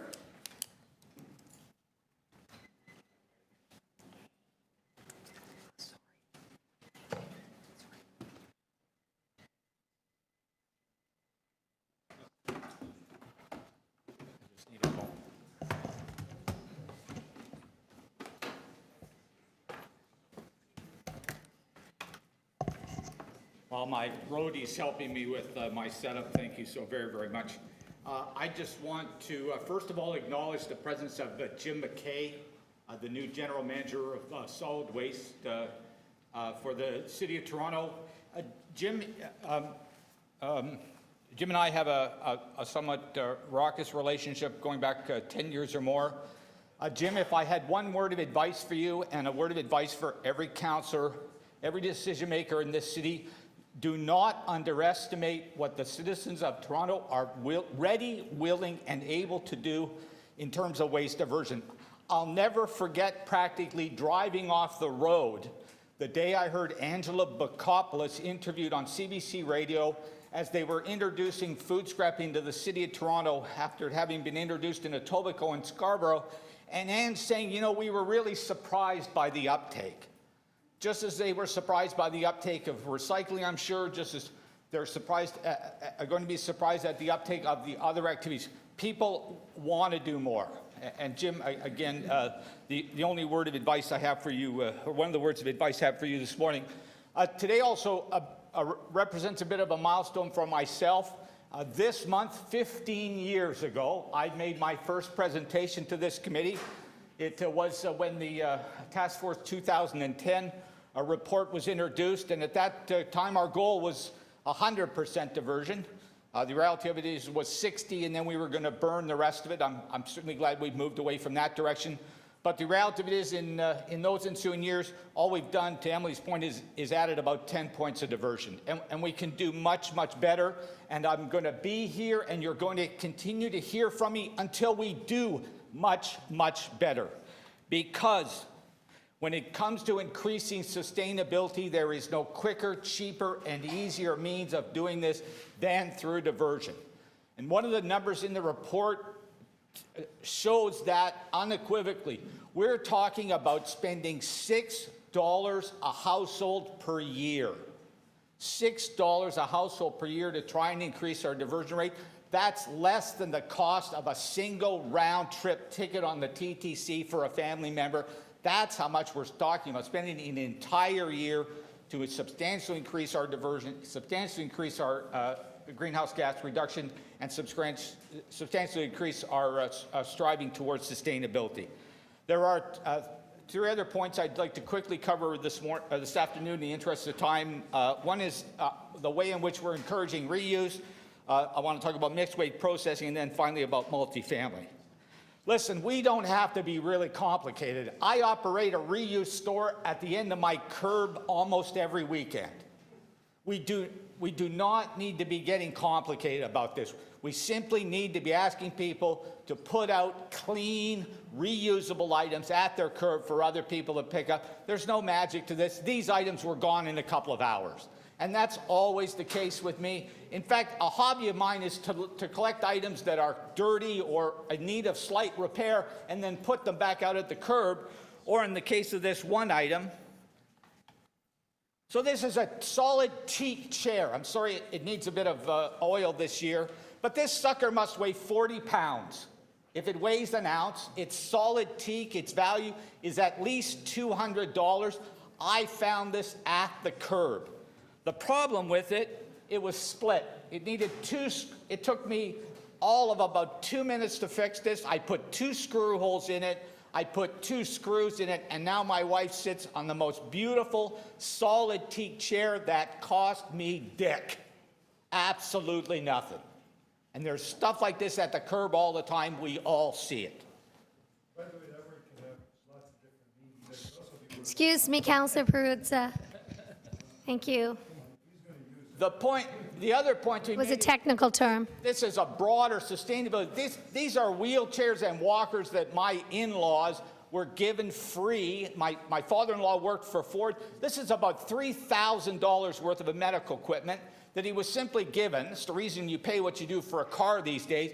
But if I didn't take the time to do something with it, someone would simply leave it out at the curb and it would be taken away.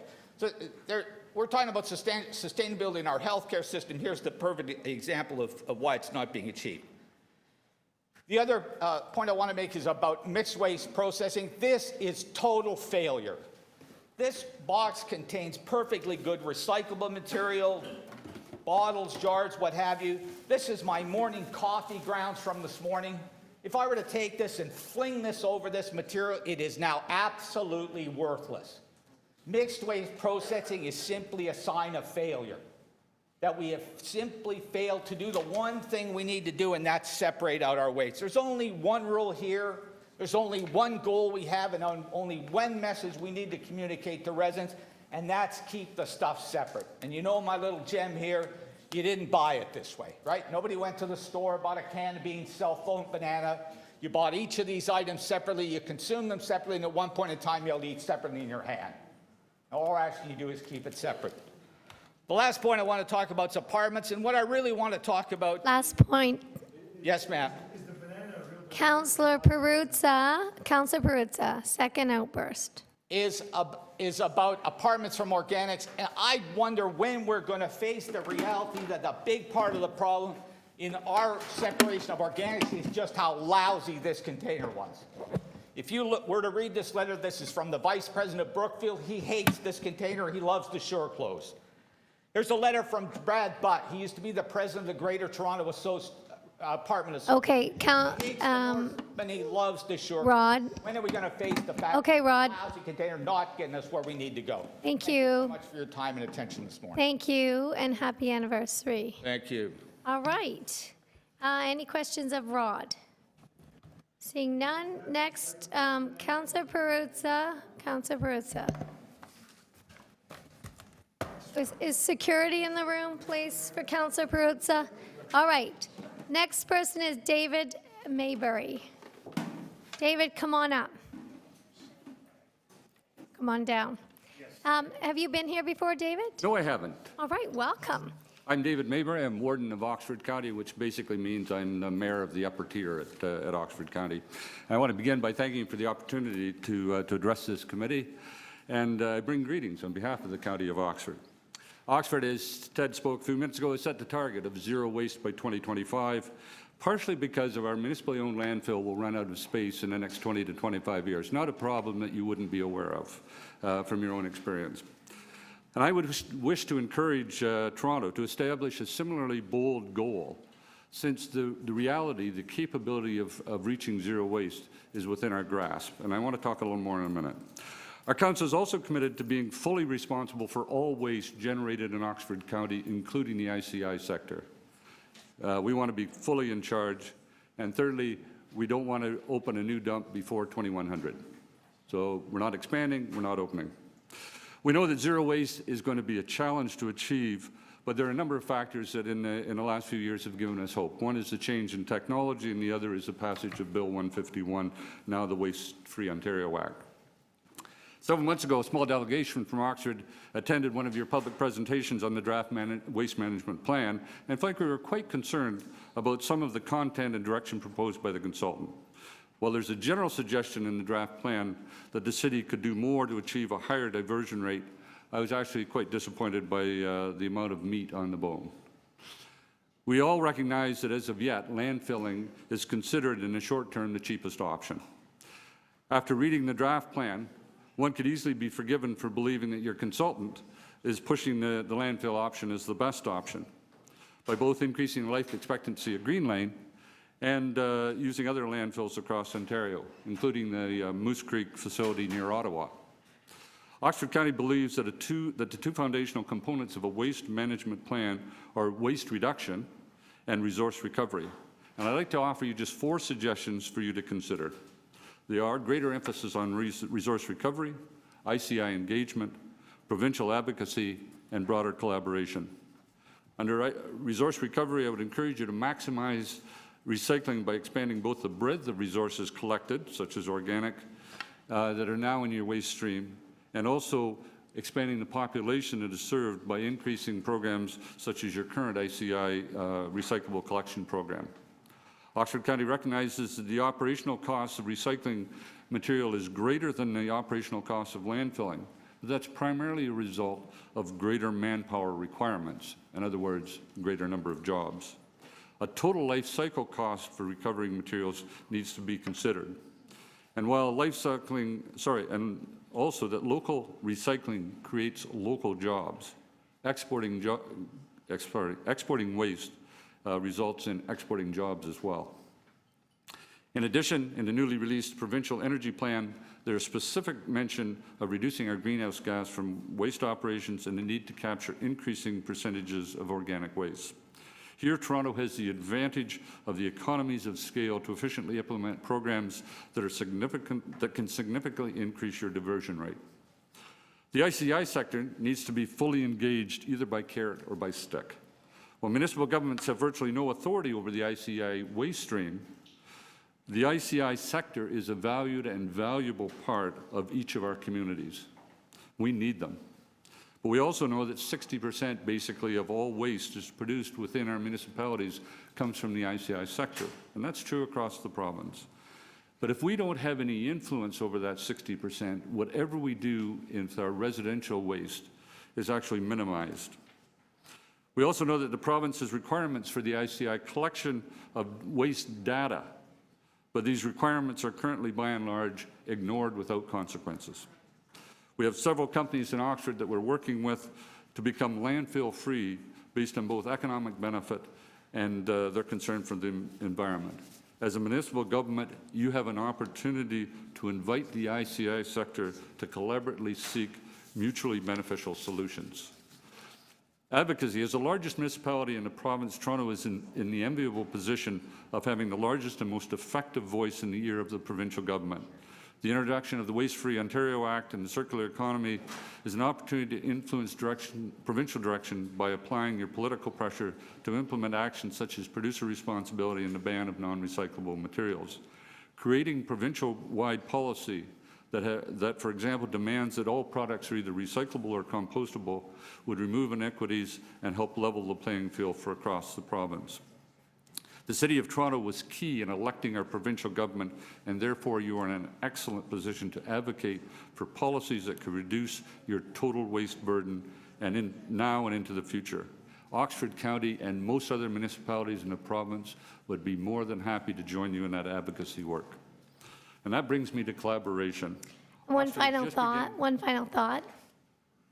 You're just, All right. one final thought. Oh, I was just going to say finish the sentence. collaboration. Oxford is based, our motto is growing stronger together. We know that we don't have all the answers.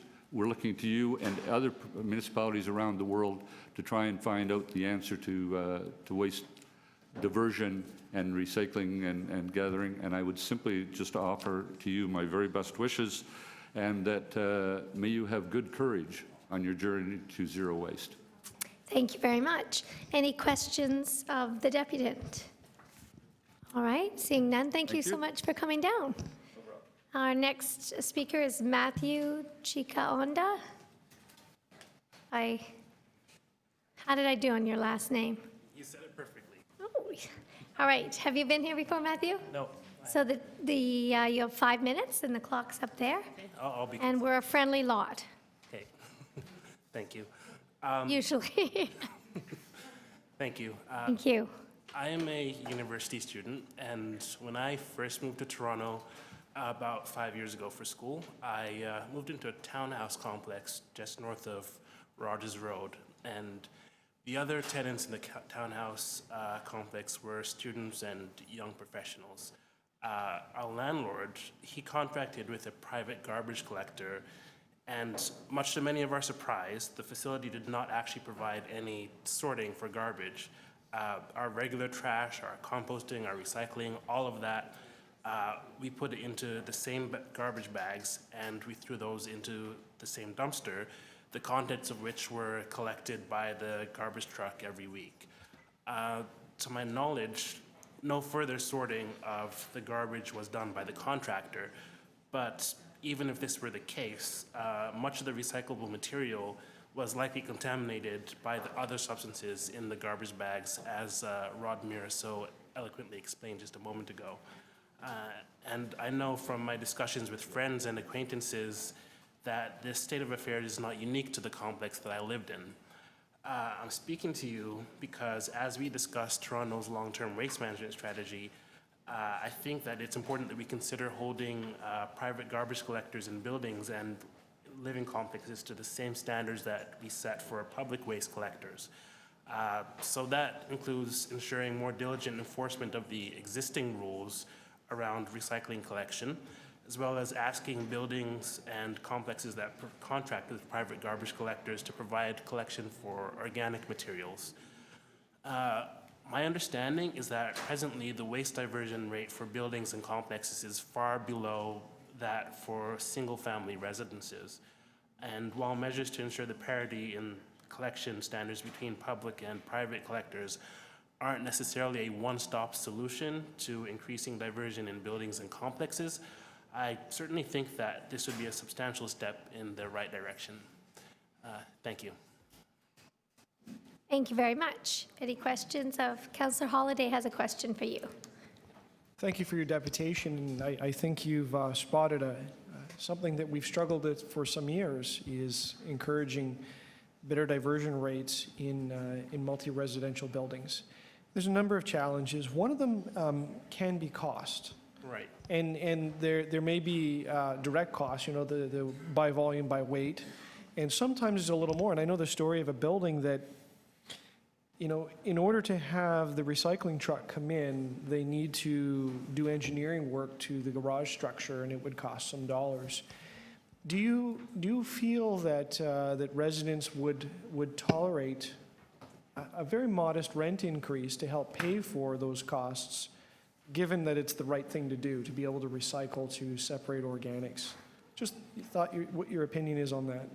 I think that they would. I mean, as I said, my complex was primarily students and young professionals. So Yep. Didn't have a lot of money, but at the same time, most of us were interested in doing the right thing regardless. So I think most residents would tolerate that. So it brings me to my second question, which is the hardest part about it. The money is usually straightforward. It's propagating a change. And do you have any advice to us about how we can choose, I'm going to use the word choose the winners, choose the complexes that we could get in because people are sufficiently motivated or the conditions are right, that we could affect a social change and get people to stop mixing things together, dropping it all down the chute, but changing their habit around their daily lives and separate their garbage. And there has to be, and I don't know what the magic cocktail is, but there has to be the right mix of conditions that we can actually make a change. Any thoughts on what you see are those signs and how we could recognize them? The right mix of conditions. So do you mean which buildings you think we should specifically? Yeah, there's some places we know we can beat on this for years and it's going to be a challenge and maybe it's going to come down by law. And there's other buildings where they're real close and, you know, it might just be the right education at the right time. And how do we, any advice on how we spot those? Because you talked about your place as being a group of people that were like-minded and willing to do something. Right. I suppose one way of spotting that is just if you have constituents like myself who reach out to you, our elected representatives, and bring the issues up. In turn, it's fair for you to ask me if there's anything I'd be willing to do in my building to affect that change. I guess it's just about identifying the individuals who are engaged and educated on this issue and having them be change agents in their community. Okay. Yeah.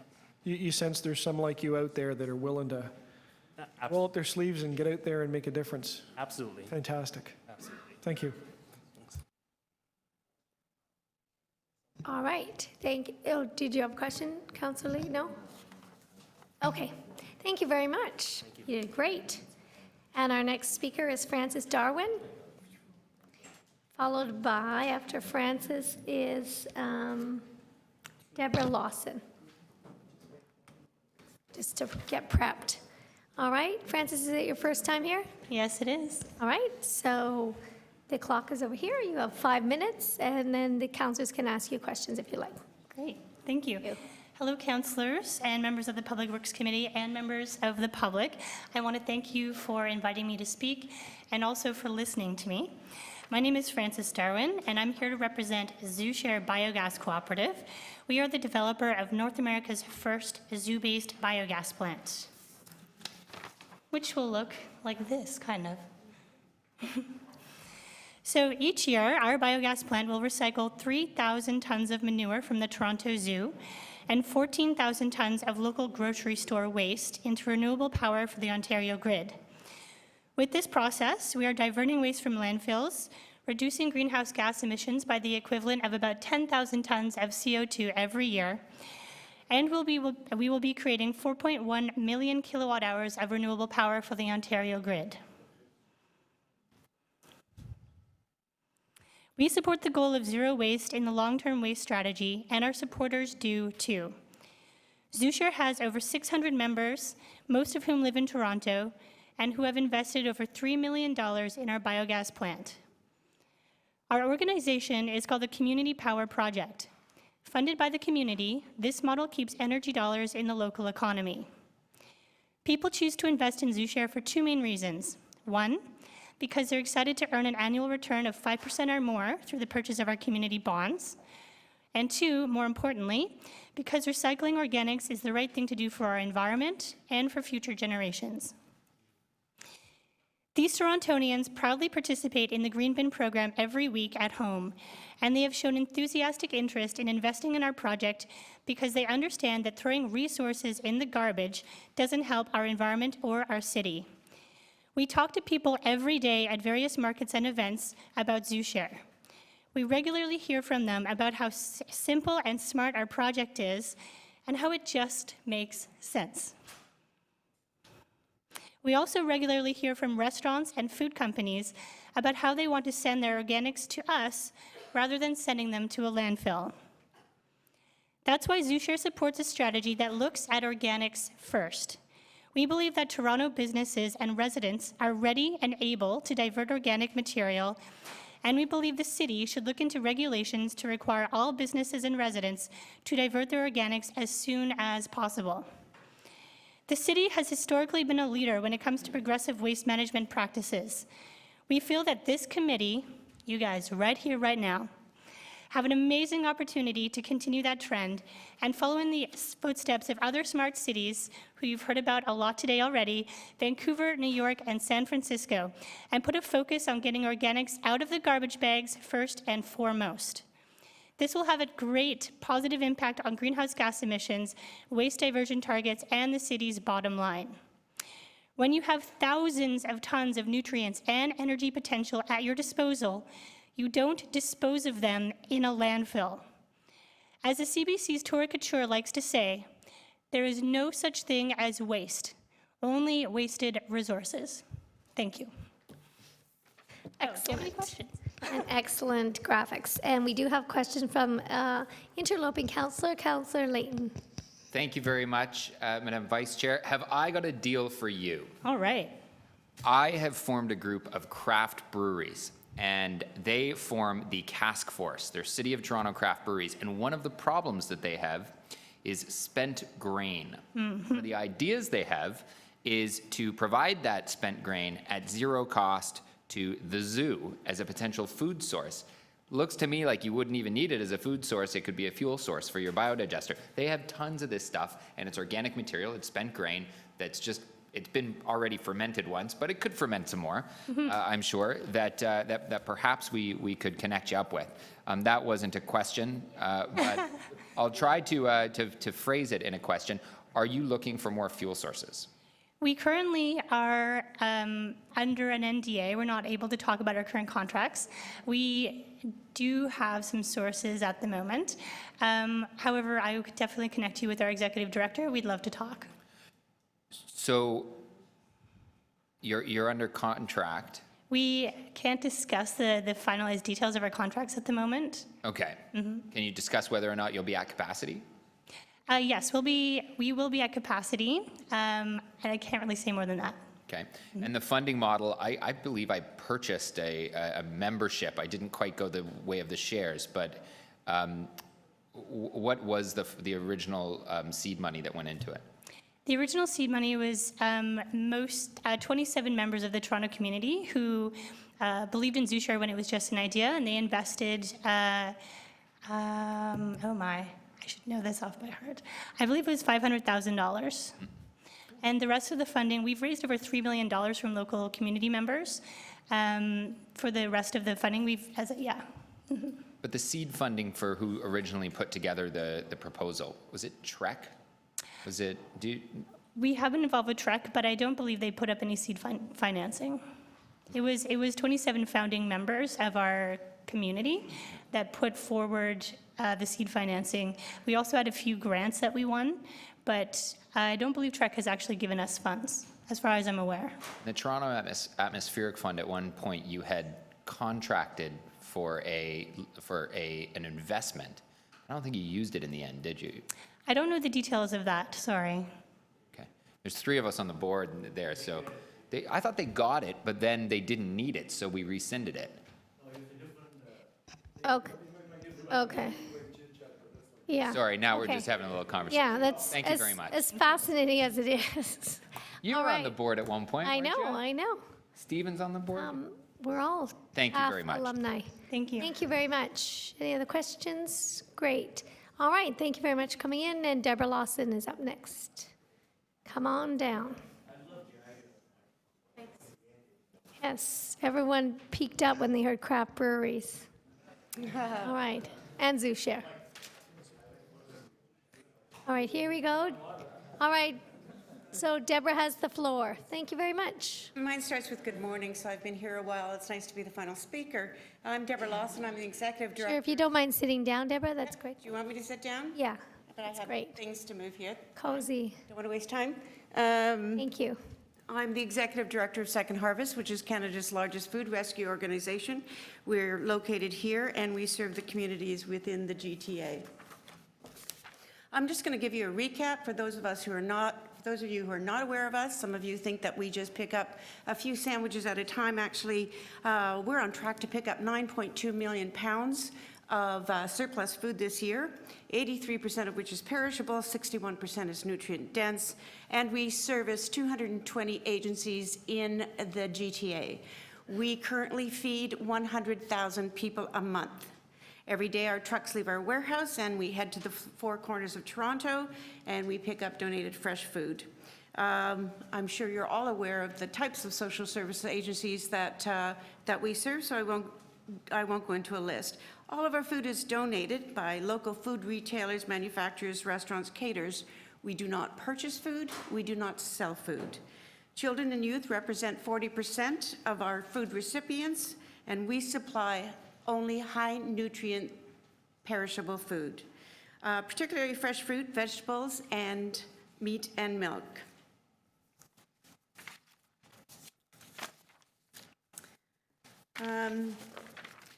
Canadians waste $31 billion per year in excess food, and I think that we all should agree that food rescue is an innovative solution to solving the issue of food waste prior to its entry into the home. Food doesn't have to go to waste, and over the past 30 years, we have prevented 100 pounds of food from going to waste, which equals about 50 million pounds of greenhouse gases from entering our atmosphere.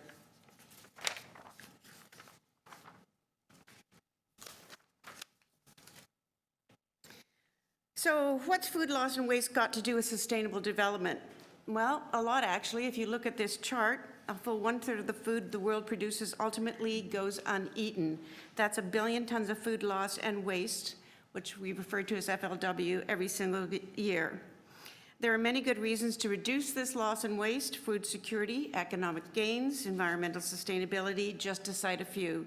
But many of those most capable of fixing the problem, like governments and businesses or households, simply don't know where to begin. Or they need expertise to either support them with an impact program, one that engages and motivates companies, employees, and householders to realize that reducing even 1 pound of food loss does have a ripple effect. And if you looked at this, I loved this graphic because if food loss and waste were its own country, it would be the 3rd largest greenhouse gas emitter. What's our impact update? What's Second Harvest? This infographic illustrates last year's environmental impact Second Harvest had within our communities. For example, wouldn't it be great if people understood that 1 hamburger takes 1,700 liters of water to produce? I think, seriously, if you knew that, you wouldn't even throw away 1 hamburger. Specifically, in the last quarter, this is our impact update when it comes to water.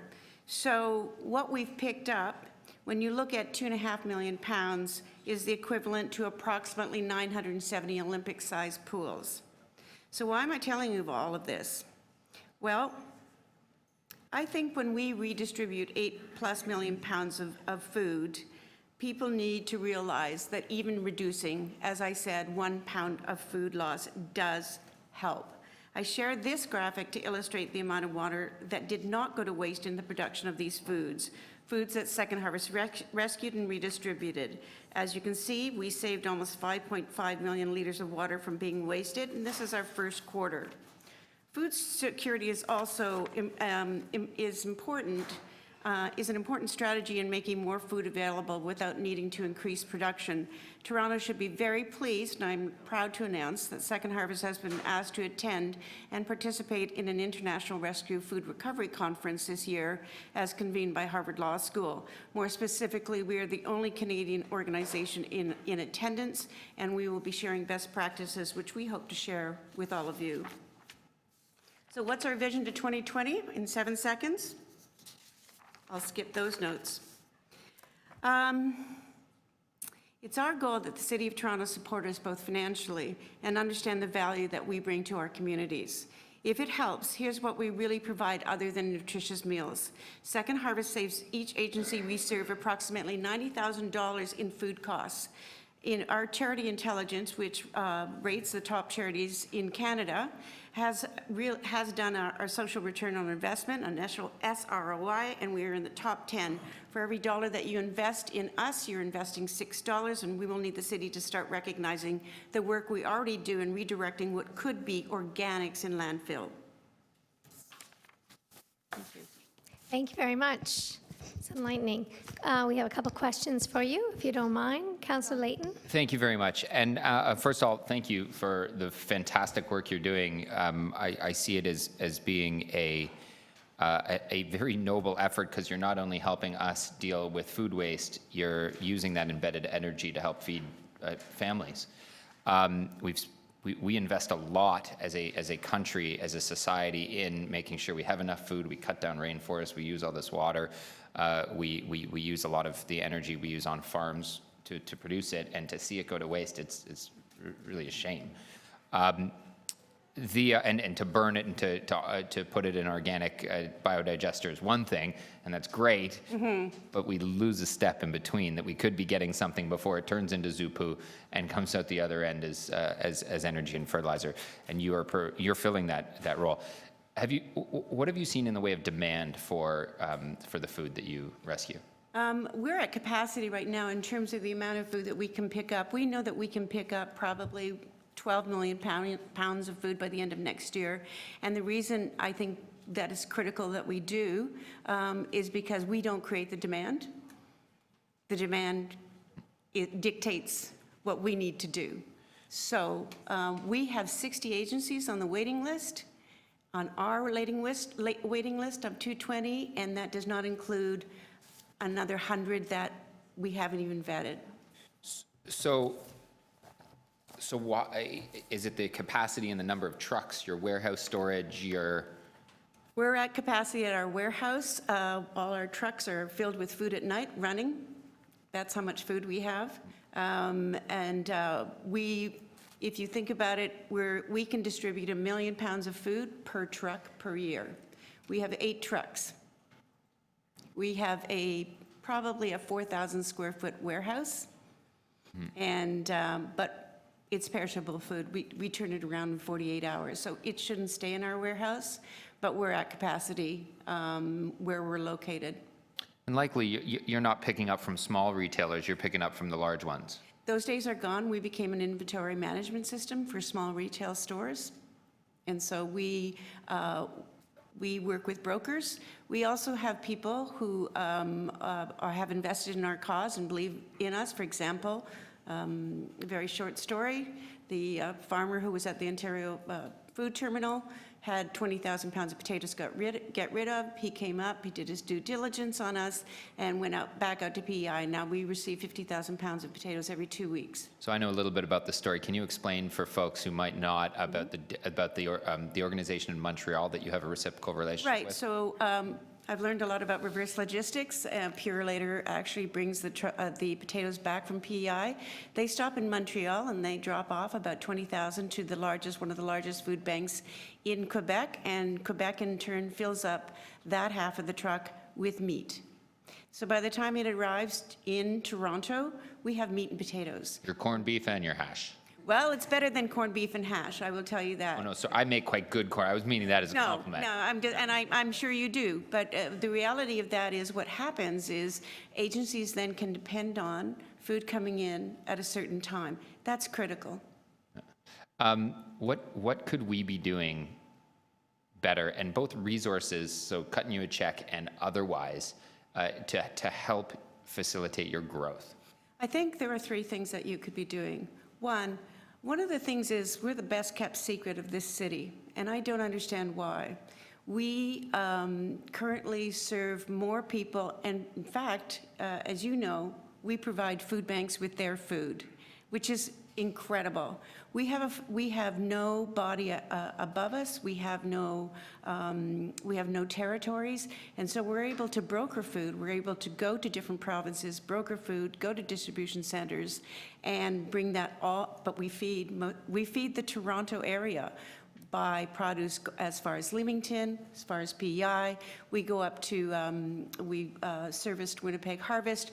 We have a relationship with Quest, so we know that the distribution centers, for example, Costco, we're familiar with all the Costcos across Canada, and we are the food rescue expert that they call to see who is who in what province.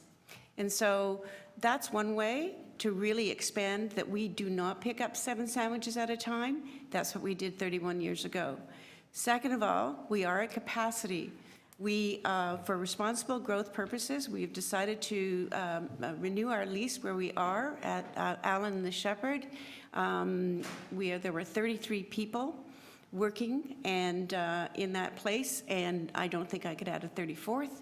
I'm more than open to looking at a building that you are aware of. I know that we've worked through Mike Wolfson and we've not found a building, but I think we need to be very aggressive about it. We need a minimum of 8 to 15 bays. And money. We need money. We are incredibly efficient. We deliver food at 50 cents a pound. So when you think about the fact that we're going to be hitting 9 million pounds, I think we're one of the most efficient organizations out there. And I know that I may be sounding really abrupt and really fast. I just had a lot of information to get in a very short period of time, because this is who we are and we help you. Thank you. Councillor Holliday has a question for you. Yes. Thank you for your deputation, and you've raised a very important point. In most basic terms, it's the age-old question of children, eat your vegetables, don't waste it, and understand why it's a waste. But I was thinking about a recent trip to the grocery store with a 4-year-old and some older kids, and I was lucky to make it out alive. But one of the other things that I'm lucky to make it out is not a whole bunch of extra things in the shopping cart, because the retail environment is one of those places that you go in and sometimes you buy more than you expected, or you get attracted by a sale or the packaging. And I'm convinced that those are some of the contributors to waste. But the antidote to that, or the change to that, is retailers online. And they're beginning to deliver direct groceries, and they deliver exactly what you ordered, and you're not subject to those market forces while you're online. Do you see that as a threat to the work that you do about the changing face of retail and potentially differences in waste? No, I don't. The reason I don't is because it isn't evident. We work with all the major retailers, and we work with them at the distribution level now. However, having been approached by Walmart recently, for example, they would like to have us raise money and work with all the major food retailing chains so that they can produce communication that helps the home buyer. I always say the body you build today is the body you will have tomorrow. I myself have 3 grown boys, so I think that the home buyer has to be more responsible in terms of what they're saying to their families and their children. And it's not about, the poor. It's about that you can be poor at any moment, and that is the reality of what we are also experiencing is in food insecurity. People lose a job, people go through a divorce, something happens, there's a death, and we've seen a lot more people show up at agencies for a short period of time until they can get back on their feet. Thank you. Thank you very much, Francis. That was fascinating. We really appreciate I'm you Deborah, coming in. but you're welcome. And we appreciate your passion. Okay. Next up is Tony O'Donoghue, the legend. Come on in, Tony. I think you're very familiar about what to do here. Thank you very much. I think I am a little familiar with it.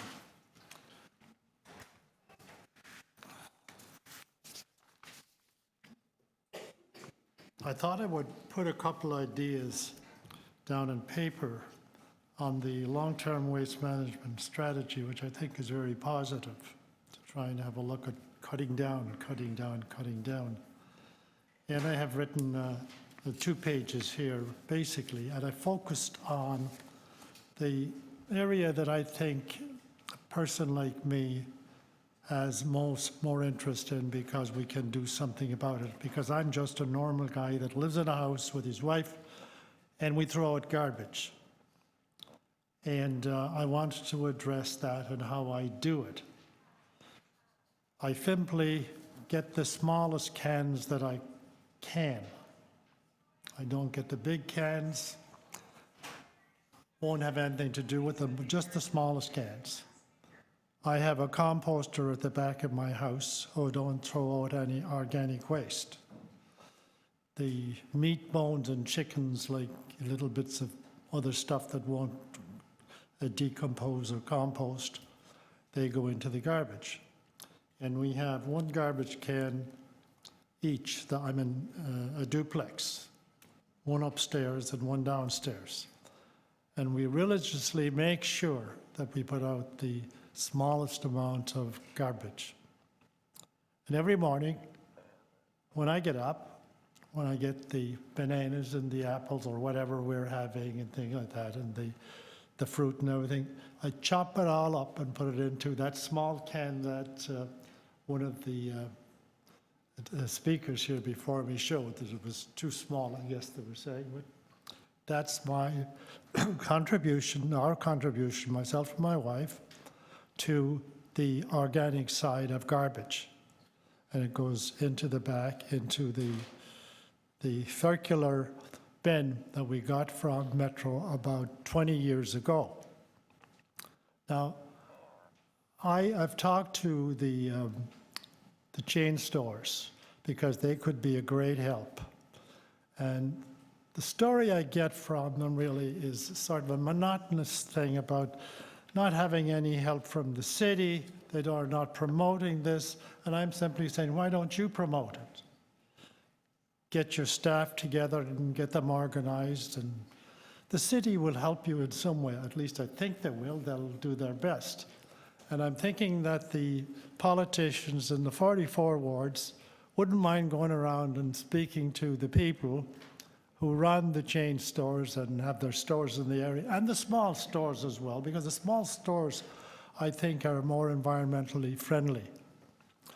And again, I wanted to mention that my position in this as an ordinary person has been that when I go home, when I turn the light on, I don't know what the heck happens, but it comes on, and I'm happy with that. I turn the tap on, and the water flows, thanks to Lou DiGeronimo and his people. It works well. I flush the toilet, and the stuff goes off, goes down to the sewage treatment plant. And then I throw the garbage out. It's gone somewhere, and I don't know where it goes. I'm that standard person that doesn't know.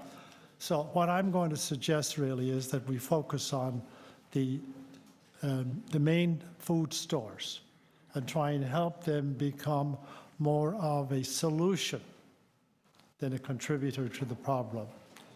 And one other thing I wanted to mention that I didn't put in here, I don't particularly want to see any garbage, of any plastic garbage going into the landfill site. None whatsoever. I'm sure if we focus on that, we can get around to recycling all the plastics.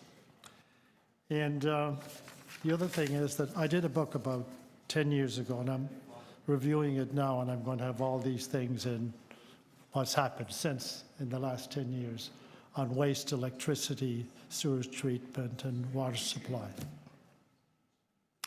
Thank you. Thank you. Any questions? Seeing none? Okay, so our last speaker today is Paul, sorry? Oh, yes, Mr. Verk. Yeah, come on up. Welcome.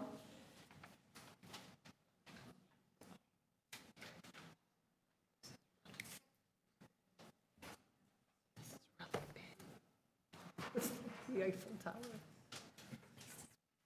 Go ahead. Yeah, we're ready for you. My name is Boga Verk. I'm the first time here. I'm running a small business, is elevator company, but I'm semi-retired now, so I have a little time to experiment something else. And this is one of the topics I had in mind. Now, do some research on some papers, and a lot of people give the different ideas to reduce the waste. But I come across a couple of the articles, the paperwork written on it. People are using the waste as a construction material. They just crush it and grind it and mix with the cement or some other construction material, and they make the blocks, and they use it as a curbstones or slabs. And so a lot of the world in the whole world, people are looking into that. Like, we are lucky that we got lots of land here.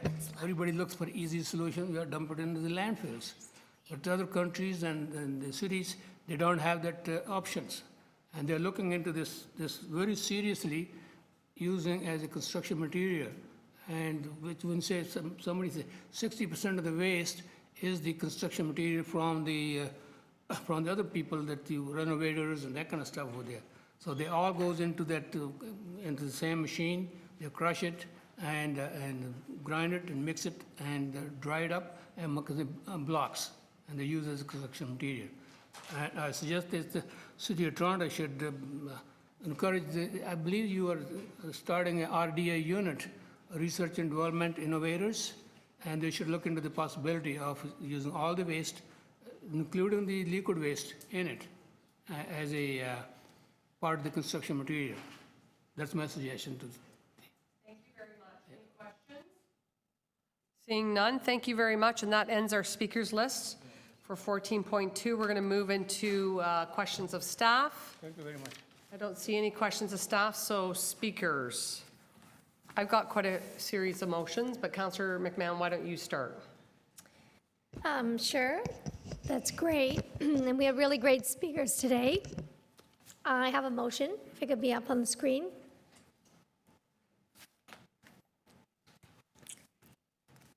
And I know Councillor Robinson is moving a bunch of motions that are terrific. And then I just want to add this one in, which is I'm always very concerned about when we are doing our home rentals, our condo buildings and whatnot, that we are practicing the 5 Rs. And so this will deal with construction waste and how we can repurpose that. And I just saw a house actually being demolished in the beach the other day, and it looked like a dollhouse when it was half ripped out apart. And I couldn't believe there were cupboards still in it. There was vanities in the bathroom and toilets and sinks, and I was almost ripping my hair out thinking, oh my gosh, Habitat for Humanity would have loved to have those. And it's just such a waste of resources. In 2016, I think we should all be thinking differently. So I'm happy to move this and ask your support. For the rest of the long-term waste strategy plan, I think it's great. I'm obsessed with trash, waste diversion, and my kids will tell you they are teenagers and they have never used, in my house, they've never used a fresh piece of paper. It's always scrap. And I'm a big lady for refuse to buy things you don't need, refuse to buy things you already have one or more of at home, refuse to buy things that are overpackaged, and that's the way we need to be thinking. And I really commend the speakers who came down today. It's very enlightening. You're doing fantastic work, and we're happy to support you. Just let us know how. And kudos to staff for this great report, and especially with our new king of solid waste, Jim McKay, and his crew. Thank you very much. Thank you, Councillor McMahon. Any other speakers on this item? Councillor Holladay. Thank you, Chair. I'll speak very briefly. I do have one procedural request, and I'd like to vote on staff recommendation number 7 separately. And specifically to my comments is the phase out of the extra large garbage bin, which I would like to say I don't agree with. I understand the numbers and I understand the thinking of some of my colleagues about it being a source of poor performance, but I remain steadfast that I'm not convinced that people will change their habit because you force them out of a bin size. And I recognize the utility and the request of some folks to have a larger bin because they might have a larger bit of garbage once in a while, and they'd just like not to have the hassle to try to squeeze it into a bin or find ways to store it until the next cycle. And I would only make the small point that I think if you were to go down the street and open up a lot of these extra large bins, you'll find that they're not always full. And if folks want to pay extra money to have an extra large bin, and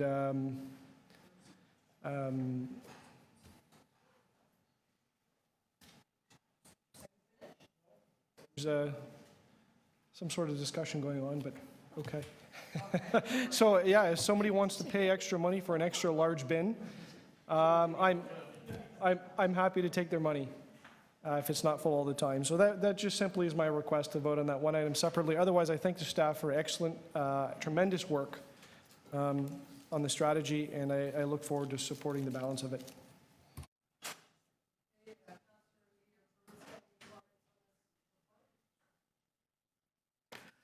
I'll be brief. I believe this is thanks staff for bringing this forward, and I've had discussions with them about circular economy and many different things as well. But you know, I'll support all these motions because they are a good thing to do. And let's move forward. There's a condo in at McLevin that does 100% diversion. Visited it, and I was, you know, we need to capture that philosophy and try to port that over to other condos and other MURBs as well. So I think we need to move forward with this. Thank you. Okay, and that brings the last comment to me, and I will be very brief because we're on the verge of losing quorum and we still have 4 items, big items ahead of us and 10 speakers.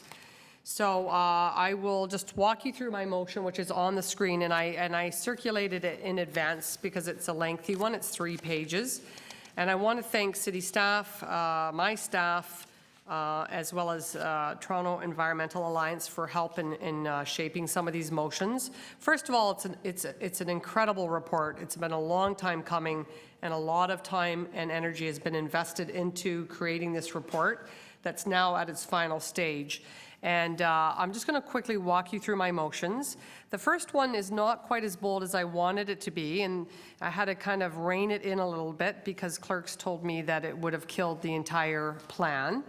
And so since we can't scrap our plan that we're, you know, some of the programs that are existing as well as proposed that are very effective, I thought it'd be better to just take a step back and instead of just going for it, but instead to plan to go for zero organics, a bit more of a strategic way to get to our final goal. And so that's what number 1 is about, is simply doing that, which I think all of us are hoping that we can achieve that goal. Number 2 is just requiring multi-res, the bane of our existence on this file, to cooperate and to model the city's approach when it comes to waste diversion programs. So that's a report back, item 2, and it's really trying to get multi-res to play ball. And I'll just note this fantastic group. There's a few of us on the committee went out to meet with the Scarborough condo that's leading the way to zero waste, and this amazing superintendent of the condo in Scarborough, who's really working hard to divert waste away from the landfills. This is a great article. It was in the Toronto Star March 5th. If you haven't read it, do, because we got to experience it firsthand, a number of the PWIC committee members, and we were just blown away about their efforts and their commitment and their passion. Number 3 is really to try to work with the province to develop an enforcement plan, because that's lacking, and so that's what number 3 is.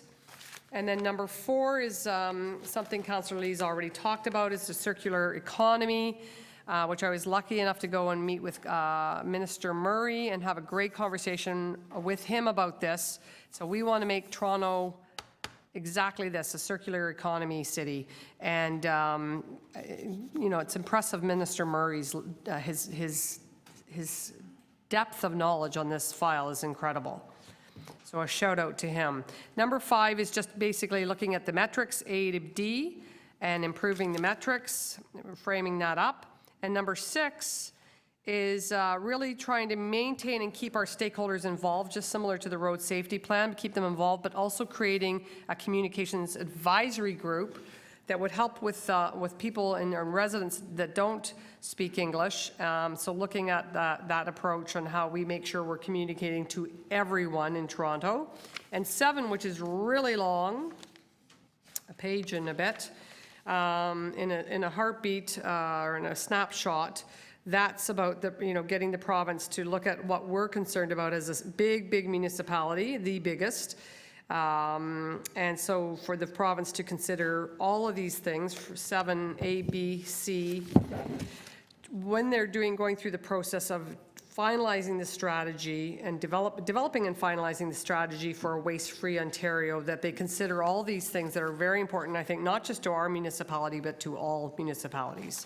And again, I got the opportunity to go up to Queen's Park and do a deputation on this alongside staff. So again, I just want to thank everybody who's been involved in this, particularly staff. I think they've done an excellent job.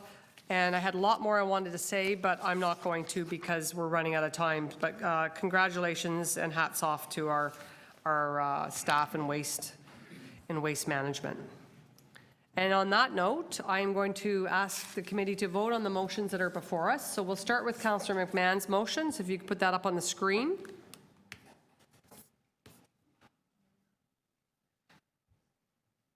Okay, so that's before us. All in favor? Opposed? That carries unanimously. Councillor, my motions that I just presented are next. And there they are on the screen. All those in favor? Opposed? Carries and unanimous. Recommendation 1 to 6 in the report. All those in favor? Opposed? Carried. And recommendation 7 in the report. All those in favor? 1 against. And but carries. As amended, the report as amended, all those in favor, opposed, that carries unanimously. Yay, congratulations, and thank you again to T for their help on that. So we are going to move to the next item. And my apologies to those of you who have been waiting all day to speak. The next item is 14.6 Congestion Management Plan. We are now down to bare quorum. And so we have to zip along here, unfortunately. There's some talk that maybe some of these items we might have to go into camera. I'll just forewarn you. That may be necessary. So 14.6, let's start with our speakers. Camilo Fernando. I'm sorry you had to wait so long, but thank you for waiting. That's all right.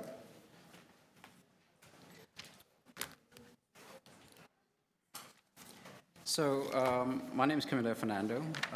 I live in Woodbridge, Ontario, and I commute downtown every day with my daughter who goes to university at the U of T. Now, I'd like to walk you through my travel dilemma that I have getting from Woodbridge downtown. And that dilemma led me to produce this document. It's document PW 14.6.1 that was issued as a part of the agenda. Okay. So I live in Woodbridge and I have to get downtown. Our preferred method of transport is the GO train. It takes us 15 minutes, 20 minutes to get to the Maple GO station and take the train downtown. Now, recently, getting to the GO station has been problematic. Traffic has increased considerably, and there simply hasn't been any parking. So if you miss your trains at 7:15, 7:30, you're out of luck. So, and that's a problem. Now, you think, okay, I'm going to go park on the street. Now, when you go and park on the street, the city bylaws prevent you from parking on the street. So basically, 400 car parking spaces are filled, and nobody else can get on the train, right? So our next option then is to try and park at the Walmart or the Lowe's around the corner. They've cut those things down too. We get a ticket, yes. So it then leaves me with no other option but to get on the road, right? I can try Rutherford. That's the same situation there too. So I got to get on the road. And my next public transport hop-on point is either Yorkdale Station or Wilson Station. Yorkdale, of course, doesn't have any parking space. It is Wilson. If I don't get there by 8 o'clock in the morning, I have to drive all the way downtown. So the reason for this report, basically, was to sort of, and what that told me was the approach to a traffic management strategy or congestion management strategy for Toronto was kind of fragmented, right? What it told me was the traffic guys were looking at traffic, the road guys were looking at roads, and the public transport guys were looking at purely from a transportation point of view. What I need the city to look at is to engineer backwards from outcomes. People wanting to get from where they live to their to their place of work, which in the majority of cases is downtown and the GTA, right? So during my travels downtown, I made a number of other observations that I've detailed out in this document. One is, it's not one thing that needs to happen to put together a travel strategy. There's highway design that needs to be considered, and anybody who comes down the 400, joining the 401 during traffic times, knows this very well. There's a punch-up between the guys coming out down the 400 and the guys wanting to get onto the collector. That's a design issue. And we need to look at those type of issues to sort of alleviate flow. Whenever there's interruption to the flow of traffic, it causes upstream impact. The second thing, talking about the 400 and the 401, is the lack of enforcement. A number of people have talked here during the day about speed and reducing speed. What I didn't hear was how are these existing controls, how are they enforced? And I've never seen it enforced. People, come storming down the highways, jump lanes at the very last minute. Nobody's there to police it. So these rules and laws mean very little at the moment. The other thing is, that was very obvious was, you're sitting at lights, nobody's going the other way. So you sat there for 30 seconds, you sat there for a minute, and then you move on.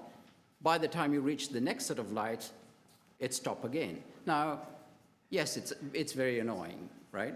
But I started thinking about the environmental impact that has, especially for big trucks starting and stopping, the cost to business, right? And clearing that artery. I think we tend to sort of look at traffic management from the perspective of how do we clear this junction and how do we clear this immediate thing, than taking a view of, how do we clear an artery? How do we apply big data technology?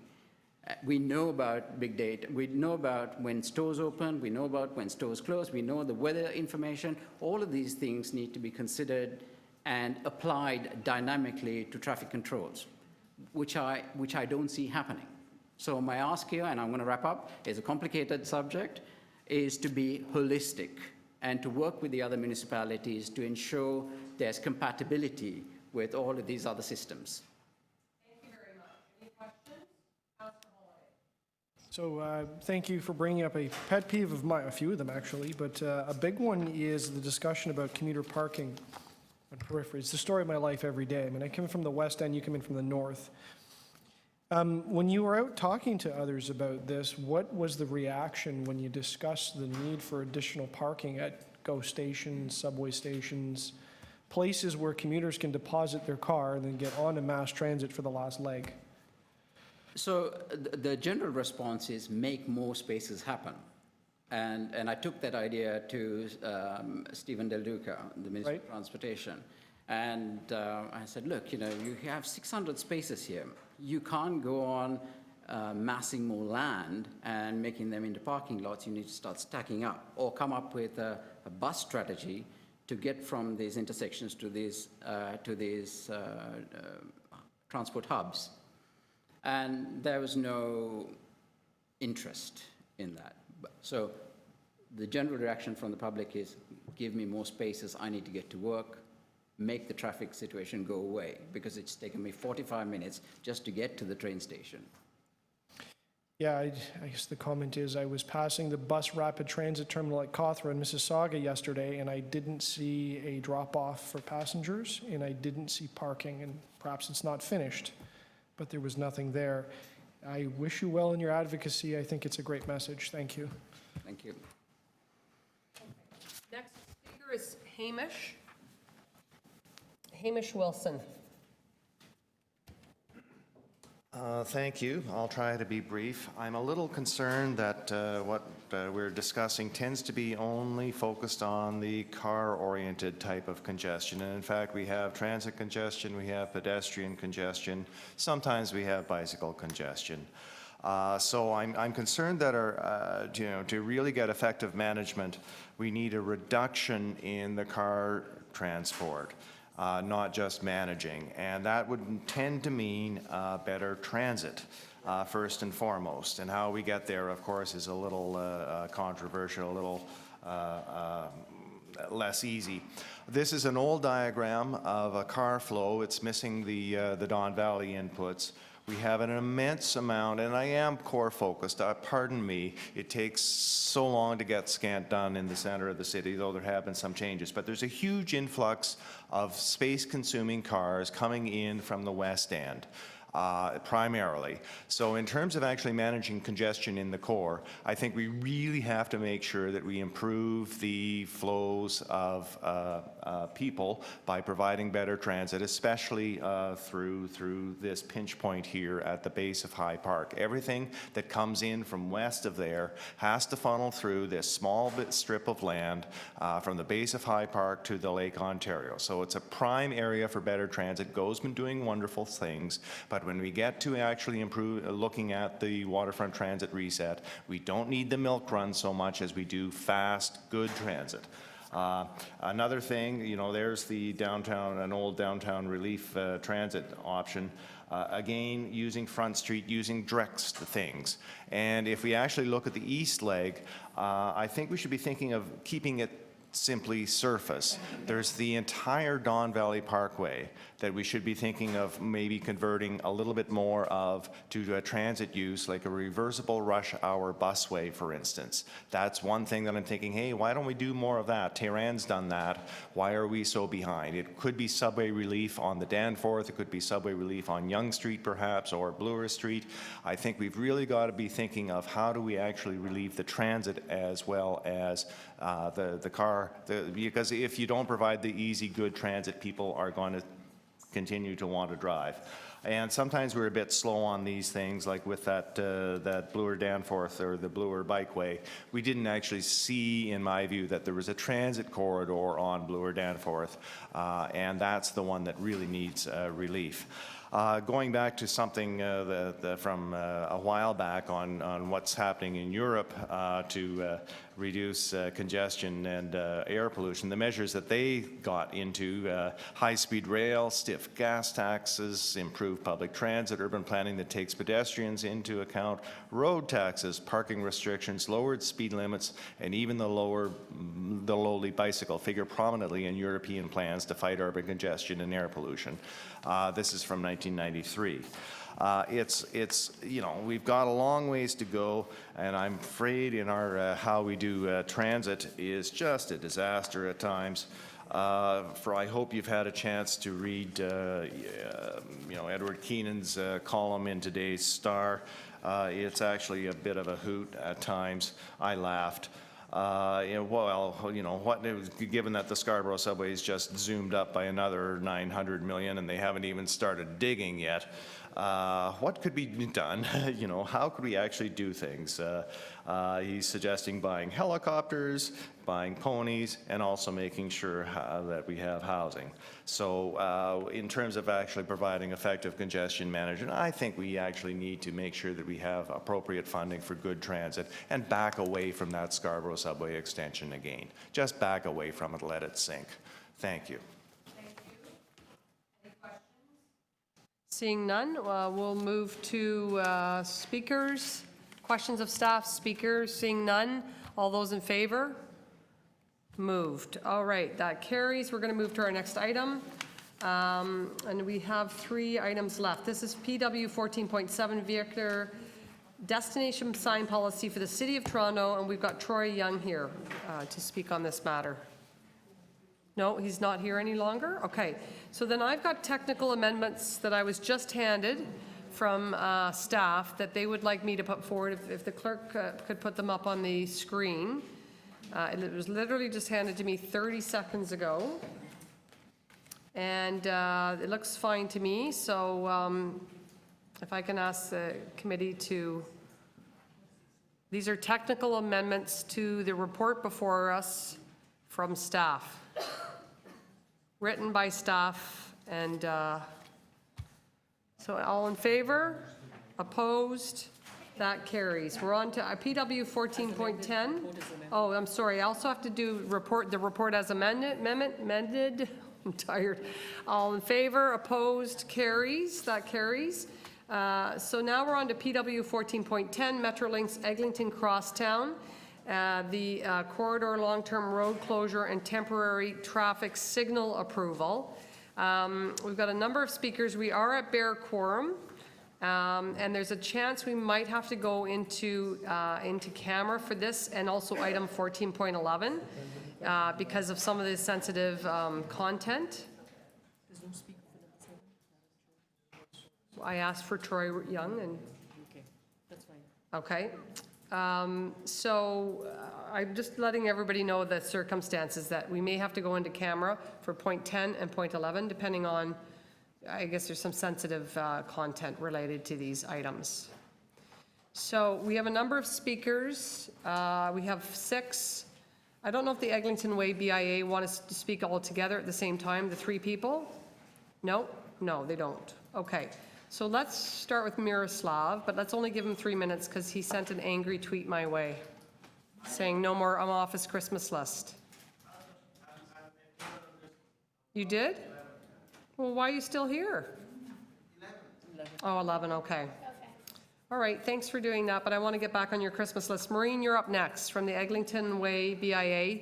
Thank you for waiting all day. Oh, it's been a long wait for all of you.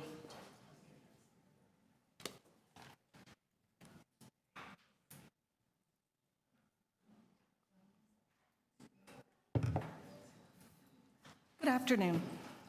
Thank you for the opportunity to speak to you today. My name is Maureen Sirwa, and I'm the chair of the Eglinton Way BIA. We represent over 200 small businesses located on Eglinton Avenue between Chaplin Crescent and Oriole Parkway.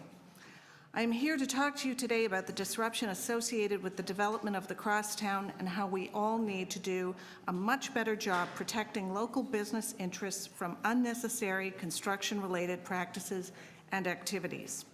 When local businesses are cut off from view and difficult to access, people's livelihoods are threatened. And we must take this seriously and not just write these small business owners and their employees off as the collateral damage necessary to achieve greater public objectives. In some instances, because of where construction must happen, we understand that there will be unavoidable impacts, and where this occurs, some form of compensation should be required. Furthermore, and more importantly to our discussion here today, we must do our utmost to limit the impact associated with construction. And we can start that exercise by being a little more creative in how mitigation plans are developed and truly consider potential business losses when deciding how to manage construction zones, especially when they will be ongoing for 5 years, as in the case of the Avenue Road LRT station. I want to reiterate that our BIA supports the crosstown, and we were engaged, enthusiastic supporters of Eglinton Connects and the proposed changes it has made for Eglinton. This includes higher density, the removal of traffic lanes, and the installation of bike lanes and wider sidewalks. We are not afraid of change or progress. We know the crosstown stations will not magically appear, that holes have to be dug, that buildings get demolished, stations mined and/or excavated, and that trucks and materials need to be staged on the site or nearby to support these activities. But contractors and transportation planners also have to understand the needs of local businesses and be prepared to make adjustments that may not be convenient or their preferred modes of operation. Sometimes we all have to operate outside of our comfort zone and rethink the traditional way of doing things. The businesses on Eglinton are learning that requirement in a big way with all the change and disruption that is happening. Right now, the contractors are making money, the PR people from Metrolinx are making money, the city is making money on property taxes and fees collected for lane closures. The small business owners, on the other hand, are losing money. Planners and engineers need to appreciate that construction of the Avenue Road station is not taking place in an open greenfield area. It is being done in the middle of a thriving and vibrant business and residential community. Metrolinx has made it clear that their mandate is to build transit. They have emphasized the long-term benefit to our city, and we as a BIA have supported and welcomed this much-needed addition of new transit to our city. Metrolinx has also clearly stated that they expect casualties and have been somewhat cavalier and casual when they say this. So what is a casualty? It's not just bricks and mortar or another storefront. A casualty in this instance is a life's work wiped out, a future in jeopardy. It can involve personal and corporate liability and possible bankruptcy. Creating casualties means serious and dangerous stress. It puts families, marriages, and personal well-being at risk. Business owners don't have the security of regular paychecks. They get paid after their banks, suppliers, landlords, taxes, and staff have been paid. How long can a business sustain a significant impact to their revenue before they go broke? According to the current plan for construction of this station, many businesses will be totally enclosed within the construction zone. There will be no convenient parking, no place to drop off or pick up clients, and for some, no place to accommodate deliveries. They will not be visible from the street, as they will be hidden behind 4-foot concrete barriers with a 4-foot-high chain link fence mounted on top that will then be wrapped in some kind of opaque fabric dust barrier. Containers, trucks, and whatever else the contractor needs will occupy the space between the businesses and the rest of the community. Behind this barrier, on the block east of Avenue Road to Oriole Parkway, inside the construction zone, are dozens of businesses and hundreds of people who are employed there. The proposed lane blockage that turns this Main Street shopping area into a dead-end alley for an estimated 5 years is a recipe for a slow and lingering death for these businesses. These businesses are like old-growth forest. Once they are gone forever, and they never come back.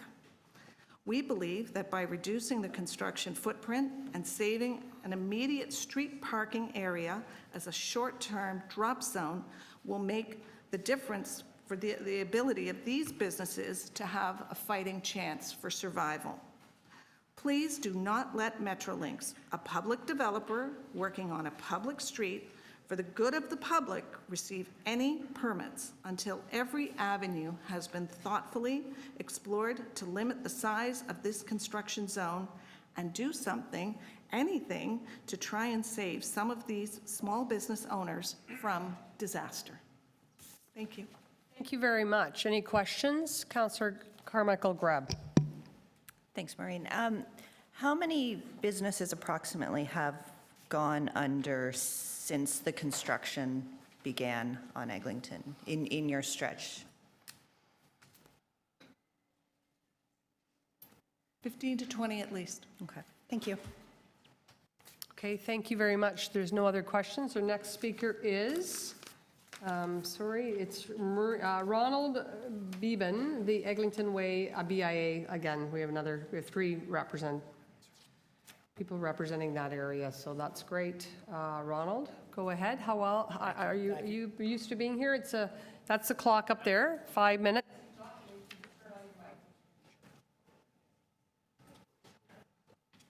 It's on, is it not? Yes. That's thank perfect. You. Thank you. Thank you for the proper pronunciation of my surname. Good afternoon. My name is Ron Beeben, and I am the Vice Chair of the Eglinton Way BIA. I have spent the last 45 years of my life on the Eglinton Way.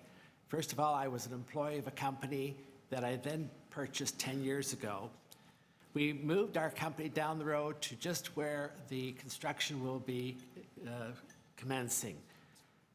We've noticed a lot of changes through the decades. There have been some good times, bad times, and periods of worry for many of the small business owners that helped to make Eglinton Avenue a vibrant part of the North Toronto community.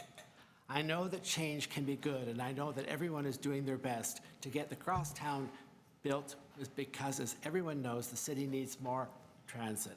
However, when building the LRT line, it is important to also try to maximum extent possible to keep the street alive so that when it does not become a ghetto during the construction years and in the years immediately after. We have already had 2 years of crosstown construction, although it has not been too bad over the last 8 or 9 months at a time, depending on your location. But for some businesses, as Maureen has pointed out, that was long enough to force them to close or decide that they don't want to hang around and lose more revenue during the next round of construction. That is what happened to me.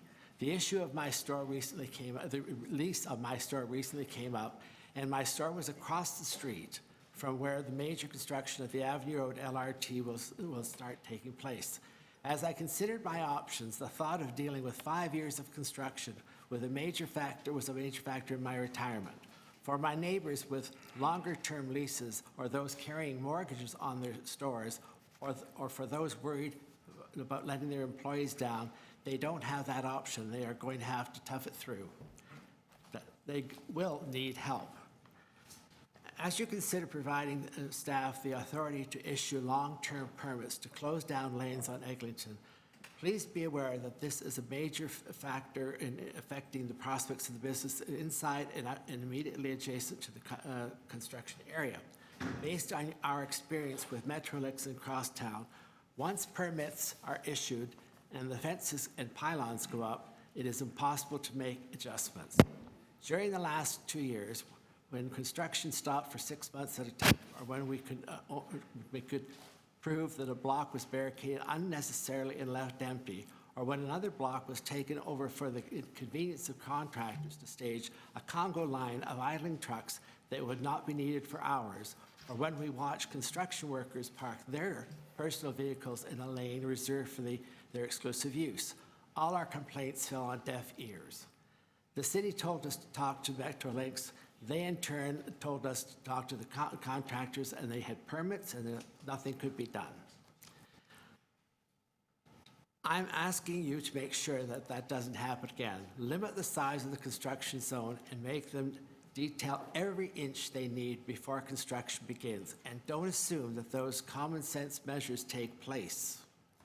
As you can have witnessed today, Metrolinx is pushing forward to get their permits, yet they have not even defined why or when they need them yet. When Metrolinx held its community open house last month to explain the construction impacts associated with the Avenue Road LRT, they had 44 display boards. 6 of them talked about the disruption to the community. Unless you ask, you did not realize that the yellow line painted on the curb lane actually contained concrete barriers topped with fences to protect truck lanes, equipment, and 40-foot trailers. They also conveniently decided to omit any reference to their plans to take over Eglinton Park. Only when they were pushed by their local councillors and local community could we pry the details associated with their planned construction zone. Until those details are fully explained, reworked, and determined to be the best possible scenario in terms of getting the project done while respecting the business and residents of the community, any consideration to provide permits should be deferred by our city representatives. Thank you. Thank you, and well timed. Any questions? We're done. You did it inside 5 minutes, so thank you very much, Ronald. Tara Longo, the Healthy Butcher, is up next. Welcome. You've got 5 minutes, and you can just keep your eye on that clock over there. The mic should be on. Good afternoon. My name is Tara Longo, and I am co-owner and co-founder of The Healthy Butcher. My business is located at 298 Eglinton Avenue West. To give you some background, my partner and I were both career people on Bay Street when we left. In 2003, we went to open a store that we were passionate about. We opened a healthy, sustainable meat store, a store that we wanted to shop at. Today we have 2 stores in Toronto, one in Kitchener-Waterloo, and an online business called realfoodtoronto.com. My business may be small, but it has a large impact in Ontario. We've been recognized with various awards, such as the OCE Green Entrepreneur of the Year and the Ernst & Young Entrepreneur of the Year Award. I'm here to talk with you today about my Eglinton Road location, as one day it will be directly between the east and west entrances of Avenue Road Station, if we can survive to that point. If there is a strip of businesses most affected by the Avenue Road construction, that would be the strip that I am on. I adamantly oppose the permit request by Metrolinx for the long-term lane closure westbound on Eglinton from Oriole Parkway to Braemar. The proposed lane closure is unnecessary and is not needed. When you look at the plans, it is requested simply because it's the easy thing to do.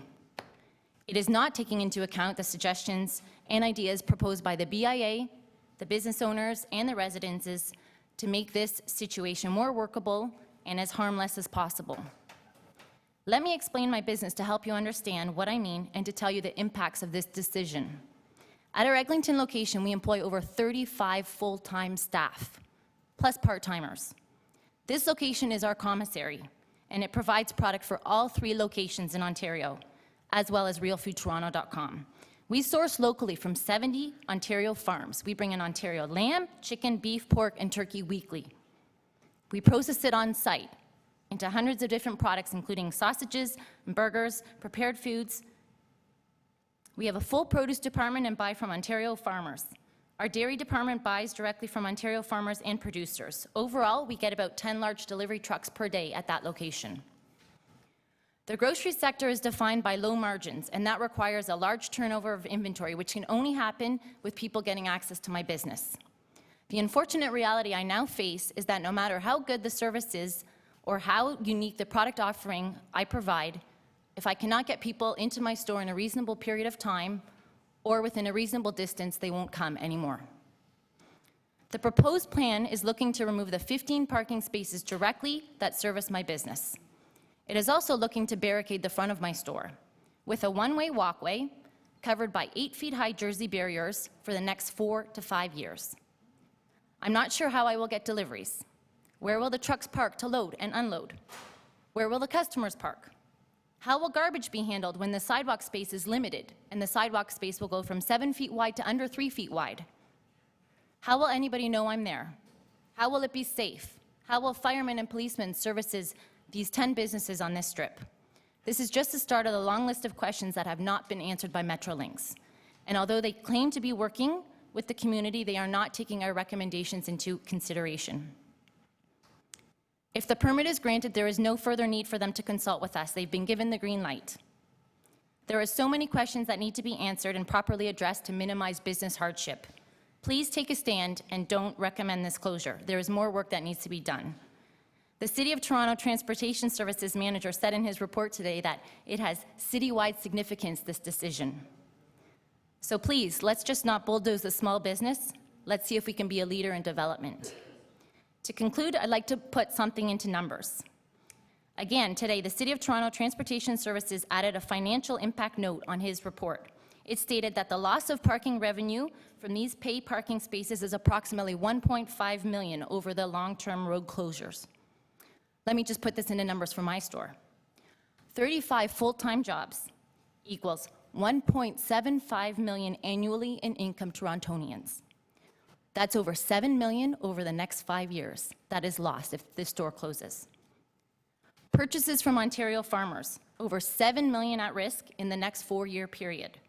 And to be clear, many of these are small farmers, small families, and we purchase the majority of their crops. So we can call small businesses like mine small businesses, but clearly that the impact is not small. Time for us to take a step back, analyze, and properly plan so we don't ruin what's taken us over 11 years to build. And please consider this. It's our community, our friends, and our families that will be affected. Thank you for your time. Thank you very much. Tara, any questions? Seeing none, we're going to... Oh, go ahead, Councillor Holiday. Thanks for your deputation. Can you talk to me a little bit about some of the avenues that you may have raised these concerns as a business owner or a resident? Who did you talk to? What was the response? What was the timing like on that? Just to give me an appreciation of the picture. So I've always been aware of the planning, and I've always been active over the past year while some of the small closures have been going on. But since May, I do have a documented list of information, emails, and records that I have been keeping with everyone at Crosstown, from the public relations to the direct planners like Sal Albanovsky, I think is his last name. I've done walkarounds with Ron Aitken, which is the head of construction for Metrolinx. I've met with both councillors several times. I've met with the MPP. It's probably taken about a day of my week since May that I've been active in discussing, emailing, making suggestions. I've attended every open house meeting and every public meeting. When did you first know about the extent of, I mean, you knew about construction, but when did you first know that there would be closures, large jersey barriers, and effectively blocking off the front? First meeting of May, I think it was May 9th. May 9th was the first time you knew about The extent of the exactly plan. the impact. That's Okay. correct. And so all this has occurred since May 9th, or has it gone on before, leading up to May 9th? All of what? All of the walkarounds of and the meetings has all of happened the- since May 9th. Since May 9th, the trigger, and so you spoke to those different people, written submissions, the whole works? Absolutely. Okay, and then how have they responded to you, other than meeting with you? Did they write back? What did they say? Yes, they've always written back, thank you, we'll take it into consideration. We've had a meeting with the councillors as a result of the pressure that the BIA and other residents like myself have brought up. So we had a councillor meeting, I guess, as a result of that, of some of the issues that weren't clarified. And then there have since been 2 more open house meetings by Metrolinx to discuss some of these issues that were previously brought up. However, none of the issues that have been brought up have been resolved as of this point. So remind me again, the main issue really is the blocking of the front of the store, and then parking, I guess, is a secondary. It's everything. There's no place for suppliers anymore to drop off because you've taken, a 200-meter block in front where suppliers used to go. There's no parking for customers. Even the simplest thing, like you think a garbage plan would be there, where these businesses are putting their garbage. They came back to us last Thursday night saying that they would move our garbage for us. So we were supposed to put it out like normal, and then they're going to move it to a collection point. However, I just went and measured the sidewalk today. That brings the sidewalk down from 7 feet to 3 feet when the garbage is sitting waiting for it to be moved. So the planning has not, the plan has not come full circle. Okay, would you be comforted in that if we got to the stage where they documented responses to all these concerns, even if it's not ideal, would you be satisfied with reaching some kind of a plan that works functionally? Explain how the garbage is going to be dealt with, write it down, and stick with it. Absolutely. Garbage can be dumped with easily. They come to the back of my shop and they collect the garbage. So That's not the plan. Okay. Right? Nor are they're providing pushback on every issue. There has not been a resolution to any one of these issues. As of right now, when you look at the parking plan, they don't need the first parking spot is totally empty. The other 3 consecutive spots to the east are also going to be empty because they've just recently rented 280 Eglinton Avenue, and they have a full access to the back laneway behind. So all the street furniture can be moved off, and the parking can be made accessible. But they don't want, it's fighting teeth. Every time you make a suggestion, no, we can't do that. The Ministry of Labor will not allow that. We can't do that. I'm like, why? I just emailed the councillors after last Thursday's meeting to ask for a walk around with the engineers who are actually responsible for the planning of the furniture and the traffic control to merge the trucks back into traffic to see what can be done, because we have not gotten clear answers. Okay. They're shutting us down for, it's not a short period of time, right? If it was a month, a business will be able to survive, but this is a 4 to 5 year period. Thank you. You're welcome. Councillor McMahon? Yeah, just a quick question. Do you not have a working group or community construction liaison committee formed yet? Absolutely. We have the BIA, which is very active, and you heard from Maureen and No. I know you have the BIA, but a working construction community liaison committee that comprises residents, the BIA, Metrolinx, your councillors, all stakeholders involved that would meet weekly and go through every single issue that is a problem at that time. Do you not have that set up yet? No, we do not. Okay, thank you. However, it's been very preliminary to be able to do that because there's been so many moving parts, we haven't had the final information, so. Okay, thank you very much. Tara, Peter Lefebvre, the Eglinton Way BIA is next, and then followed by Jenna.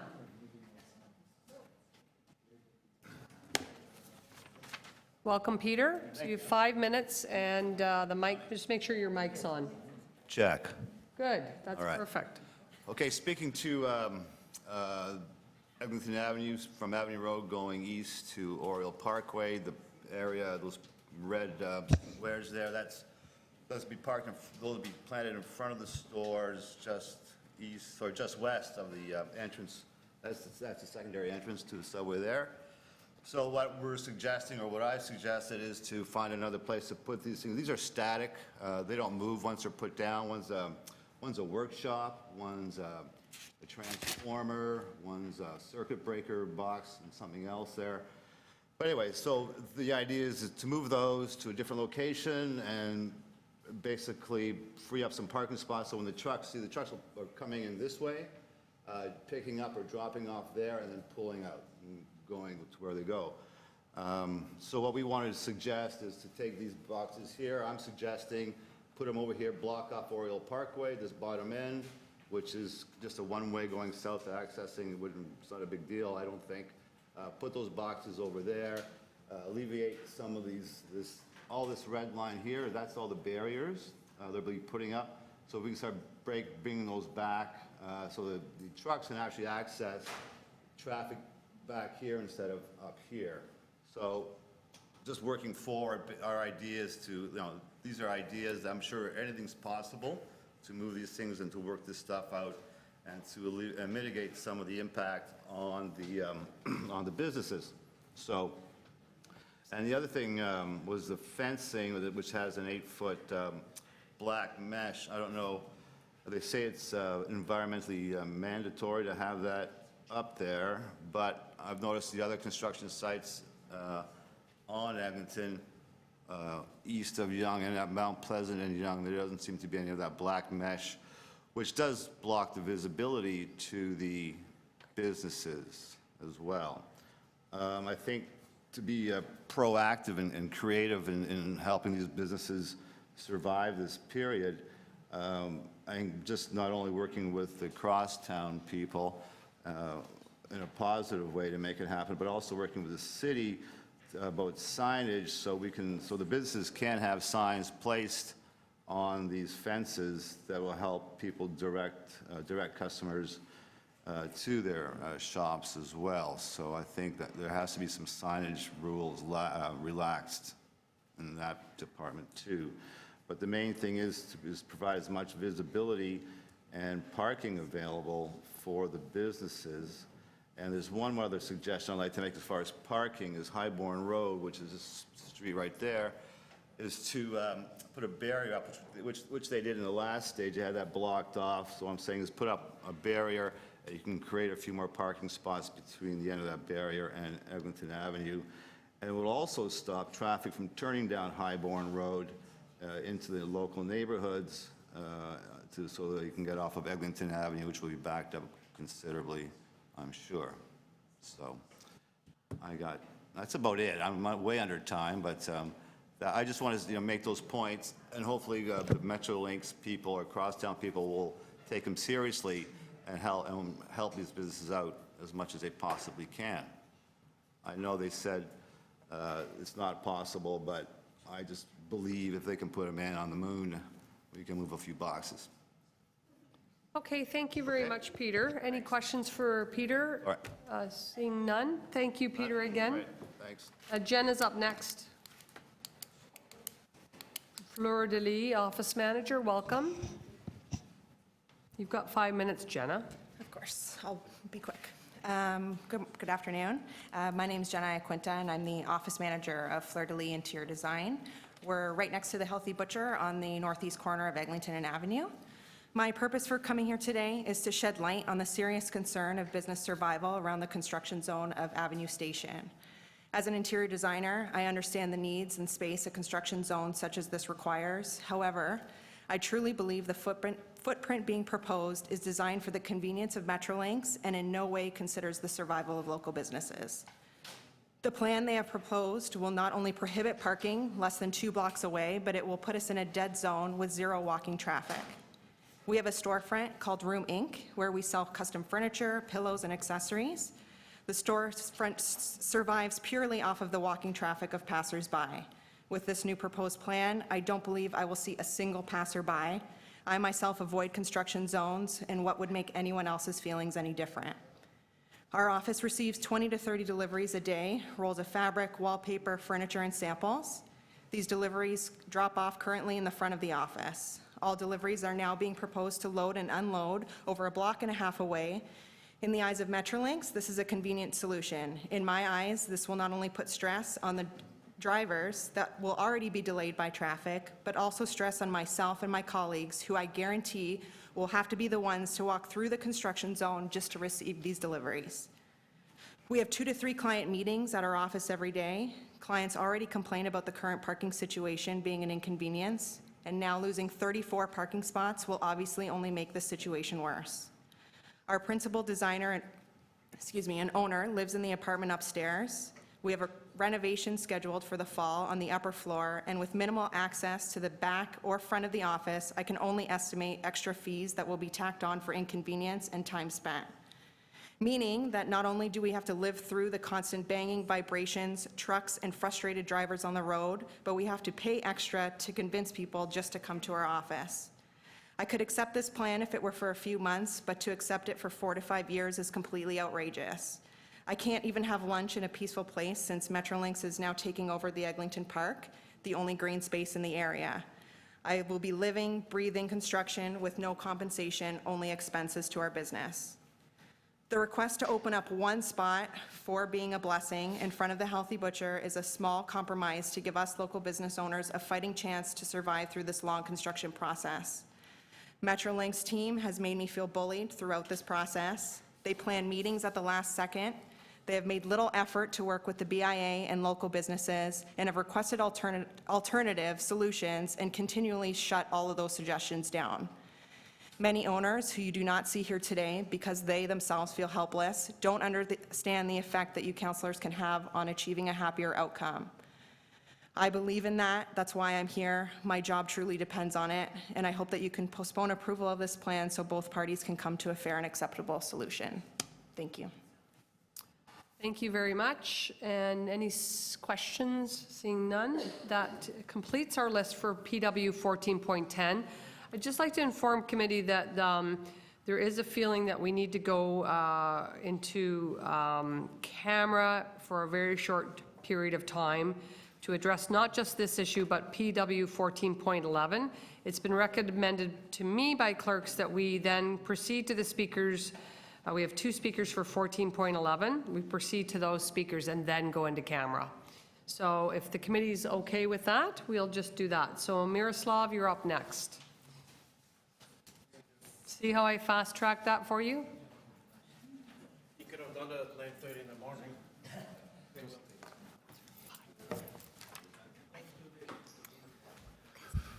Okay. By the way, that man that had the banana and the can, it wasn't a real banana. Just so I know you all wanted to know that.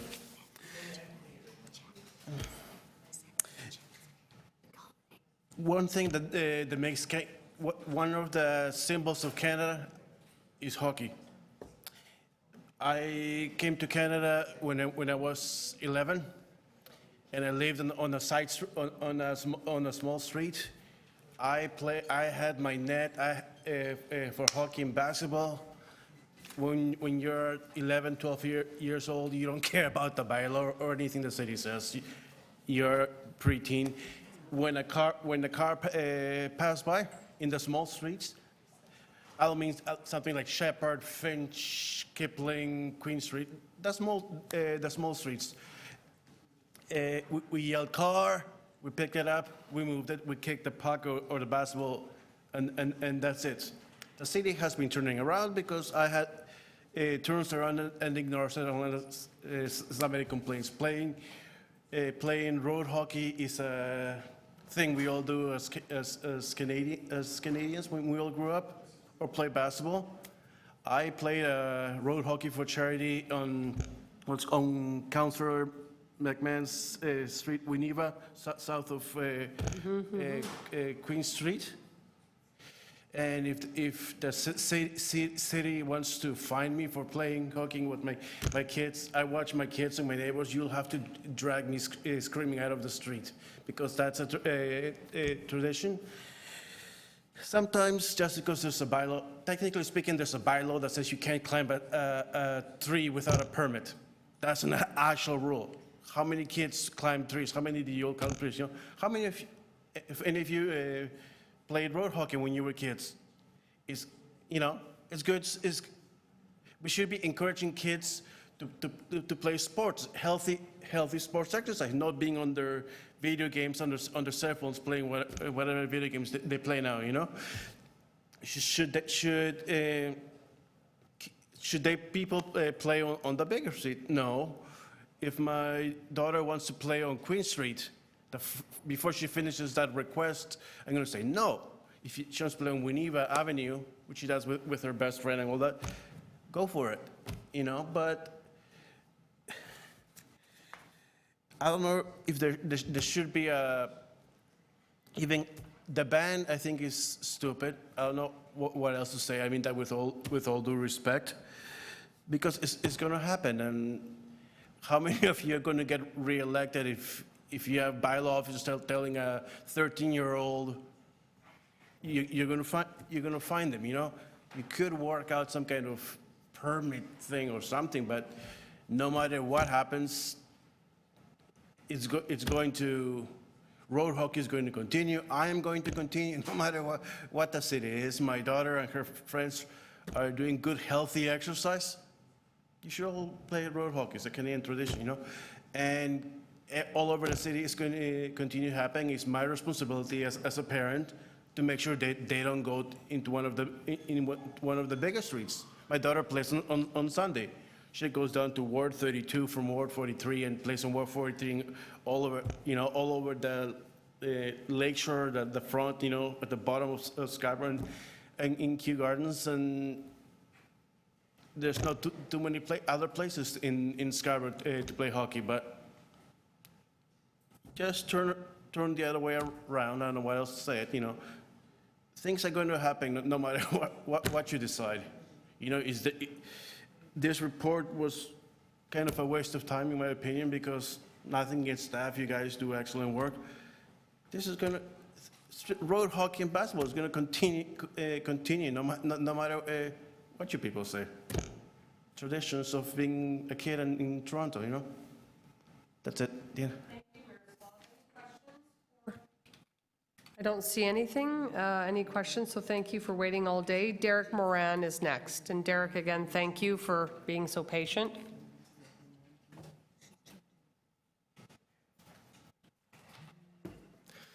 So, Councillor Holliday is absolutely right. We should all get involved. That's why I'm going to explain why this bylaw is being improperly applied. And first, I just want to acknowledge and accept the subscribed oath that you all took to be a trustee of mine pursuant to Section 4 of the Public Officers Act that I just put up there. Okay, so Councillor Lee may remember I said to the Police Services Board recently, the City of Toronto Integrity Commissioner's Code of Conduct states, members of local boards shall seek to serve the city's and the public's interest by upholding both the letter and spirit of applicable laws of the federal government and Ontario legislature. The City of Toronto Act is a creation of the Ontario legislature. Black's Law Dictionary, 9th edition, has a definition for spirit of the law. It says it's the general meaning or purpose of the law as opposed to its literal content. The definition for letter of the law is the strictly literal meaning of the law rather than the intention or policy behind it. During the farewell for Anna Kinistowski, Mayor Tory spoke 3 times of something called black letter law.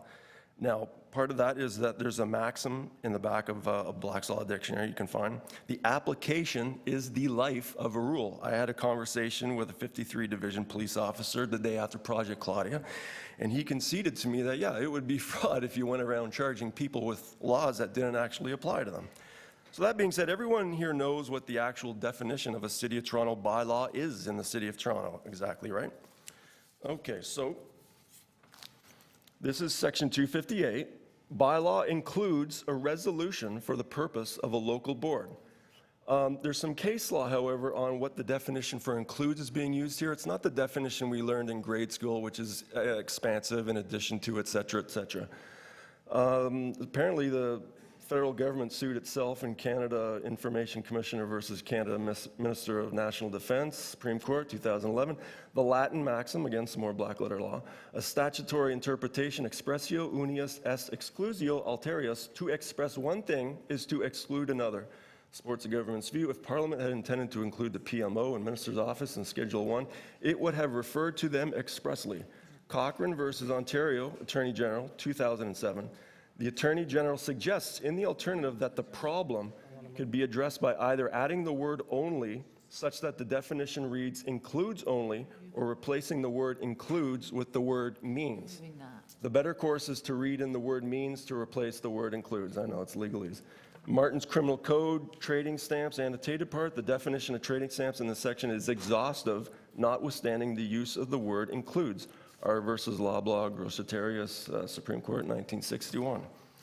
So, one of your lawyers, Christina Hunican, may remember an email I sent to her in which I said, Bouvier's Law Dictionary defines bylaws as rules and ordinances made by a corporation for its own government. Even more preposterous than this is what the resolution, the description of resolution, which was given in the Municipal Councillor's Guide put out by the Ontario Ministry of Municipal Affairs and Housing. Resolutions usually deal with routine administrative and internal management matters. In fact, the Councillor's Guide put out by the province of Saskatchewan is even more candid in their description of a resolution, usually deal with matters of a minor administrative nature, such as adjourning a meeting or appointing an auditor. I'm not quite sure where you guys, on that basis, get the authority to tell people in a common law jurisdiction where the rules of equity apply also that they can't play hockey on the streets. So basically, in essence, what I'm saying is saying that City of Toronto bylaws apply to me is the same as the Law Society of Upper Canada saying that their bylaws apply to me also on the basis that I live in what's known as Old Upper Canada. Councillor Lee may remember also back in January, I explained, unfortunately, in great detail to the Toronto Police Services Board that the City of Toronto is actually lacking the enacting clause required of it by Section 6 of the Legislation Act. To put this into perspective, even the Emancipation Day Act has that enacting clause.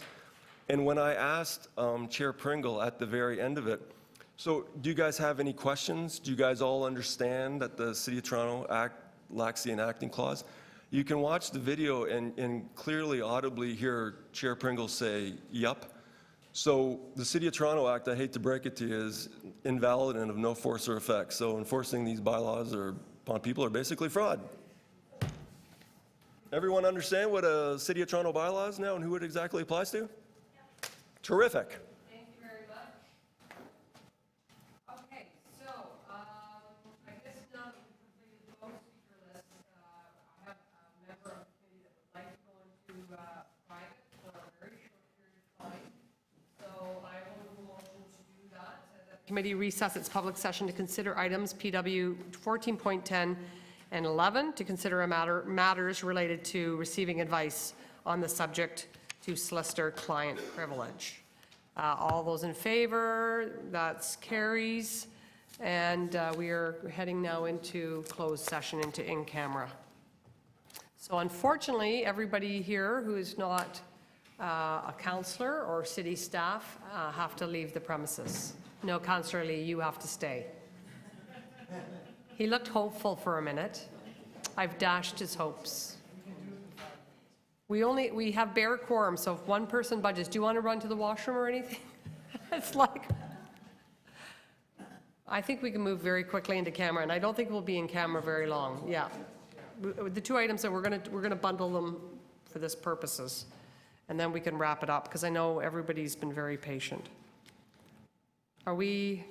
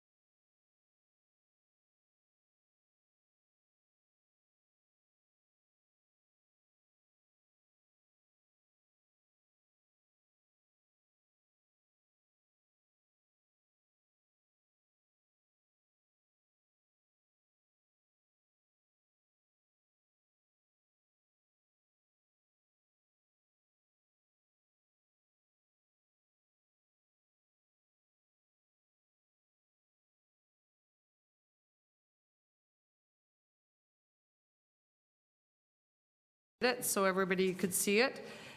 So it's before you, and so I'm moving this motion that's self-explanatory and itemizes times, dates, and et cetera.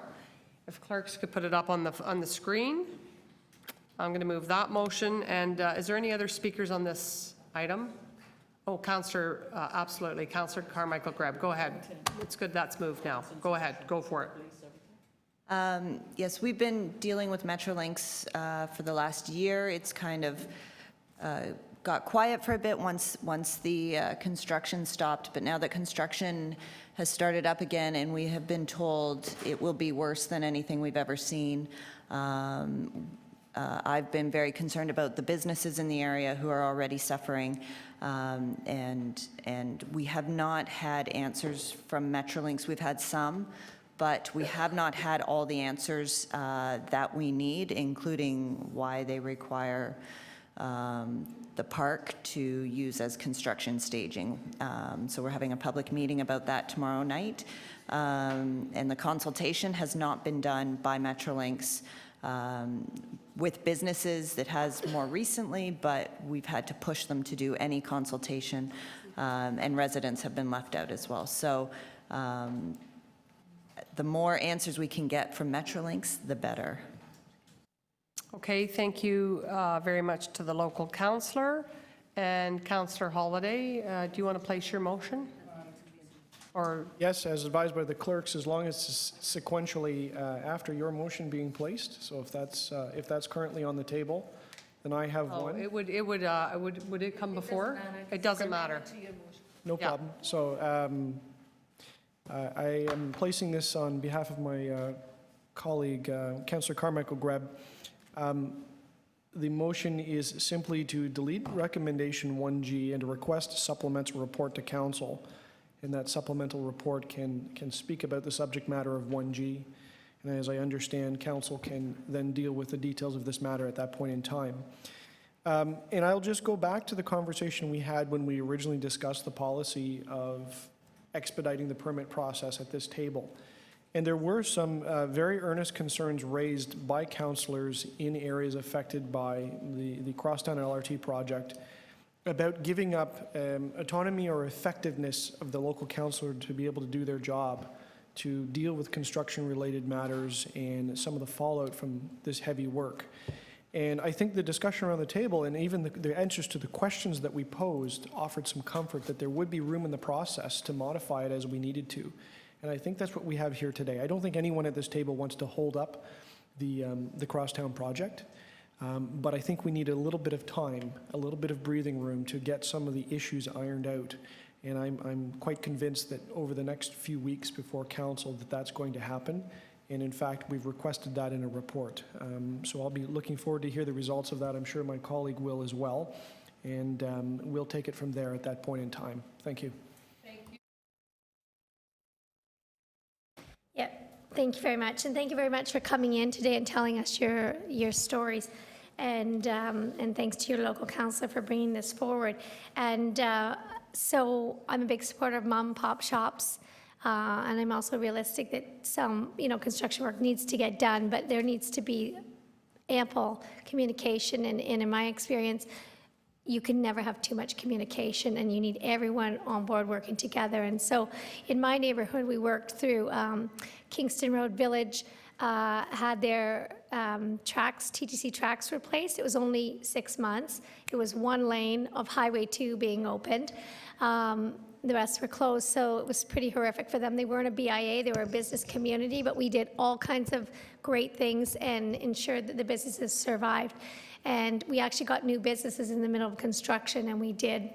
I'm happy to share those ideas with your local councillor of what we did with communications, and we really garnered and fostered a shop local state of mind with the residents, and I will argue that that's one of our best retail strips in the beach area because of the loyalty of the residents and all the things that they did with us to get people out shopping and still climbing over the planks and through the construction sites and that. And then the other big construction, I won't say boondoggle, but project was Leslie Barnes, and that was 2 years.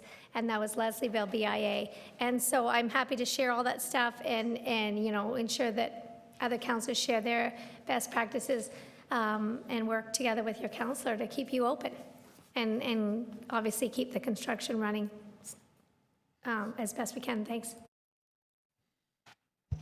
Councillor Lee, you're okay? Okay, so I'll just quickly, I've already placed my motion, but I'll just say, so it's clear to everyone on the committee, that I'm placing this motion on behalf of staff, but I'm supporting Councillor Holliday's motion because it makes sense to me that there's more time given to the community to address these issues. And I, like Councillor McMahon, am a huge proponent of small business and BIA, so we've got to get this right.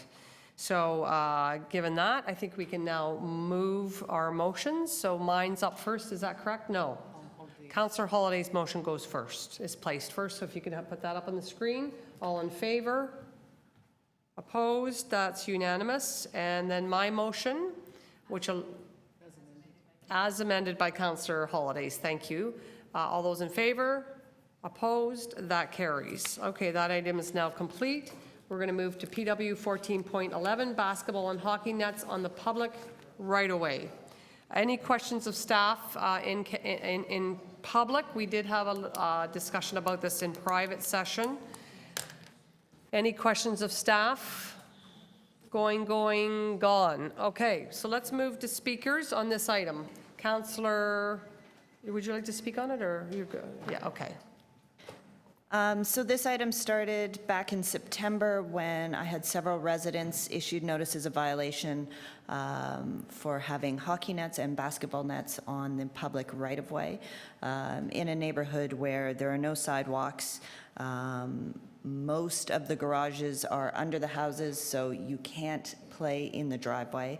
And kids play in the streets because the streets are safe. There are cars on the streets, but people aren't, people pay attention, and if you yell car, you get out of the way. So I put this motion forward in hopes of coming to